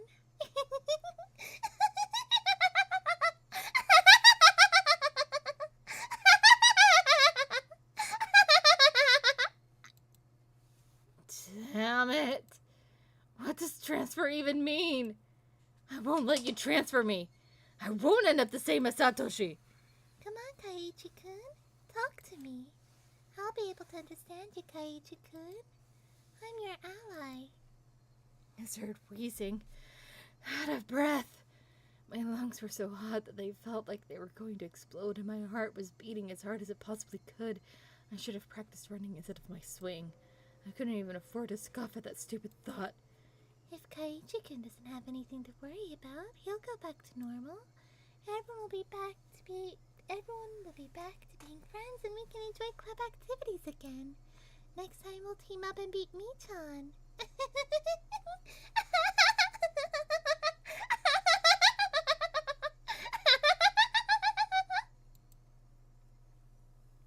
Yeah, how much fun would that be? Rena couldn't even imagine how much I would wish I could turn back the clock on those past few days. You could be nice to me again, too. I want to go searching for treasure again. This time I'll prepare a nice lunch. Actually, we could just go in right now. Let's go to the dam site together. I'll show you the cute thing I just found. I'm sure you'll like it, too.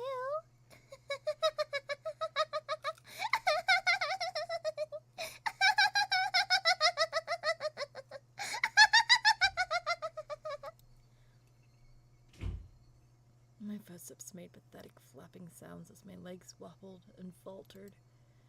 Hot on my heels, Rena's steps were sharply breaking twigs underfoot. I had to accept it. I was on the run, being chased by Rena. If she caught me, it was all over. I realized it instinctively. I couldn't even begin to think of what the end would entail, just that if I was caught, it was all over. That's all I knew. It didn't matter how it was going to end, I wouldn't let it end. Not without knowing anything. Not yet. That momentary lapse was all it took.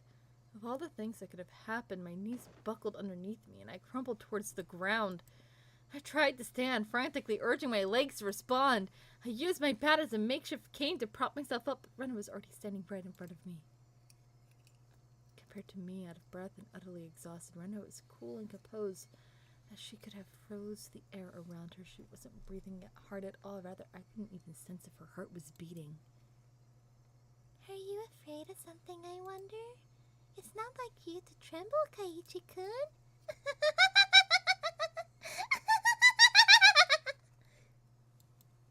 Her expression looked almost affectionate. Those soulless eyes, that mask of affection. As she admonished me for trembling, Rena's hands definitely slipped over her head. The blur of her arms as they moved made me feel as if I was staring at the godliness of the thousand-armed Buddha. Then as both of her hands met above her head, that axe that she held came into focus. I stared up in disbelief. It was all I could do. Tell me, what happened to Satoshi? I had to say like that with that axe raised her head above her head and suddenly opened her mouth. It was as if she was expressing a farewell to a friend she was never to see again. That cruel scenario resided somewhere in her actions. I told you, Satoshi-kun transferred out. Enough of that transferred crap. It means demoted away, doesn't it? Doesn't it? You can tell me now, can't you? Who made Satoshi disappear? Was it you? Mion? Or someone in the village? Answer me! I became frantic the more I screamed, but Rena did nothing but maintain the smile frozen on her face. I have no idea what Kaiichi-kun is talking about. Then I'll have to say it in a way so you do. Who was the perpetrator of this chain of mysterious deaths? You seem to be confused, Kaiichi-kun. What? There is no human perpetrator. Everything is by Oroshio-sama's will. Isn't Oroshio-sama's curse just superstition? You believe in that too? It's not about believing or not. Oroshio-sama exists. Period. Rena's gaze grew even more gelid. The ferocity of her stare was so intense, not allowing me to question anything. There's just no way Wait, there's just no way that something like Oroshio-sama could exist. You don't believe in Oroshio-sama? There's no way I could believe it. There's no way it could exist. It exists. Oroshio-sama exists. Kaiichi-kun should have felt it personally. I never felt something like that. Kaiichi-kun, haven't you felt someone apologizing to you before? Constantly on top of that? All noise from outside the world disappeared. Only Rena's voice resounded loudly and terribly. You see, until you forgive them, they'll always be with you. At school, at home, at your bedside. I couldn't understand what Rena was saying. They came to me too. Oroshio-sama did. That's why I transferred and came back to Hinamezawa. I don't understand. What does transfer even mean? What was Rena saying? Hasn't Oroshio-sama come to you as well, Kaiichi-kun? I'm probably the only one who you can confide in. I won't let you transfer out, okay?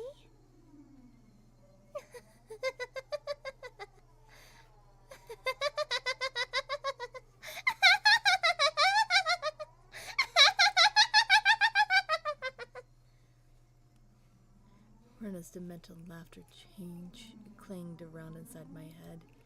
Was Rena saying Oroshio-sama came to her as well? That's right. Last night I had heard about that when I asked about Rena.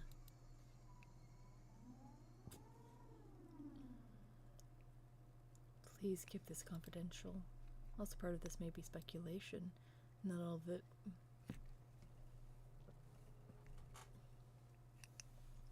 Please keep this confidential. Also, part of this may be speculation. Not all of it may be true. Are still interested. Oishi had begun speaking. Neither the victims nor the school filed a complaint, so there's no preliminary report. Basically, the police hadn't intervened in this matter. So all of these details are just what I heard from those involved, meaning it's not that credible. You said there were victims? Didn't Rena just break all the windows? No, Rena Ryugu had attacked 3 boys using a metal bat. 2 of them made it out with only bruises, but the other had been injured so badly that one of his eyes is permanently damaged. Wouldn't that be considered assault? Shouldn't the police have arrested her? For whatever reason, the victim never pressed charges. There was no report to the police, so... They were beaten with a bat and suffered significant injuries. Normally, there would be a criminal investigation, but why didn't they press charges? I tried asking the 3 male victims further aside of the story, but they were all reluctant. It's hard to say, but they were all afraid, even after she had transferred schools. Oishi. Could you summarize it starting from the beginning? Rena hit people. Rena hit people while she broke the windows. Or was it she started breaking the windows after she got bored of hitting people? They sounded familiar, but the meanings are drastically different. On an undisclosed date, Rena Ryugu was conversing with 3 male students, close friends of hers, near the pool storage shed. Who were these 3? I can't reveal their names, but they were close to Rena Ryugu. And it seems they were a group of friends. She was the lone girl in the group. So wasn't that strange that the 4 of them were together? So what happened? I don't know the reason why. She took the baseball team's bat that was in the pool storage shed and beat the 3 of them down, one right after the other. What? There were no witnesses. This was an account pieced together by the information given at the time of the incident. One day after school, Rena and 3 male students were at the pool storage shed talking to each other. They weren't seeking help, rather they usually met up there. It appears to became a heated discussion. One moment. Ow, ow. Ooh, that hurt. I gotta wait for my I gotta wait for my knee to stop hurting. It's the autism sit.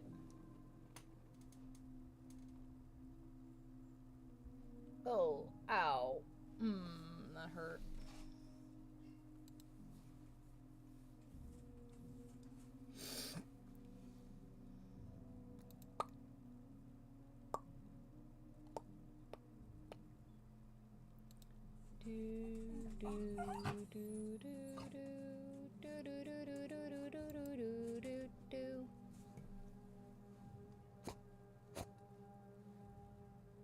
Went out of the room. I'm gonna let my dog out of the room real quick.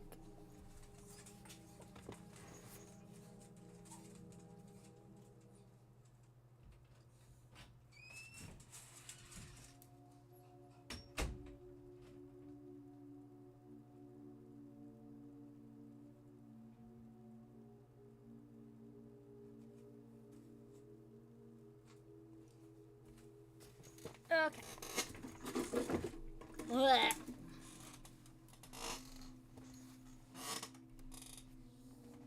At that time, Reno underwent a change. The change was so abrupt that the 3 of them didn't comprehend what was happening.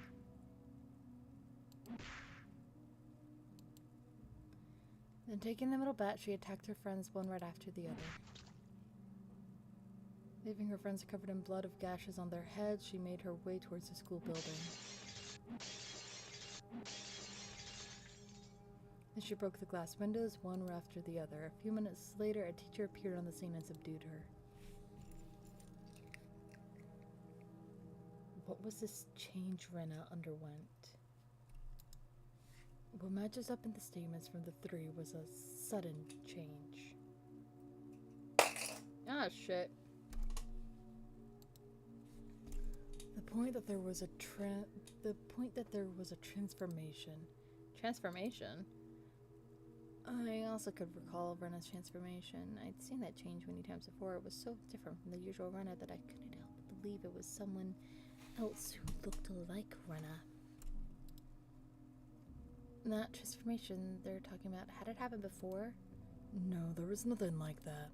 As far as I could find out in her medical history in the past, there was nothing like that. Does that happen often, where people change suddenly like Rena did? Of course it does. There are plenty of psychological phenomenon that could cause something like that. Then you're saying there was a dormant element in Rena that caused that transformation? I cannot say that for certain, but according to the statements of her friends, it's hard to believe she had such a side to her. Kind, caring, and adorable. Even before she transferred here, she was probably pretty popular in school like she was now. That girl transforming suddenly and assaulting them with a bat, who could imagine such a thing? Nobody could have seen it coming. I, myself, sometimes believe that I was mistaken for thinking that Rena was... That was Rena, even now. Then what happened after that? There was a hospital right across from the school, so the three of them were carried in and treated quickly. What about Rena? What about the police? Why wasn't there a criminal investigation? You see, the police can't get involved unless they're called. Even though one was badly injured with permanent damage? Why didn't they file charges? That's what caught my attention as well. Either some threat or pressure was placed on them, or they had a reason they couldn't file charges even if they wanted to. We're talking about you after all. Of course you looked into it, didn't you? Well, yeah, but I told you at the beginning, didn't I? That the victims were all very reluctant to talk. They didn't want to touch on the matter, or rather, they didn't want to be involved. Reluctant to talk, didn't want to touch it, didn't want to be involved. It resembled the villagers here, and Ursula was almost cursed. Did the teacher at the school tell you anything? A school is hallowed ground. You could say they tend to keep scandals under wraps. I didn't have a search warrant, so I had to tread lightly, you see. Then there was no comment from the school. No, they denied the incident even happened. It's just 3 male students were carried in for blunt force trauma that day. That's all there was in the hospital records? The victims didn't speak. The school denied it happened. Then you don't know. It's just 3 male students were carried in for blunt force trauma that day. That's all there was in the hospital records. The victims didn't speak. The school denied it happened. The victims didn't speak. The school denied it happened. And you don't know anything at all. Yeah. I know nothing other than the incident itself had taken place. The victims also wished this incident to be kept from the public, so if you and I will forget about it, Myra...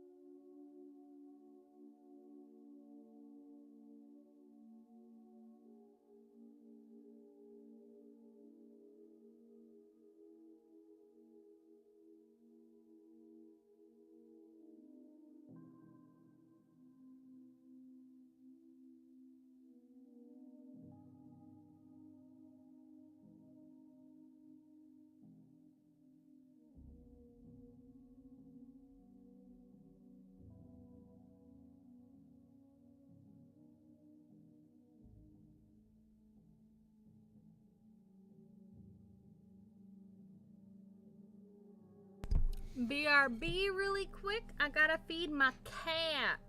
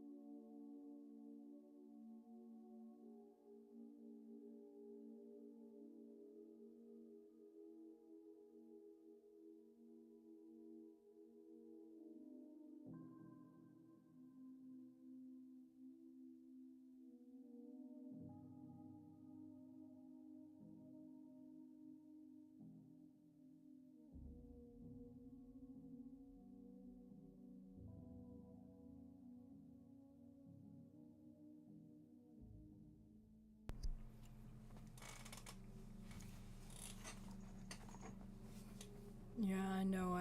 I know. Yeah, I know nothing other than the incident itself had taken place. The victims also wished the incident to be kept from the public. So if you and I both forget about it, Marbara, then this incident will probably just fade away. For a brief period, we sat in silence. At first glance, it looked like a simple assault case, but that was just the tip of the iceberg. The depths were obscured by rolling waves, sinking quietly into the void as if it never existed to begin with. After that, she was suspended by the school, and during that time, she underwent psychiatric counseling. Did you hear anything from the doctor? Again, they were very professional in regards to their ethics, or at least very tight-lipped.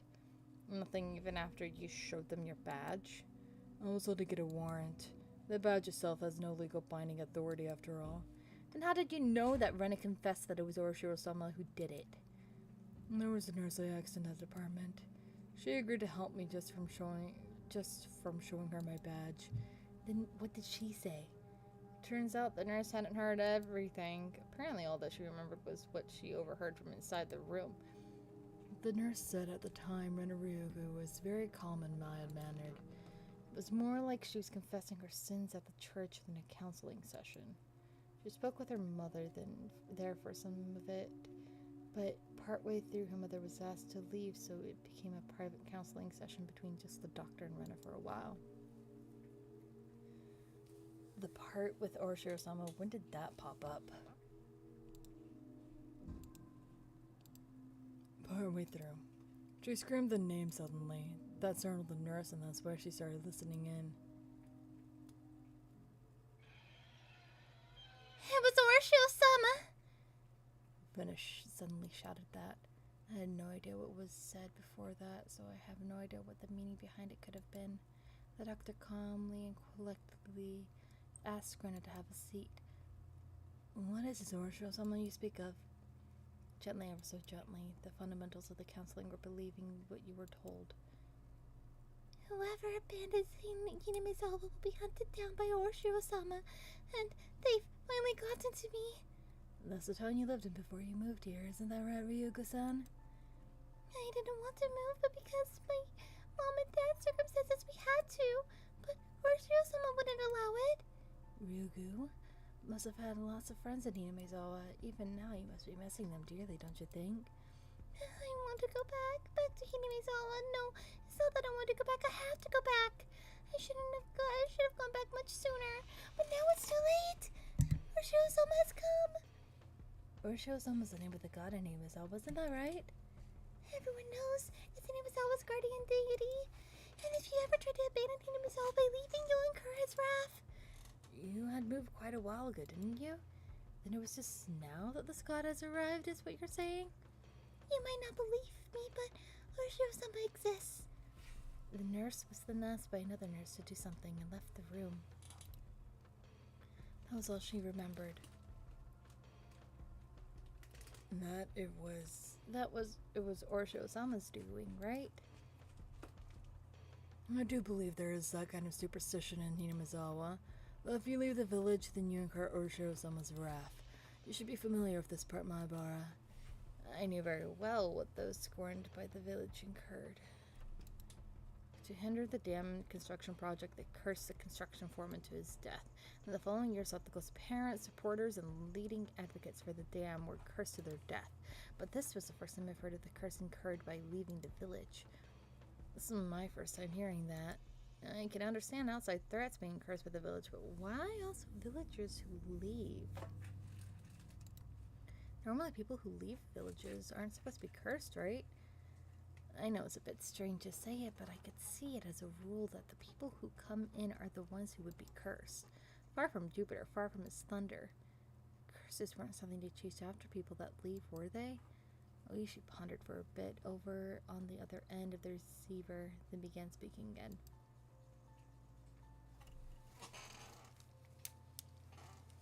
Well, I told you of long ago when Hinamizawa was called Onagafuchi, didn't I? I recalled hearing that. Long ago, Hinamizawa was feared and respected as the village of ogres. The villagers at the foot of the mountains worshipped the ogres, so Onagafuchi was hallowed ground that you could never enter. It came to be that if you entered carelessly, you were cursed by Oroshiro-sama. Those who set foot in Onagafuchi, in other words, Hinamizawa would be cursed. I could understand that. I know that, but for leaving to also be no good, that's... Also the ogres, you see. They were being strictly watched by Oroshiro-sama so they would not enter into our world. In other words, Oroshiro-sama probably restricted interaction between Onagafuchi and the rest of the world. I see. I finally understood what sort of thing Oroshiro-sama was.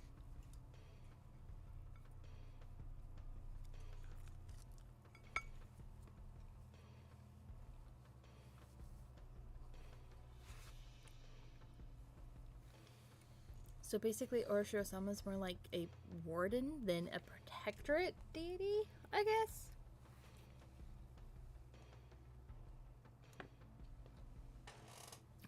Trying to keep this place isolated from the rest of the world?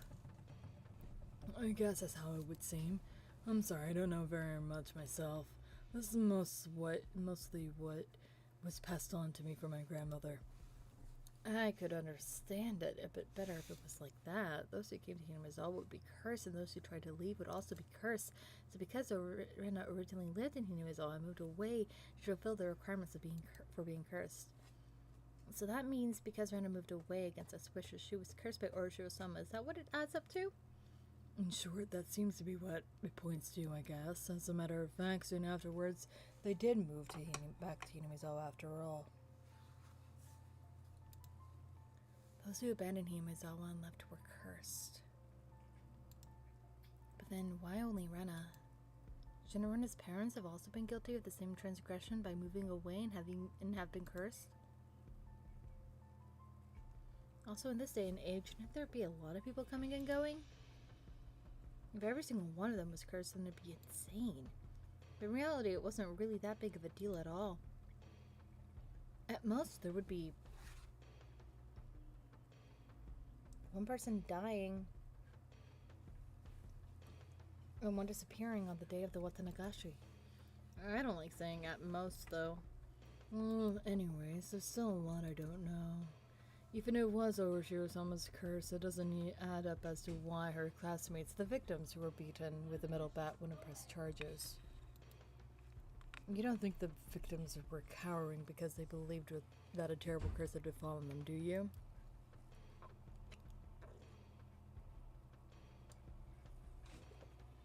Of course, I didn't want to believe it. But more importantly, I had just realized something else. There was another bizarre connection that Rena made between Orochiro-sama's curse and metal bats. Satoshi fell to Orochiro-sama's curse and went missing. I had recently learned that Satoshi had become infatuated with the metal bat right before he disappeared, just like me. Then Rena as well. She was affected by Orochiro-sama's curse. She confessed that much to the doctor.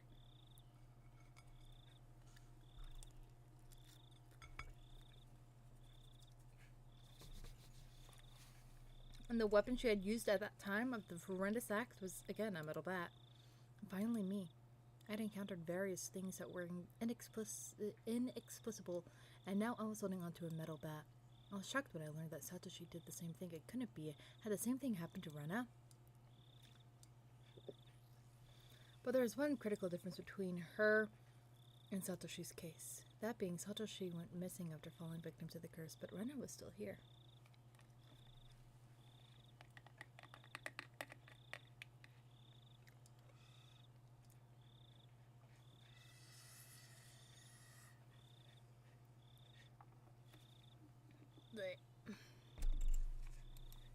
Both of them had fallen victim to Orochiro-sama's curse, yet they were met with different endings. And finally, me.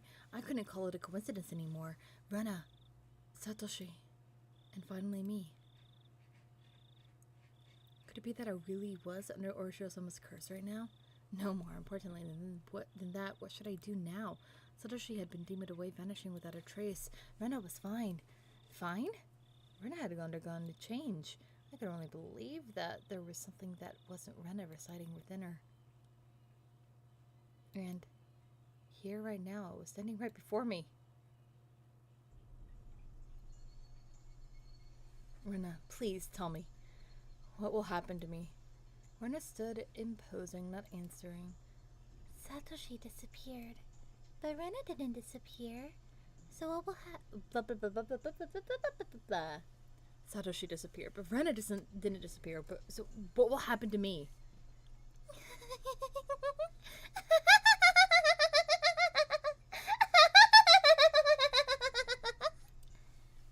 I had never heard such an unpleasant laugh before. It had become akin to the sound of her breathing. It was no longer a voice or an expression of feeling. Don't worry. I'll save you. Rena took one step forward, still holding the axe high above her head. Now then. One step closer, Rena's face spread out to fill my vision. Speak. One step closer.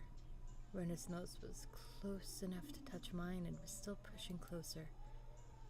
There's something you want to say, isn't there? I'll listen. I'll save you, okay? Speak, okay? Speak, okay? I slumped down, landing squarely on my butt. It wasn't for some pathetic reason. It wasn't all I could do to get as far away from Rena.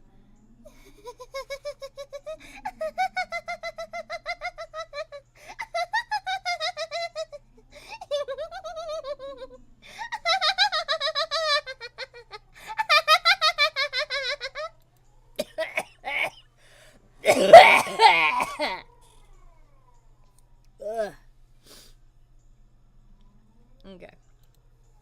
I had the gut feeling that I couldn't let her laughter end. Because when that laughing ended,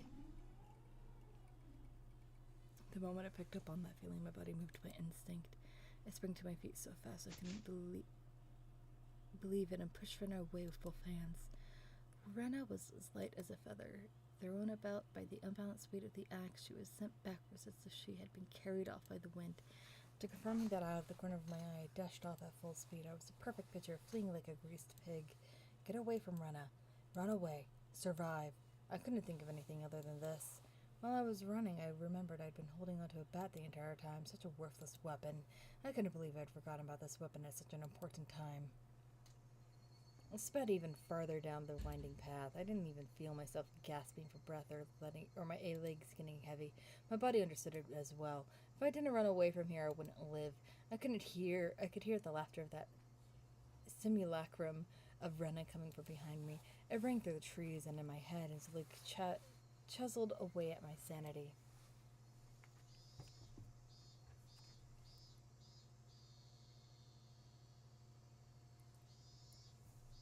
The grove of trees thinned out, my field of vision suddenly expanding.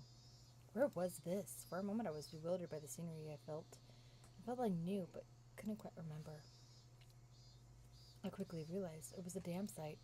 The fact that I dashed myself madly and ended up in a place like this gave me a bad feeling like I was following someone's scripted plot. I had a good view of my surroundings, but I didn't see a single soul here. This was a terrible spot for someone on the run. But there was no better place for an attacker. My heart was already on the verge of bursting. The muscles in my legs were screaming, but I didn't care. If I stopped here, then they might not even be able to scream for much longer. Even still, I glanced back, looking for an excuse to rest. Rena wasn't there. Instead, I saw two villagers walking around. I breathed a sigh of relief that it wasn't Rena, but a third party. Except the voice inside me rang the alarm once again. Villagers walking around weren't suspicious in of themselves, but it bothered me. They both wore rough-looking clothes, empty-handed, and they definitely gave the impression that they were just out for a walk. But at this time of day, two adults wandering around without a purpose, it was enough to raise questions. But more than anything, those eyes, they weren't chit-chatting while walking. They were both silent, heading forward, looking in my direction. Was I at the end of my rope and had finally started imagining things? I should run away. That was probably the best choice. If they weren't involved, I would lose them easily by running. If they were part of the group after me, then they would come running after me. Either way, unless I hurried up, Rena would catch up with me. That's right, I was going to run, deciding that the moment I began to turn tail, both of them rushed towards me as if they knew exactly what I was thinking. Somewhere inside me, I had to jump to the conclusion that Rena was the only thing I needed to be afraid of. I made the assumption that I didn't need to fear anything else. But right now, I just realized how blatantly wrong I was. Suddenly, the story Oyushi told me about the demons all leaving the village to hunt prey floated through the back of my mind. I could tell they were both coming after me without even turning around because of their frantic footsteps. It was frightening, being unable to shake Rena off as she slowly closed in on me, but this didn't even compare. Being pursued of such violent ferocity. This straightforward horror was unparalleled. One of the pursuers' arms grazed my shoulders. Now it wasn't just their frenzied footsteps, but also the sync sounds of their breathing that I could hear. No, I could practically feel them breathing on me. They were already right behind me. Calm down, Kaiichi Maribera. Still running at a full tilt, I felt the surrounding area go still. No, it felt like time itself had stopped. I turned my head back in that frozen world, realizing how close my pursuers had gotten to me. I couldn't win against the legs of an adult. In less than the time it would take to blink twice, when this frozen time began moving again, they'd be right on top of me. And then, don't think about that, Kaiichi. First, realize that you won't be able to shake them off like this. If that fact that you can't get away was a given, then you need to make a decision. Go with the right leg or go with the left. You just need to decide which one. Let's go with the left. The moment I decided that, the temporal singularity burst into pieces. Right. Left. I swung the bat in a wide arc with my right arm. Using that inertia, I stopped and suddenly spun. What? The two of them were clearly startled, momentarily losing sight of me, both of their outstretched arms ready to grab me instead grasp at empty space. The man on the right, I applaud him for being able to figure it out, spun around to the spot I shouldn't have been and faced me in astonishment, but it was too late. I didn't even need to swing my bat. All I needed to do was extend my arms as I turned around.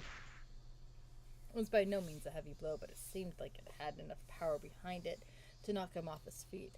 But just knocking him down wasn't enough to scare him away. He got back up in no time.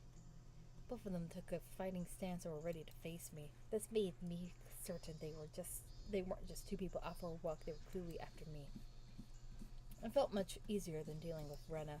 Just by not recognizing their faces, by not knowing them, it made things easier. I smiled wearily on the inside. What do you want with me? Next one is going to be right in your face, you bastard. It's fine if it was just a bluff. By barking out at them, I was able to fire myself up. They didn't respond. They spread out to either side of me with unbelievably calm expressions on their face. One of them would grab onto my bat, and the other would hold me down. What was their plan? Taking on both of them at once would be impossible. Hot sweat poured from every pore in my body. Then I'd just have to settle with the first move. I stepped in and struck the first one down, narrowing my target down to the man on the right who had already been knocked down before. I stepped in and swung with all my might. There was no way for an unarmed person to guard against. It would cause immense damage. If they blocked it with their arm, their bone would snap like a twig. If they turned their back to it, then it was possible that the blow would travel all the way to their vital organs. It looked like he was aware of this. He pushed farther through the kill zone between us and delivered a fist right into my gut. Not good. With this distance and this position and in this state, there was no way for me to dodge it. Ugh. The world flipped upside down and I understood that I was being tossed around like a rag doll. I landed on the soft earth without a sound, feeling the grainy soil press against my face. It didn't hurt at all. But the moment I thought that, I suddenly felt pain coming from the abrasions on my skin, as well as the contents of my stomach being forced upwards, flooding my mouth with a bitter sensation. Oh my god, my nose is so fucking itchy! I knew very well that I didn't have time to relish this experience. I stood up as quickly as I could, but at that moment, the other man was already barreling towards me. Being able to comprehend calmly that I simply couldn't dodge it made it all the more upsetting. After plowing into my stomach full force, once again my assailant twisted around behind me and locked his thick arm around my neck. My throat felt like it was being crushed by his immense strength. I couldn't even contemplate that I was being strangled or that I was about to go unconscious. My vision simply darkened and a silent, whining noise began playing deep inside my mind. I took everything I had to keep myself from blacking out. While this was happening, the other man was more than likely standing in front of me. I wasn't able to open my eyes, but I could feel he was there. There was nothing I could do now. Unable to shake this arm off of me, I couldn't run, I couldn't fight back. Dire straits. I couldn't even come up the phrase that adequately described my situation.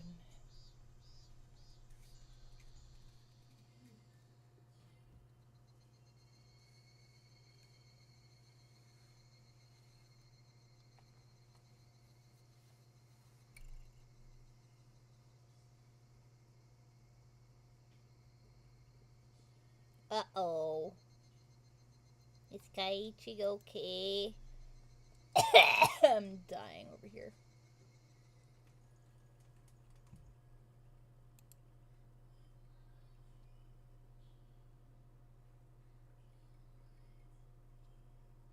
Back home? That's Kaiichi's house. That's weird.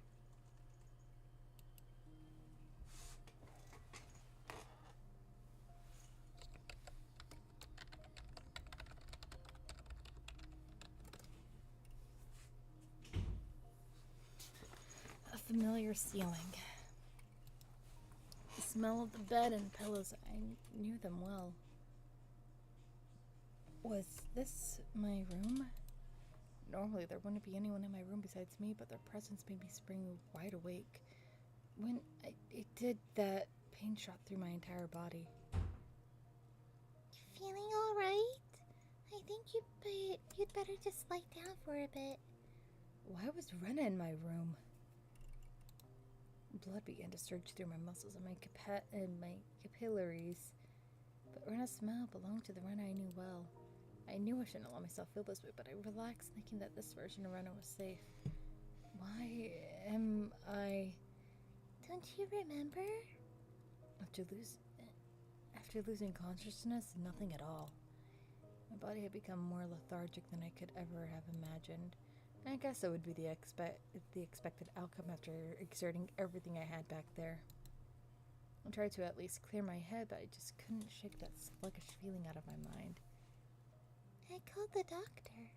He should be here soon. I think you'd better just lie down until then. I wasn't injured seriously enough to merit calling a doctor, but knowing that someone impartial was coming was slightly reassuring. Why am I here? I'm sure I was at the dam site. That's what I want to know. What happened? When I got the Kaiichi-kun was already passed out. That's why I'm the one who wants to know. I was attacked by two weirdos. As I talked about it, I finally remembered what happened right before I passed out. Recalling that memory and the terror that went along with it caused the fogginess around my head to clear right up.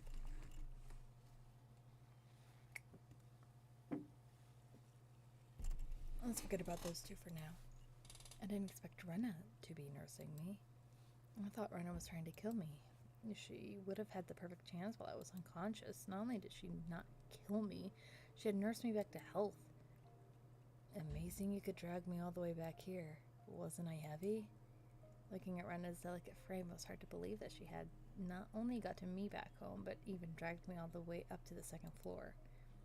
Did she have some help? Don't you remember, Kaiichi-kun? Rena appeared a bit surprised, but still kept her smile. I only propped you up on my shoulder. You said you could walk on your own and that you were fine. You don't remember? I didn't remember. My memory was fuzzy after the point where I lost consciousness. What about those two? Huh? When you got the Rena, the ones with me, or rather those two guys? There wasn't anyone. She said it bluntly. The way she stated it felt slightly unpleasant. I was just too timid at the time. I might have been able to force some answers out of Rena.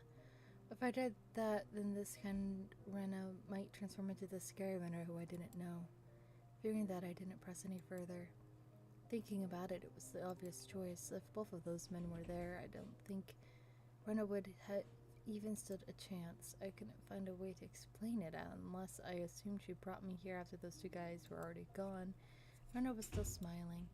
Her eyes sparkled warmly, yet I felt like I was hallucinating when I saw something. Something akin to a shadow slowly creeping across her face. That smell omen sent shivers down my spine. While Rena was still Rena, I needed to make contact. I needed to contact Oishi. Rena stopped me when I tried to get out of my bed. She said it would aggravate my wounds, so I should sleep.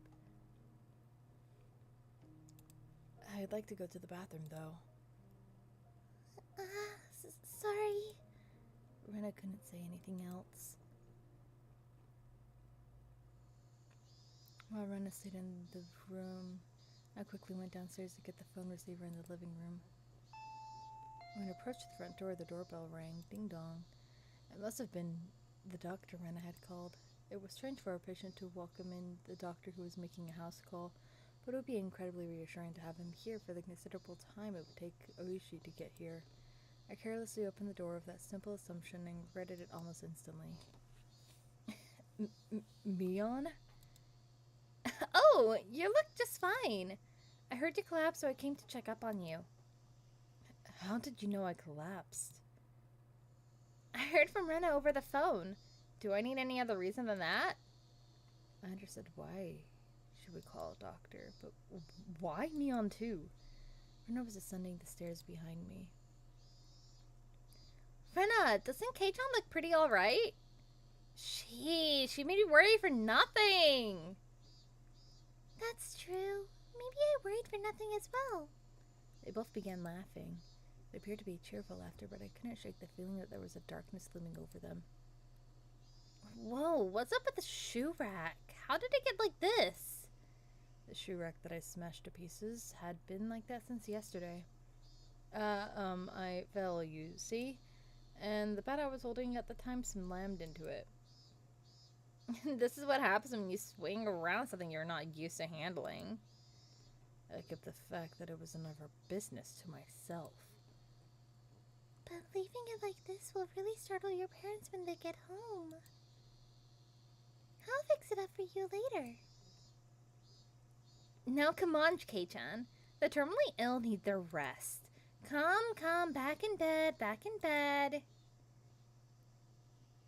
Both of them urged me up the stairs. I had no chance to call Rishi. I was pushed into my bed. As it was the first time Mion had been in my room, she began searching around intently. She fiddled around my room and was scolded by Rena. You can imagine how it went. It was uncomfortable having my room poked around, but the conversation was so benign that it was heartwarming. During that innocent conversation, Mion said something as though it was perfectly ordinary.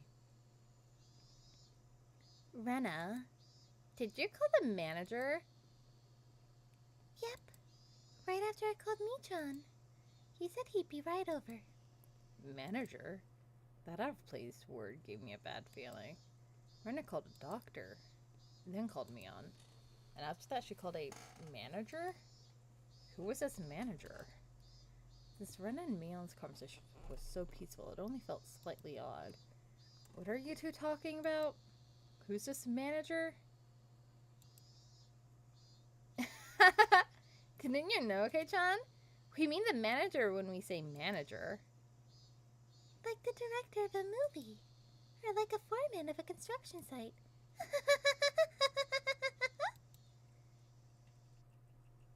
I dug through all my memories for a manager who might have business with me. Only one thing came to mind. What Rena had just said.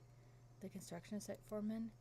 The very first victim of the first incident of the dismemberment at the dam construction site. The foreman? But that was strange.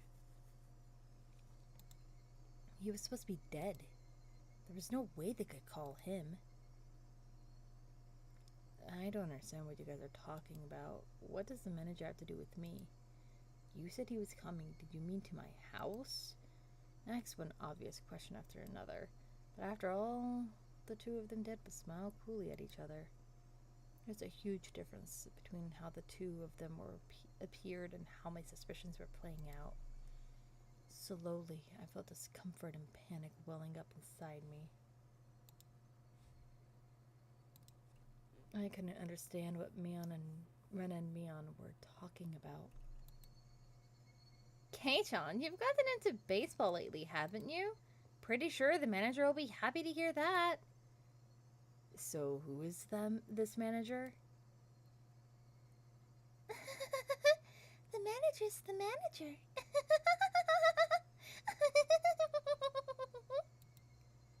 So who is this manager?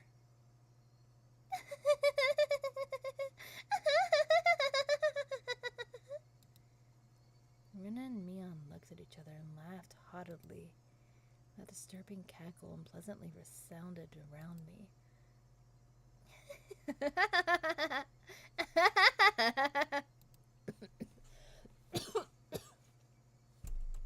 That laugh, long enough to be unsettling, ended abruptly. Oh, yeah. We should finish up before the manager comes. You remember, don't you, Kei-chan? Her face was laughing, but Mion's eyes told a different story. Remember? Remember what?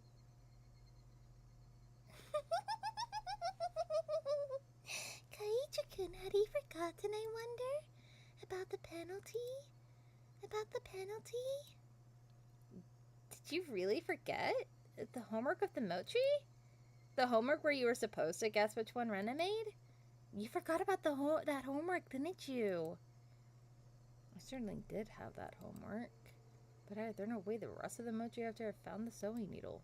So I wasn't able to answer which one Rena made. The penalty for that?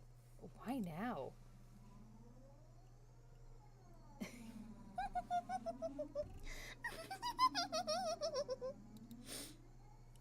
No doubt my question was written all over my face. And the answer to my question was that dry laughter. I could no longer make heads or tails of anything. I began to think this entire day was somehow insane, strange, incomprehensible. Being chased by Rena, attacked by strange men, the penalty Mion and Rena were talking about.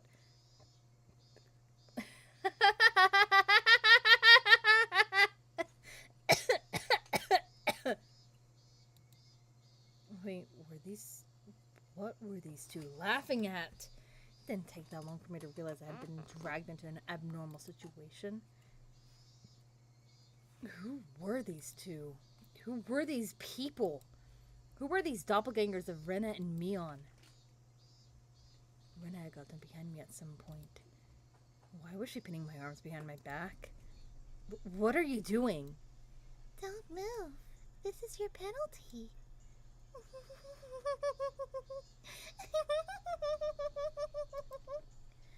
My body was already very sluggish, and Rena pinning my arms made it that much harder to move. I seriously tried to struggle, but she wouldn't even budge. My panic began to well up, and I realized this was beyond the realm of jokes and pleasantries.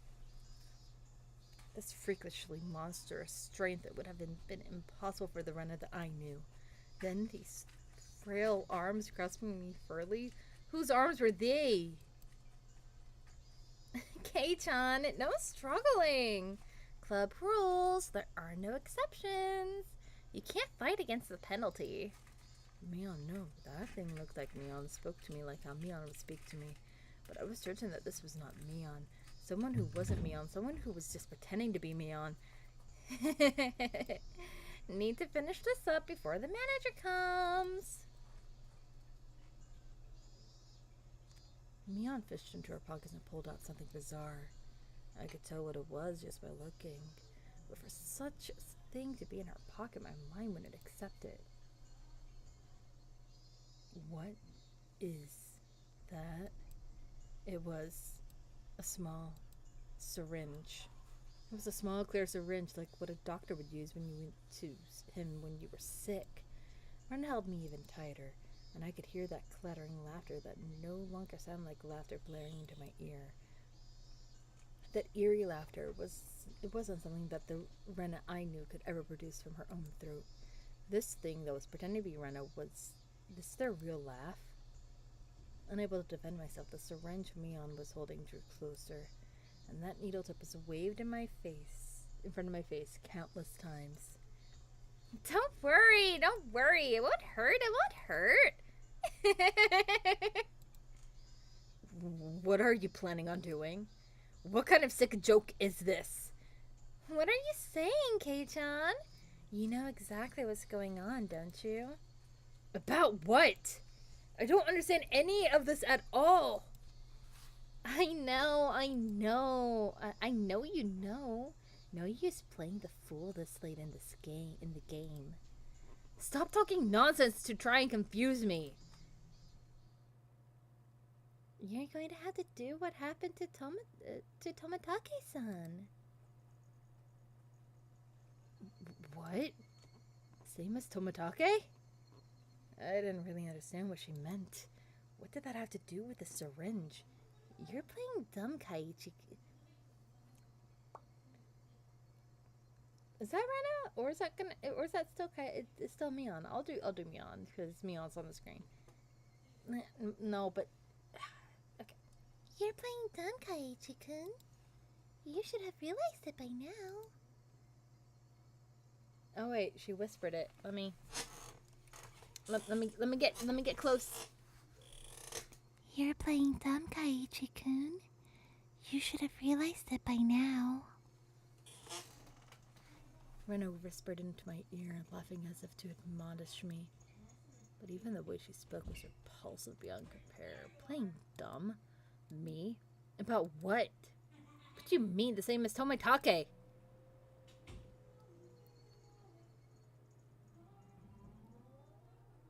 Everyone thought at first that it was a hit and run, except when the officer got closer to check if he was still alive.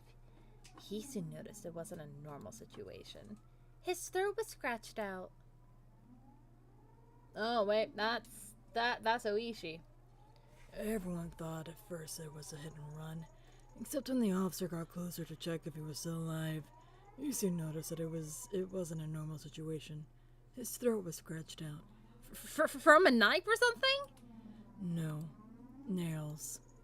Nails? Nails as in fingernails? Were those gouged through? That's right.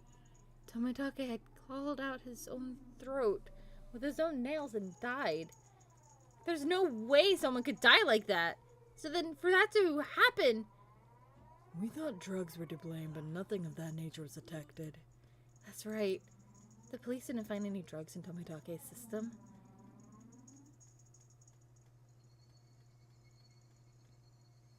The police told me they didn't find any drugs in Tomitake's body. Gweh, gweh, gweh, gweh, gweh, gweh. I think that's laughter. I'm not entirely sure.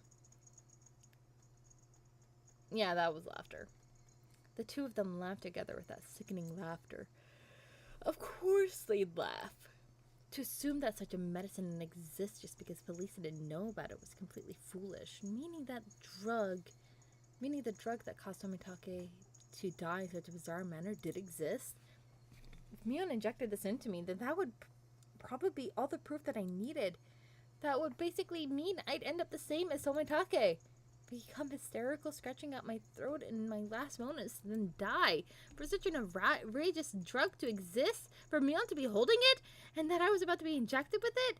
At that moment, I did not feel there was any need whatsoever to question it.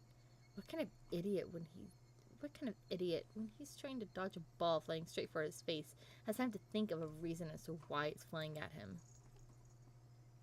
Just give up, alright then? Mion's actions lacked any gravitas that made it even more terrifying. There was none of that ceremony like when someone is sentenced to death.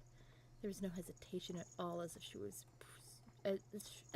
were brushing her teeth. Mion reached one hand and grabbed onto my chest. It felt like electricity had ran through the back of my head and the entire world had gone dark. Did I stand up too fast? Or did someone hit me really hard in the back of the head? Having lost my sense of balance, I was assaulted by a wave of dizziness.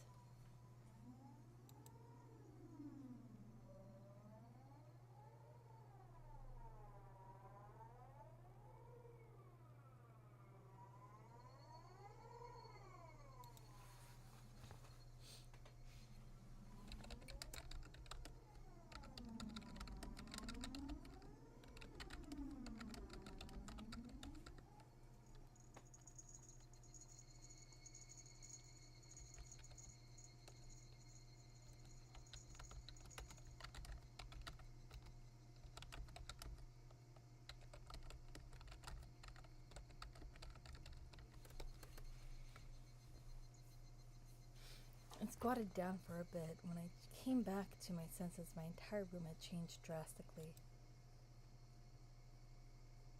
The numbness of my head was gone, and slowly I could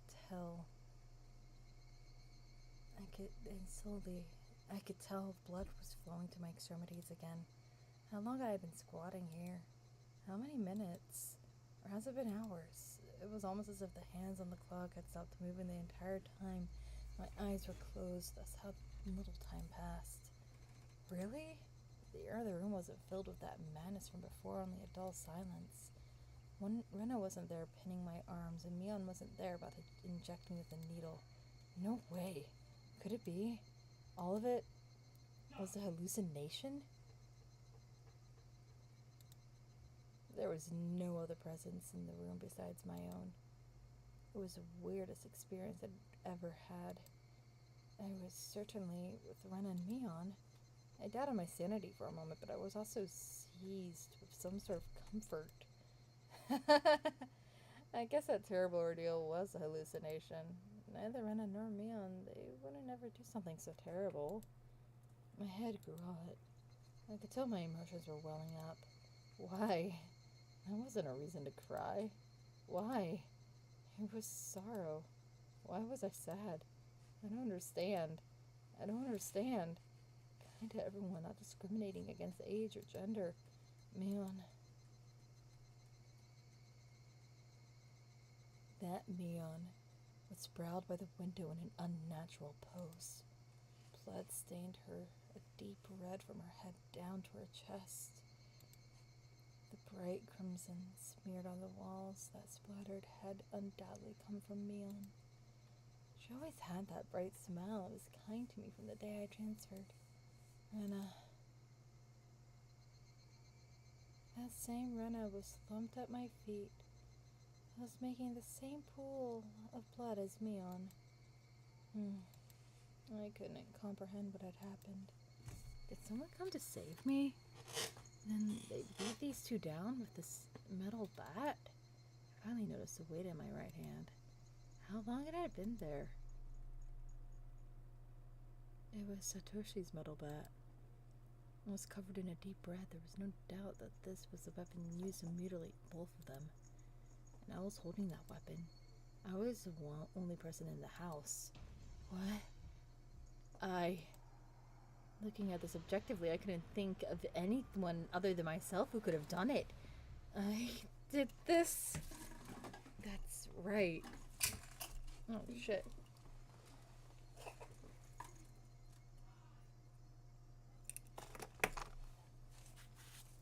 That's right. Kaiichi Maribara. Of course I did it. I told myself gently as if coaxing myself. Hey, me. There is no reason for you to remember it, nor is there a need to regret it. Eat or be eaten. You get that, don't you? But the blood. There's so much. Neither Renan nor Mion had moved an inch. It wasn't just a split forehead and a trickle of blood, nothing that simple. The entire room was spluttered with red, and that told me it didn't end with just 2 or 3 strikes. Were they dead? Both of them? The depths of my mind were calm, but on the surface I was panicking and agitated. Calm down, Kaiichi Maribara. What happened to your usual calm self? Come on now. Do like you always do. Throw your head back and take a deep breath. Come on. Once, twice. Breathe deeply. Calm down. Calm down. I chanted that over and over in my head and relaxed.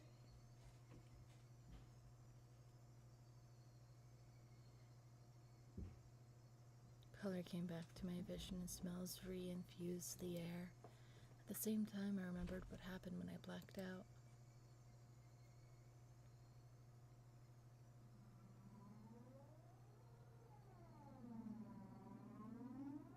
Rena and Mion had attacked me. They were about to inject me with whatever caused the same symptoms as Tomitake. But right before that happened, I fought back. I twisted my body and threw Rena as she was pinning my arms. Then I followed through with my spin and rammed my foot as hard as I could into Mion's torso. It was soft. Rena tried jumping on me, so I tackled her as hard as I could and slammed her against the wall. I didn't let that brief moment of having them off balance slip by. Satoshi's bat that was left carelessly by the side of my desk.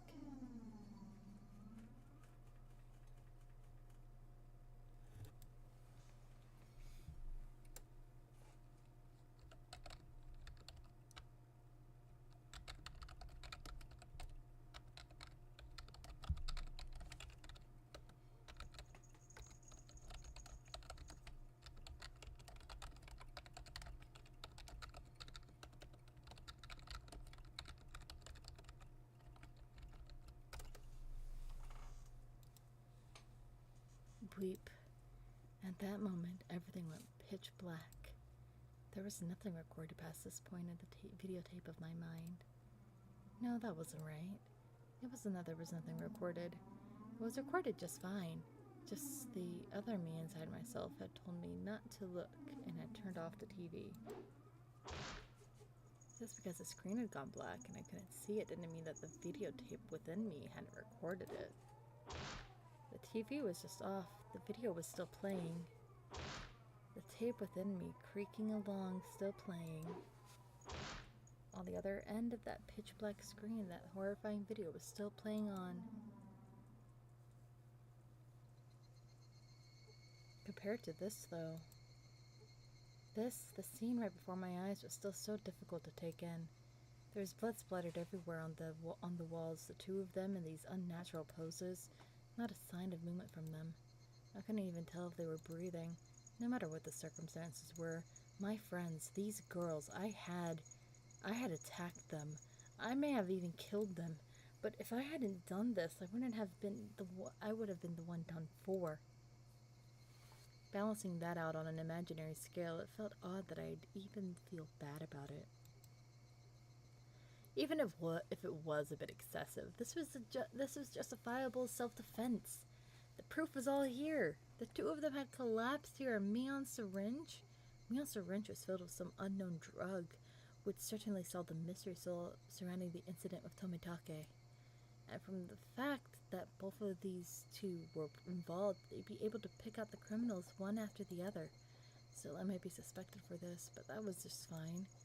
Anyway, now this should be a police affair. This wouldn't fade into the darkness like Rena's past incidents. As long as the police are involved, that should bring this to a close. They'll probably revisit their investigation on the chain of incidents. Oyushi would definitely get to the bottom of it. Meaning my wish of not wanting to die, of wanting to know the truth, that would be fulfilled in its most basic form. It was all a matter of time now. The doctor Rena called should be getting here soon. I'll confess everything to him. I need to contact Oishi.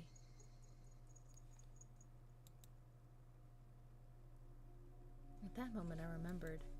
Besides the doctor, a manager had been called. It was easy to imagine that they were someone deeply involved with the incidents, judging from Ren and Mion's conversation. The ache in my chest caused by the gruesome deed I'd done dissipated rapidly. It was not over yet. This place was no longer safe. Stay calm, Kaiichi Miyabera. It's not over yet. I needed to live long enough to tell the police of this incident. At that moment, I felt like I heard someone's voice from outside. Since people were speaking, it must mean that there was more than one person. I moved the curtain ever so slightly and peered outside. It was a bizarre sight. About 4 or 5 grown men were all gathered at the gate. They very much resembled the 2 men who had assaulted me at the damn site today. Those 2 might even be among them. There was one person wearing a white coat, but he didn't look like a doctor at all. My gut told me he was in disguise, only posing as a doctor. That guy would probably ring the doorbell and get me to open the front door, pretend to be a doctor to get me to open the door, and then the rest of them would all rush in at once. At that moment, I saw the car parked behind the men. My heart nearly skipped a beat. The white van! No mistaking it. That van, the one that had tried to run me down. The man in the white coat entered the gate and headed towards the front door. The rest of the men hid in the bushes and watched him. I probably couldn't pretend that I wasn't home. Undoubtedly, they just break the window down and enter. I need to get out of here somehow. Then use a public phone to contact Goichi. Then meet up somewhere. First of all, I need a weapon. Then shoes. But before all of that, there was one thing that I had to do. I had no intention of dying. I'd live and reveal the truth about this nonsensical curse of Oroshiro-sama. But what would happen from here on, regardless of how determined I was, may bring about my demise, and that was why. There was one thing more important than getting out of here right now. I need to get that clock out quickly and take down the note hidden behind it. Damn it! The tape was sticking to it fast! I'd be fine if it was torn a little. I opened the slightly torn note and began writing another passage with a ballpoint pen. If I wasn't able to inform Oishi, then the only thing I could rely on was this note. I never thought a piece of torn college-ruled notebook paper could be this reliable before. I had no time. I'd write what I knew right now. I needed to leave some sort of information that would lead them to uncover the truth. Rena and Mion are conspirators of the perpetrators. This was an undeniable fact. I still didn't want to believe it, but it was a fact. Anyway, I'd leave all the information that would help lead them to finding the perpetrators. There are 4 or 5 adults, maybe more. They have a white van. This was everything I was able to see from the window. There may be more. Also, there was that unidentified person known as the manager. To begin with, the term manager didn't even mesh with me and Hinamizawa at all. If they were going to include the managers from the past incidents, then the only one is the construction foreman, the victim from the first murder, the very first victim in the chain of events. Killed in a lynching, his body divided into 6 pieces. His right arm was never discovered. The police should have confirmed that death, but Rena and Mion did both call him manager. They said manager. They wouldn't use that term to refer to someone who was dead. The police would never even conceive that someone who was deceased could be involved. Could that be some sort of oversight? I didn't know. But even if I didn't know, it could be a big hint for Rishi. That's right. They needed to start fresh from the first incident. It wasn't just a simple dismemberment, but the start of the string of serious deaths that would follow. So then there must be something hidden there. Please reinvestigate the victim for the dismemberment incident. He's alive. His death should have been established after an autopsy. Logically, you would think as much. But was that really the case? Could it have been some sort of ploy that they were able to deceive the police with? I shouldn't jump to conclusions, but he may still be alive. I had no time to ponder that right now. Oh yeah, there's something even more important I need to write. Tomotake's son was from an unknown drug. That's right. That drug, it was an irreplaceable piece of evidence. No doubt just by having this, everything would be uncovered. I couldn't just leave that vital clue lying on the floor. The syringe is proof. Writing that down, I stuck the syringe onto the back of the clock with plenty of tape, so it absolutely would not slip out and fall to the floor. Firmly, firmly. The bell rang. Then they were here. I couldn't write anymore. But even still, there was one last thing that I had to write. I have no idea what it has become like this. This may be the closest thing to the truth out of everything I wrote on this note. If you are reading this, then I am probably already dead. Though you may or may not find my body, if I was going to write everything that could happen, either dying from the curse or being demoned away, you who are reading this, please uncover the truth. That is my only desire. With this, my last will and testament was complete. I wasn't certain that I was going to die, but it was my final plea, just in case. I folded the note and stuck it onto the back of the clock and returned the clock back to its usual spot. I couldn't help but pray. Oishi, if something happens to me, I leave the rest to you. After that, I gazed down silently at Rena and Mion. This was probably the last time we'd ever see each other. Rena, Mion, I really had thought all of us were friends. But why did it end up like this? I never had any fun in my previous school. I only worried about standardized test scores, about if the school I had hoped to get into was where I really wanted to go, or a safety net. That was all I talked about. It was a dull life. The people I called friends were also my rivals in studying and competitions and personal records and standardized test scores. Everyone here taught me how unhealthy that lifestyle was. This month was really fun. Making a fuss over lunch, making a fuss over the club, making a fuss over the festival. Something hot began dripping from my face. Uncontrollable. Tears. I should have had no obligation to shed tears for them, but they wouldn't stop. Even if they were after my life, even if they were trying to kill me, everything that happened this month, I wouldn't forget it. Or could it be those happy days were all a facade as well? Was it all a trap meticulously orchestrated up until today to ensnare me? Could it have been that I had just arbitrarily assumed that they were my friends? That couldn't have been the case. Both Rena and Mio, they really were my friends. Those happy days, there was nothing fake or unclear about them. Something probably forced them to try to kill me. Or their minds were taken over, possessed by the supernatural entity known as Oroshiro-sama. Regardless, both Rena and Mion, they were the best friends ever. And when they were coming after me, it wasn't of their own volition. Wait, they weren't the kind of people to sell off their friends regardless of whether or not they were forced. There's no way such a thing like being possessed by Oroshiro-sama could happen in reality.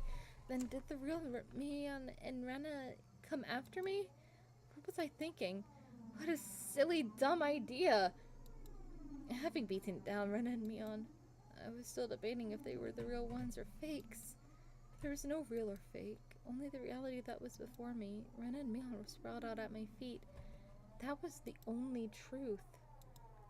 I was only trying to twist the facts to my benefit that I had beaten my friends to death. No matter how I spun it, it wouldn't change reality. Rena and Mion were both dead. It felt like there was a crack in the dam of strange emotions I was holding back. It felt like my calm state, which was nothing more than a bluff, had receded, and in that opening, insanity was leaking out. I killed them. Rena and Mion, I killed them. The doorbell rang again. The unrelenting echo pulled me back into a state of composure once again. I didn't have a moment to spare. Quickly, I needed to get away. I didn't want to die. I would uncover everything after that. The identity of whatever had pushed me this far. Even if I had to drink mud and eat grass, I would survive. I would definitely survive. And killed Rena for that very reason. I also killed Mion. I went that far just to keep living. So I can't die. For my sake, and for the sake of the late Rena and Mion, I have to survive. I ran towards the door and grabbed my shoes. The doorbell rang again as if to urge me on. Behind the single, solitary door, they were there. Keeping quiet, I headed towards the kitchen, headed towards the back door. Before opening the back door, I put my ear to it and checked for people outside. No one? After I put on my shoes, I opened the door slowly so as to not make a sound. There he is! The back door! A piercing voice echoed out. That voice stabbed through me, setting my hair on end. I had to run. Get out of there. Get out of here, Kaiichi.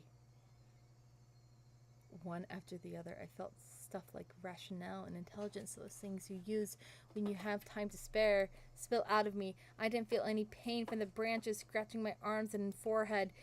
My autonomously pulsing heart also felt neither fatigue nor pain. My entire being just wished to live. There was nothing else it desired. It probably had no complaints whatsoever, so of course I wouldn't feel fatigue.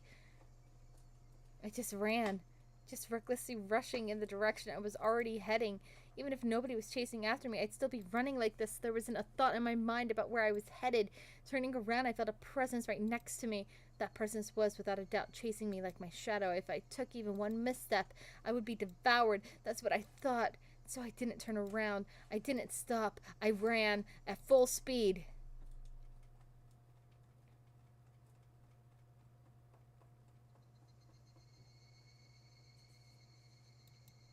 That was the chirping of the Higurashi telling me it was evening, trying to tell me something, and then I finally heard it. The wailing cry of the victims who didn't make it. Would I be joining them?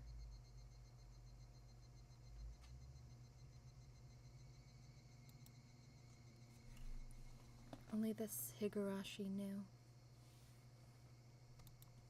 They knew everything. They definitely knew. So I ran towards where I could hear more of the Higurashi's chirps. But the farther I ran, the farther away their chirping became. I couldn't get near them. Why are you all running away? Why was it my fault? Was I the one to blame? Then I'll apologize. I'm sorry. I'm sorry. I'm sorry. I'm sorry. I'm sorry. I'm sorry. I'm sorry. I'm sorry. I'm sorry. I'm sorry. I'm sorry. I'm sorry. I felt that only the Higurashi knew.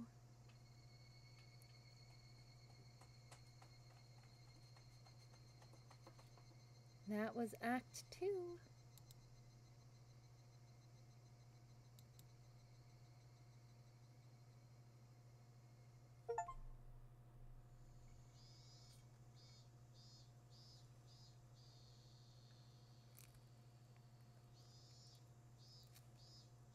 We're playing as Oishi now.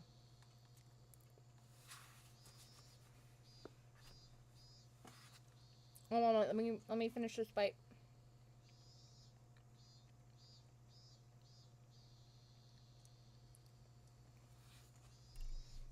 The smoking room was filled with a cloud of cigarette smoke. The expensive smoke filter gave off some crackling electric noises, but it didn't seem like I was doing anything at all. Why do smokers have to be shoved so far down this corridor where the sun didn't even reach? I recalled hearing that the tax revenue from tobacco was about a tenth of the municipal's revenue.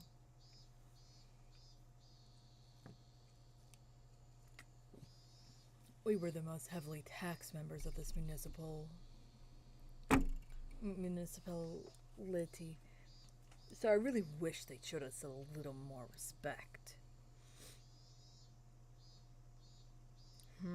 Why would you discard the 5 manzu there? It's just decreasing your options. One of the younger detectives was having a staring contest to the Mahjong magazine called Next Turn. You're still in Tenpai if you cut the 5 manzu. If you're betting on a haite, then shouldn't you be going into it with a mangong? Kuma-chan, look at the pond. They all discarded a 5 manzu. It's a safe tile. You'd hate if at any game someone was sitting on a tenpai on the last turn, wouldn't you? I could let out another groan, put out a cigarette, then took out another one. I just don't agree. Why would you reduce your own options?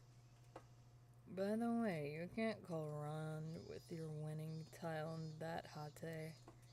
What? Why is that? Just then I heard a voice coming from down the hall. Are you here, Oishi? You have a call from a civilian. Whoa, ain't that something? Hope see you soon. Why can't you call Ron on it? Hold on a second. Oishi? The man sitting in the seat Oishi was heading towards waved at the telephone receiver. Outside line, from a payphone. Oh, why, thank you. Sorry to keep you waiting. This is Oishi. Who is it? Oishi? Hello? If it isn't Maibara. Why, good evening. From the tone Maibara's voice, I already knew he was in a predicament. This was the first Maibara had phoned me, and he was calling from a payphone? Please calm down. Did something happen? Well... His voice was erratic over the line. He had completely lost his sense of composure. After checking that nobody else could hear, I prompted him in a hushed tone. What happened?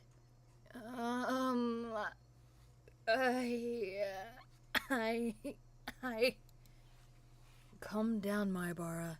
I can have the local officers head to your location. I'll be there soon, too. I think that's impossible. His voice was quivering and hoarse. He wasn't surrounded by people even as he was making this call, was he? Maibara, you're calling from a payphone right now, right? Where's that payphone? There was no other sounds besides Maibara's voice. It had to be a phone booth. I scratched on a note and thrust it at my colleague sitting across from me. Hinamizawa phone booth. He understood quickly and hastily started on the internal lines. Calm down, Maibara. What is your current situation? Usually it wasn't a good idea to tell someone panicking to do so, but this was not a usual case. Maibara didn't just get in trouble. Get away and then call me. He was in the midst of something dangerous right now. But yelling at Maibara right now would just needlessly cause him to be even more frantic. Maibara wasn't just calling to seek help. He was trying to tell us something more than that. Whatever that was, if I didn't get it from this call, I was certain there would never be a chance. My colleague pushed a note in front of me. There's only one booth in Hinamizawa. A patrol car is on the way. 5 minutes. That's too long. How many officers are in there? 2. Not enough.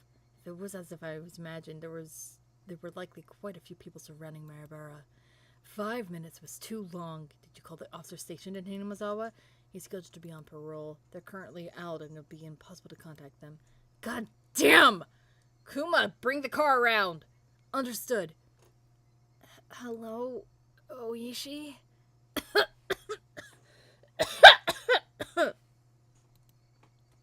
Hello. It's alright. I can hear you loud and clear. There was something wrong with Mahabara. That wasn't a normal coughing sound. Vomiting? Or was it blood? Had he already been attacked? Was he injured? Mahabara, the police are on their way. They'll be there in a couple minutes, so hold on somehow. Hello? Can you hear me? Mahabara? I could hear on the other end that he was having a coughing fit. The worst possible situation popped into my head. Mahabara! Who is the culprit? How many are there? I thought at first the culprit was human. I couldn't tell if that was a cough or vomiting. Are you alright, Mahabara? I thought that the culprit was a person and not Urashio's curse up until right now. But I guess in the end...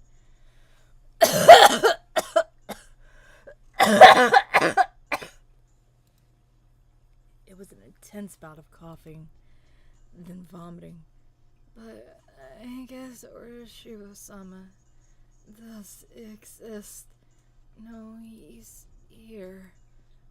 Mahabara, please just calm down. I have been thinking it was strange for a while now. It's been following me this whole time.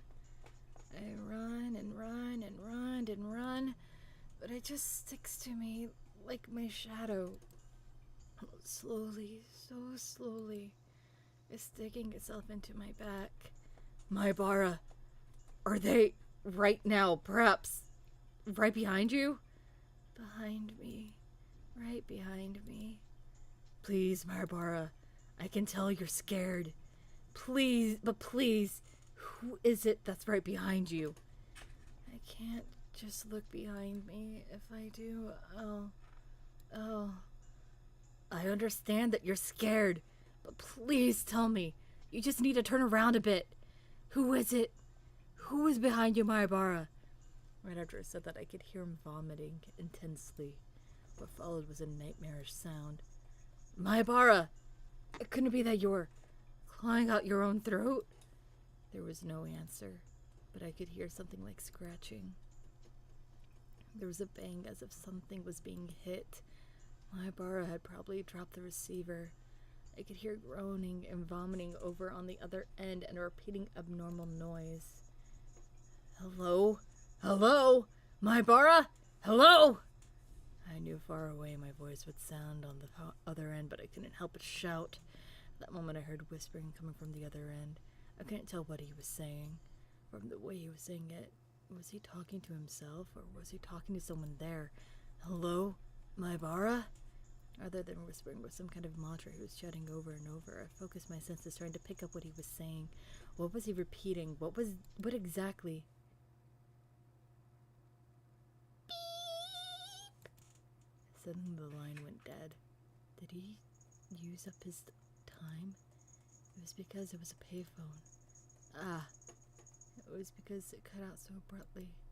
The last thing he said came out so clearly in my mind. Oishi, the car is good to go. Oishi? It was...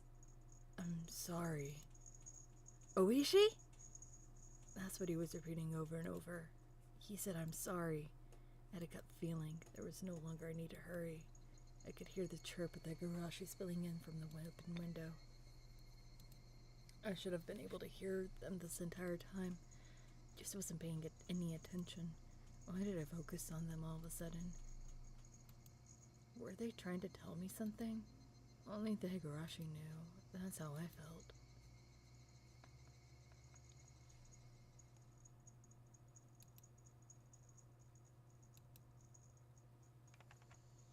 July 1983.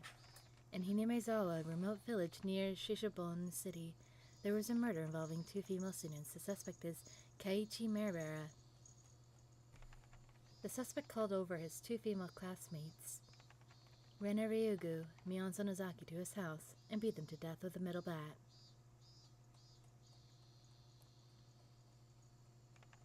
The scene of the crime was the suspect's room on the 2nd floor of his house. The inside of the room was covered with a significant quantity of splattered blood, and there were signs of a struggle with the victims. In addition to the scene of the crime, the entryway, living room, and kitchen all had traces of a struggle. At the entryway, the shoe rack and wall had evidence of being impacted by a strong blunt force.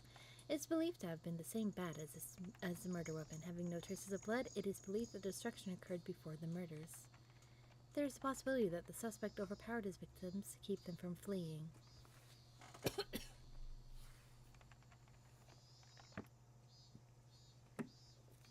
In the living room, the rug had been pulled back and then thrown aside. It is hard to believe that this had a connection to the struggle with the victims, and thus the reasons for this remains unknown.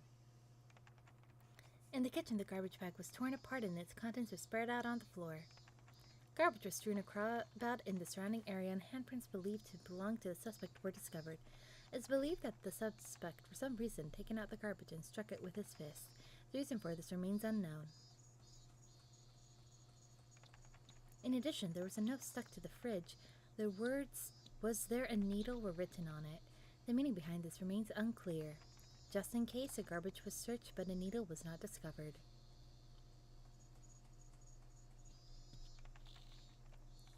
Though the garage door was functional, it had been left open ever since the suspect moved in. The garage door was found closed. The suspect's fingerprints were discovered on the garage door. The reason behind this remains unknown. The suspect fled the scene of the crime.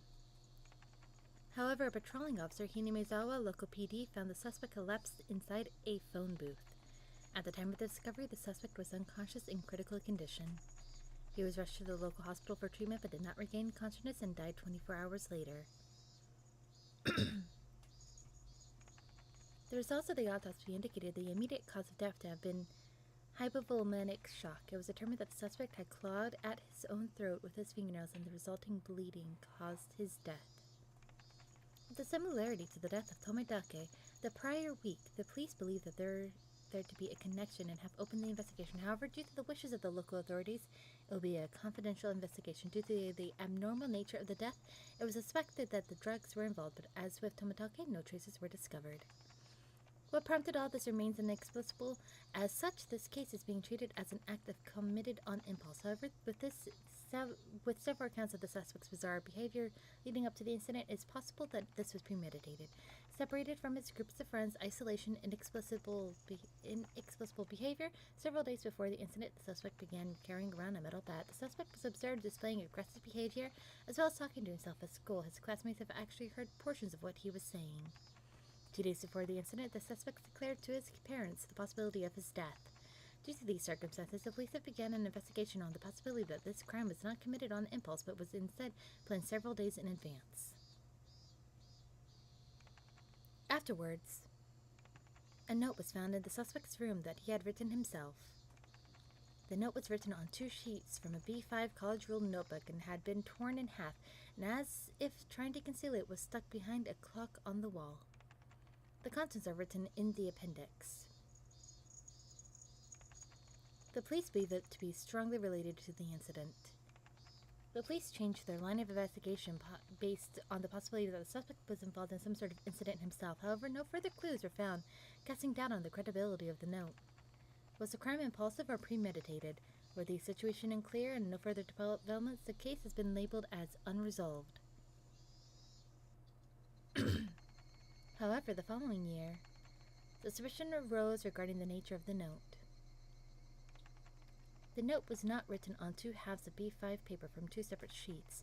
It was originally a sheet of B5 paper. In order to erase several lines for the middle, someone had torn them out.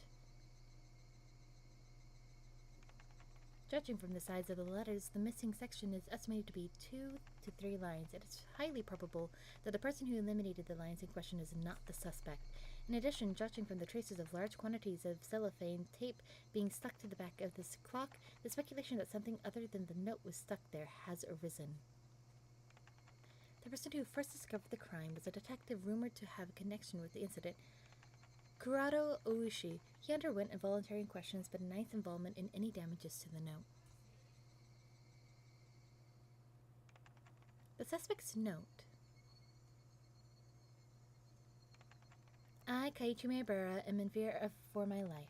I do not know why they are after my life. The only thing I do know is that it has to do with Orochio-sama's curse. Rena and Mion are conspirators of the perpetrators. There are 4 or 5 adults, maybe more. They have a white van. This is all on the first sheet. Everything below this has been ripped out. This is from the second sheet. Everything above has been ripped out. I have no idea why it has become like this. If you are reading this, then I am probably already dead. Though the only difference may be the presence or a lack of a body. You who are reading this, please uncover the truth. This is my only desire. Kaiichi Maebara. Ooh, there's a cover-up.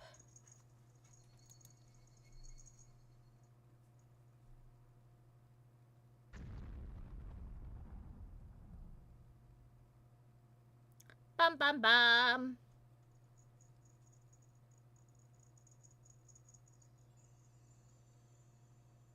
A new scenario. Oh, whoa.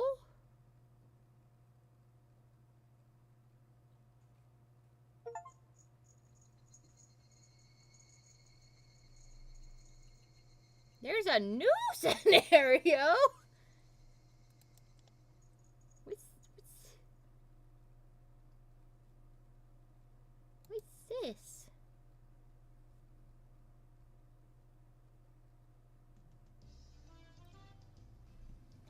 Thank you for buying Higurashi When They Cry on Ikakushi, a visual novel by '07 expansion.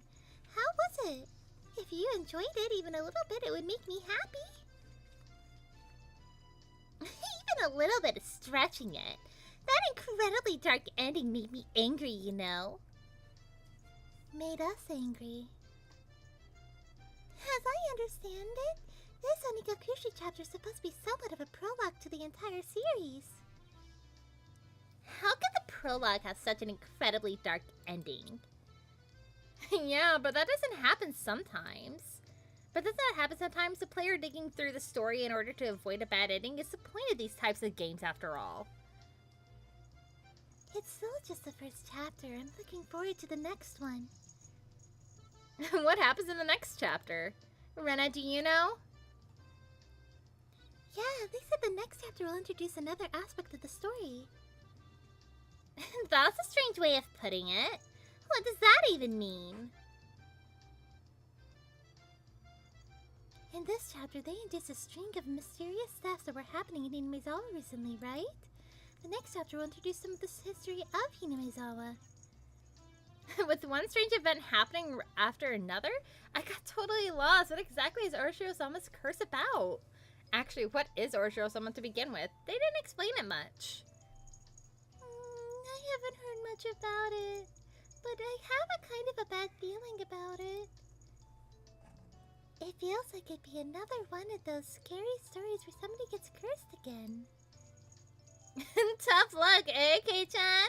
What kind of curse is he gonna get hit with this time? However, I'm looking forward to seeing what kind of story it's going to be. Sorry for being late. My bad, my bad. Hey, everybody. Good work today. Same to you. Huh? Where's Kei-chan? Kaiichi-kun is already off reading the script for the next chapter. It must be hard being the main character. Huh? That's too bad. You could have at least poked in to say hello. It's probably because he doesn't have any character arts week. Oh my fucking god! Fucking Rika! What the shit, Rika? It's probably because he doesn't have any character arts, so he couldn't poke his head in even if he wanted to. Rika-san, that's what we refer to as a personal problem.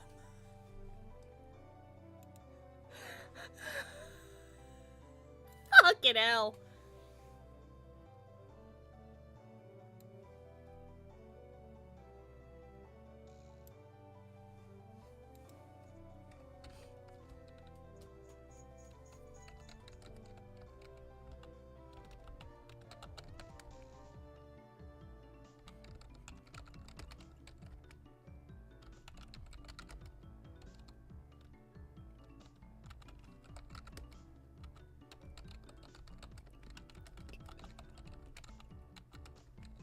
Oh my fucking god.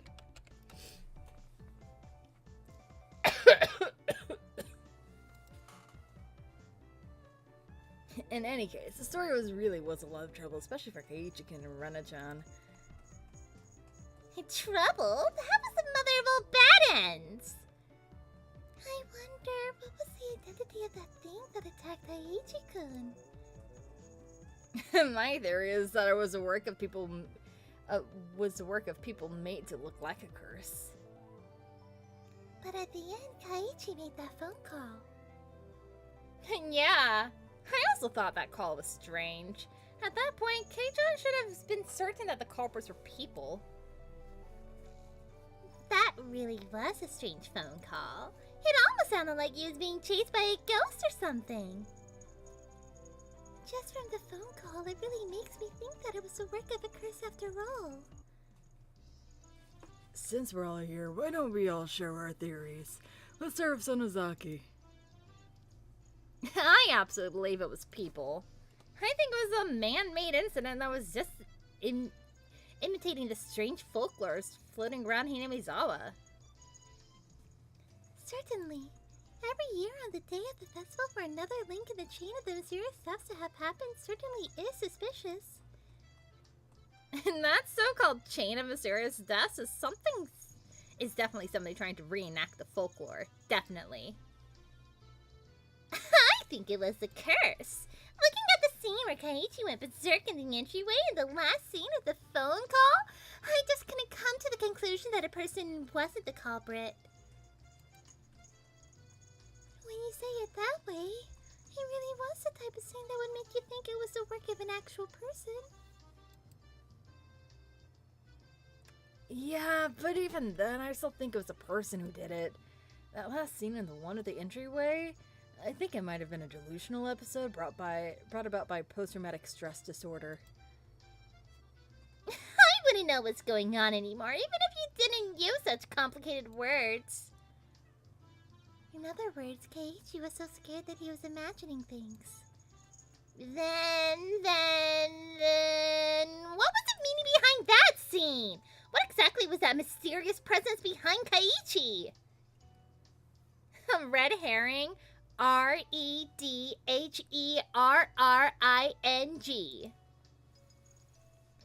Mi-chan, what do you mean by red herring? Like old man Tomitaka here said, thus it was a result of Keiichi having a stress-induced delusion from being mentally cornered. To expand on that a bit further, it was a ploy to make the player think it was a curse. That's why it was a red herring. When you say it like that, but Well, it just means that there's there's that possibility. in that case, the theory that Oishi proposed during the story that was a conspiracy by the villagers was correct? What does the man himself have to say about that? Me? It makes you think, eh? Huh? I totally thought that Oishi would be behind the people explanation. During the story, I said it was definitely the work of people, but if a person really was to blame, that leaves a lot of loose ends. Like what? Well, let's hear what Detective Oishi's theory is. First of all, if a human is a culprit, then there has to be a motive. In other words, somebody has to gain something from it. So, what you mean is, if this was the work of a people, there would have to be something gained from causing the chain of mysterious deaths? Exactly. I felt that somebody could have benefited from the deaths of people related to the dam development, but the recent victims weren't related to that at all. First off, who benefits from killing Keiichi-kun? I see. If you say it like that, my case is kind of weak too. I mean, none of your money was stolen. There's no way it was human culprits. But that's not everything there is to it, right? Like Mi-chan just said, there might have been some sort of reason for them to reenact the folklore. Exactly. This wasn't a murder where you consider the typical motives. It makes me think that this was most likely some sort of ritualistic murder to reenact the bloodstained history of the village. So I'll ask the question of the hour. Who gains from this reenactment?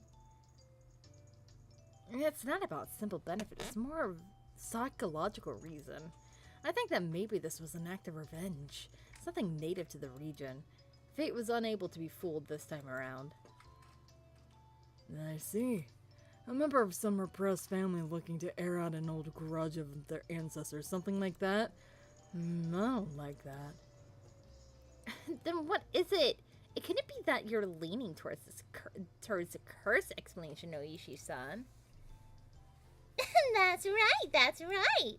The man playing the detective said so. He decided it was a curse. If, like how Maribero said during the story, it was the case that Urashiro-sama possessed Rena and Sonozaki and committed those acts, that would fit the evidence the most, much as I hate to say it. Actually, I'm of the same opinion as Oishi.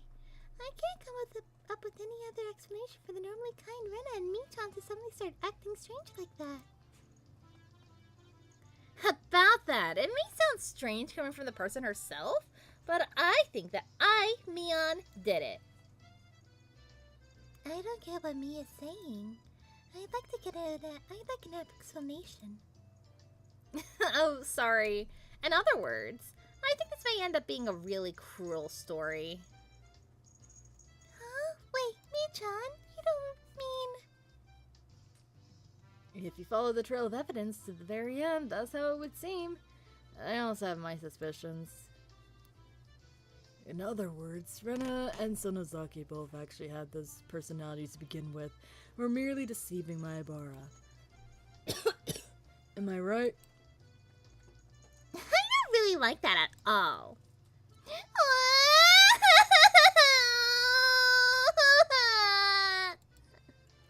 is all the curse's fault! Rena and Mion and everybody else are all kind and nice people! I think that too. I think that Rena and Mion are really good people at heart. I think that during the story they definitely were possessed by something. So Rena thinks it was a curse. Then let me ask everybody who thinks it was a curse. There has to be a reason for a curse, right? I don't think there would be something indiscriminately cursing everything. Can somebody explain that? A curse is a curse. Human logic won't get us anywhere. Santico. A personified deity is, in the end, nothing more than the creation of people. That's why their method of thinking is also understandable to humans. Just take a look at the Greek pantheon. They cry, get angry, get jealous. Basically, they're just like humans. So what you're saying is that Urashiro-sama is cursing people with some benefit in mind? And that's an odd way of putting it, but basically, yes. And that's why they say, far from Jupiter, far from his thunder. You do have a point. Basically, it doesn't matter if it's Urashiro-sama or humans. There has to be a reason. Barika? What if that reason isn't clear? I don't know. That's right! This is still just the prologue. There's still a lot of stuff that hasn't been revealed yet. Yeah, it's hard to come up with any more theories at this point. No, I won't be satisfied until this is all made clear. Mion seems rather particular about this as well. We'll just make the best with what we know. Doesn't this feel interesting, like the club a bit? Yeah. If you put it that way, it does seem interesting. Well then, let's summarize. Let's see, I think it was a curse. Tomatake thinks it was people, right? Yeah, I'll go with it being people. I also agree with the people explanation. That's not to say I hate such fantastic things like curses. But in this particular case, the connection to a curse is a little weak. 2 for the people explanation then. Rena was on the curse side of things, right? Yep. Satoko and I believe it was a curse, right? Yeah, I think it was a curse. People who say that Rena and Mion were evil to begin with are more befitting of a curse. Well, I don't want to believe that my own personality was that twisted, but I have to be cool when I'm in club mode. If I base my choice on just emotion, I'll regret it, you know? Well, now, it doesn't really matter which side you pick, does it? Huh? Rika hasn't said anything yet. What do you think? I don't think that Orochi-sama is a bad god. Huh? That's an interesting opinion. I don't want to worship some bad god that just curses people. I like a generous god more than one that curses. That's right! Rika is a shrine maiden. Yep, good opinion. Then what? If Rika doesn't believe that it was Orochi-sama, then do you think the perpetrators were human after all? Well, just go with that. Well, now. That means the votes are split right down the middle, so half of us think it was a curse and half of us think it was people. Rena, just for reference, what did the test players who played the beta version think? Yeah, there were a lot of more people who believed in the people explanation. See, right there! Our veteran comrades are cool, collected, and very observant. But the beta version only finished partway through the story. That's right! Even the people who played the beta might change their mind if they got to the very end. What should we do then? This means that the opinions are still split. It's no fun if we don't settle this. We need there to be an odd number of judges, in other words. We need one more opinion. Ah, perfect timing then. Why don't we ask Kaiichi-kun himself? Let's call him. The opinion of the victim himself is very valuable. Since that's decided, it's time for the phone.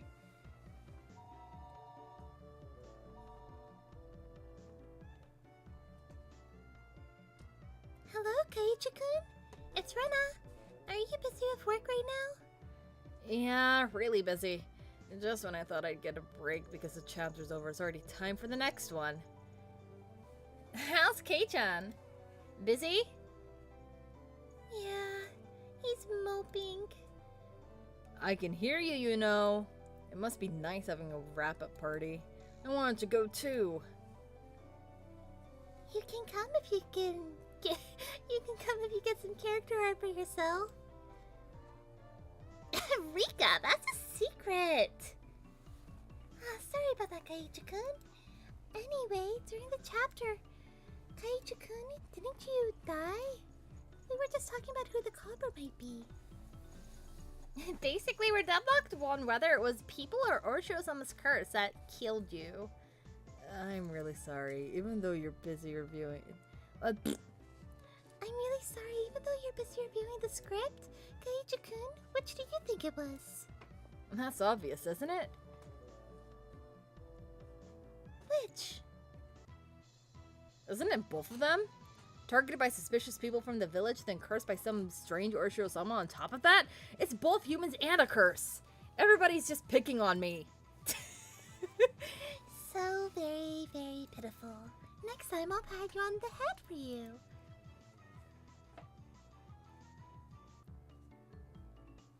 In the end, the opinion's still split, huh? I'll think this over again. We might have missed something. Well then, please look forward to the next release of Higurashi when the Great Watanagashi.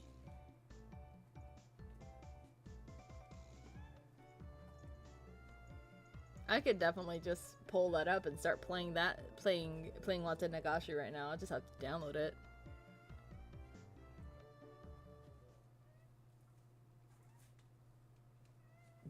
But, you know,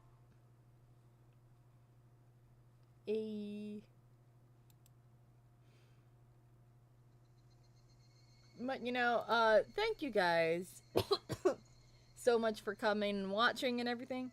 I'm gonna go take a nap and then I'm gonna come back and probably play Wata Nagashi because fuck yeah. I want to hear the answer arc. Because I know, is it the answer arc? Is that the end? It's at the start of the, because I think that it is like the answer arc. But yeah, I'm probably gonna be ending it here after 6 hours, and I'm gonna start streaming again. But I need to take a nap or something. But thank you all so much for coming and everything. I appreciate it to the bottom of my heart and shit like that, because I absolutely love this game. I loved it all. And those coughs were genuine at the very end. I'm not fucking kidding. Those were very genuine coughs. But anyway, thank you all so much for watching, and I'll see you all later. Bye.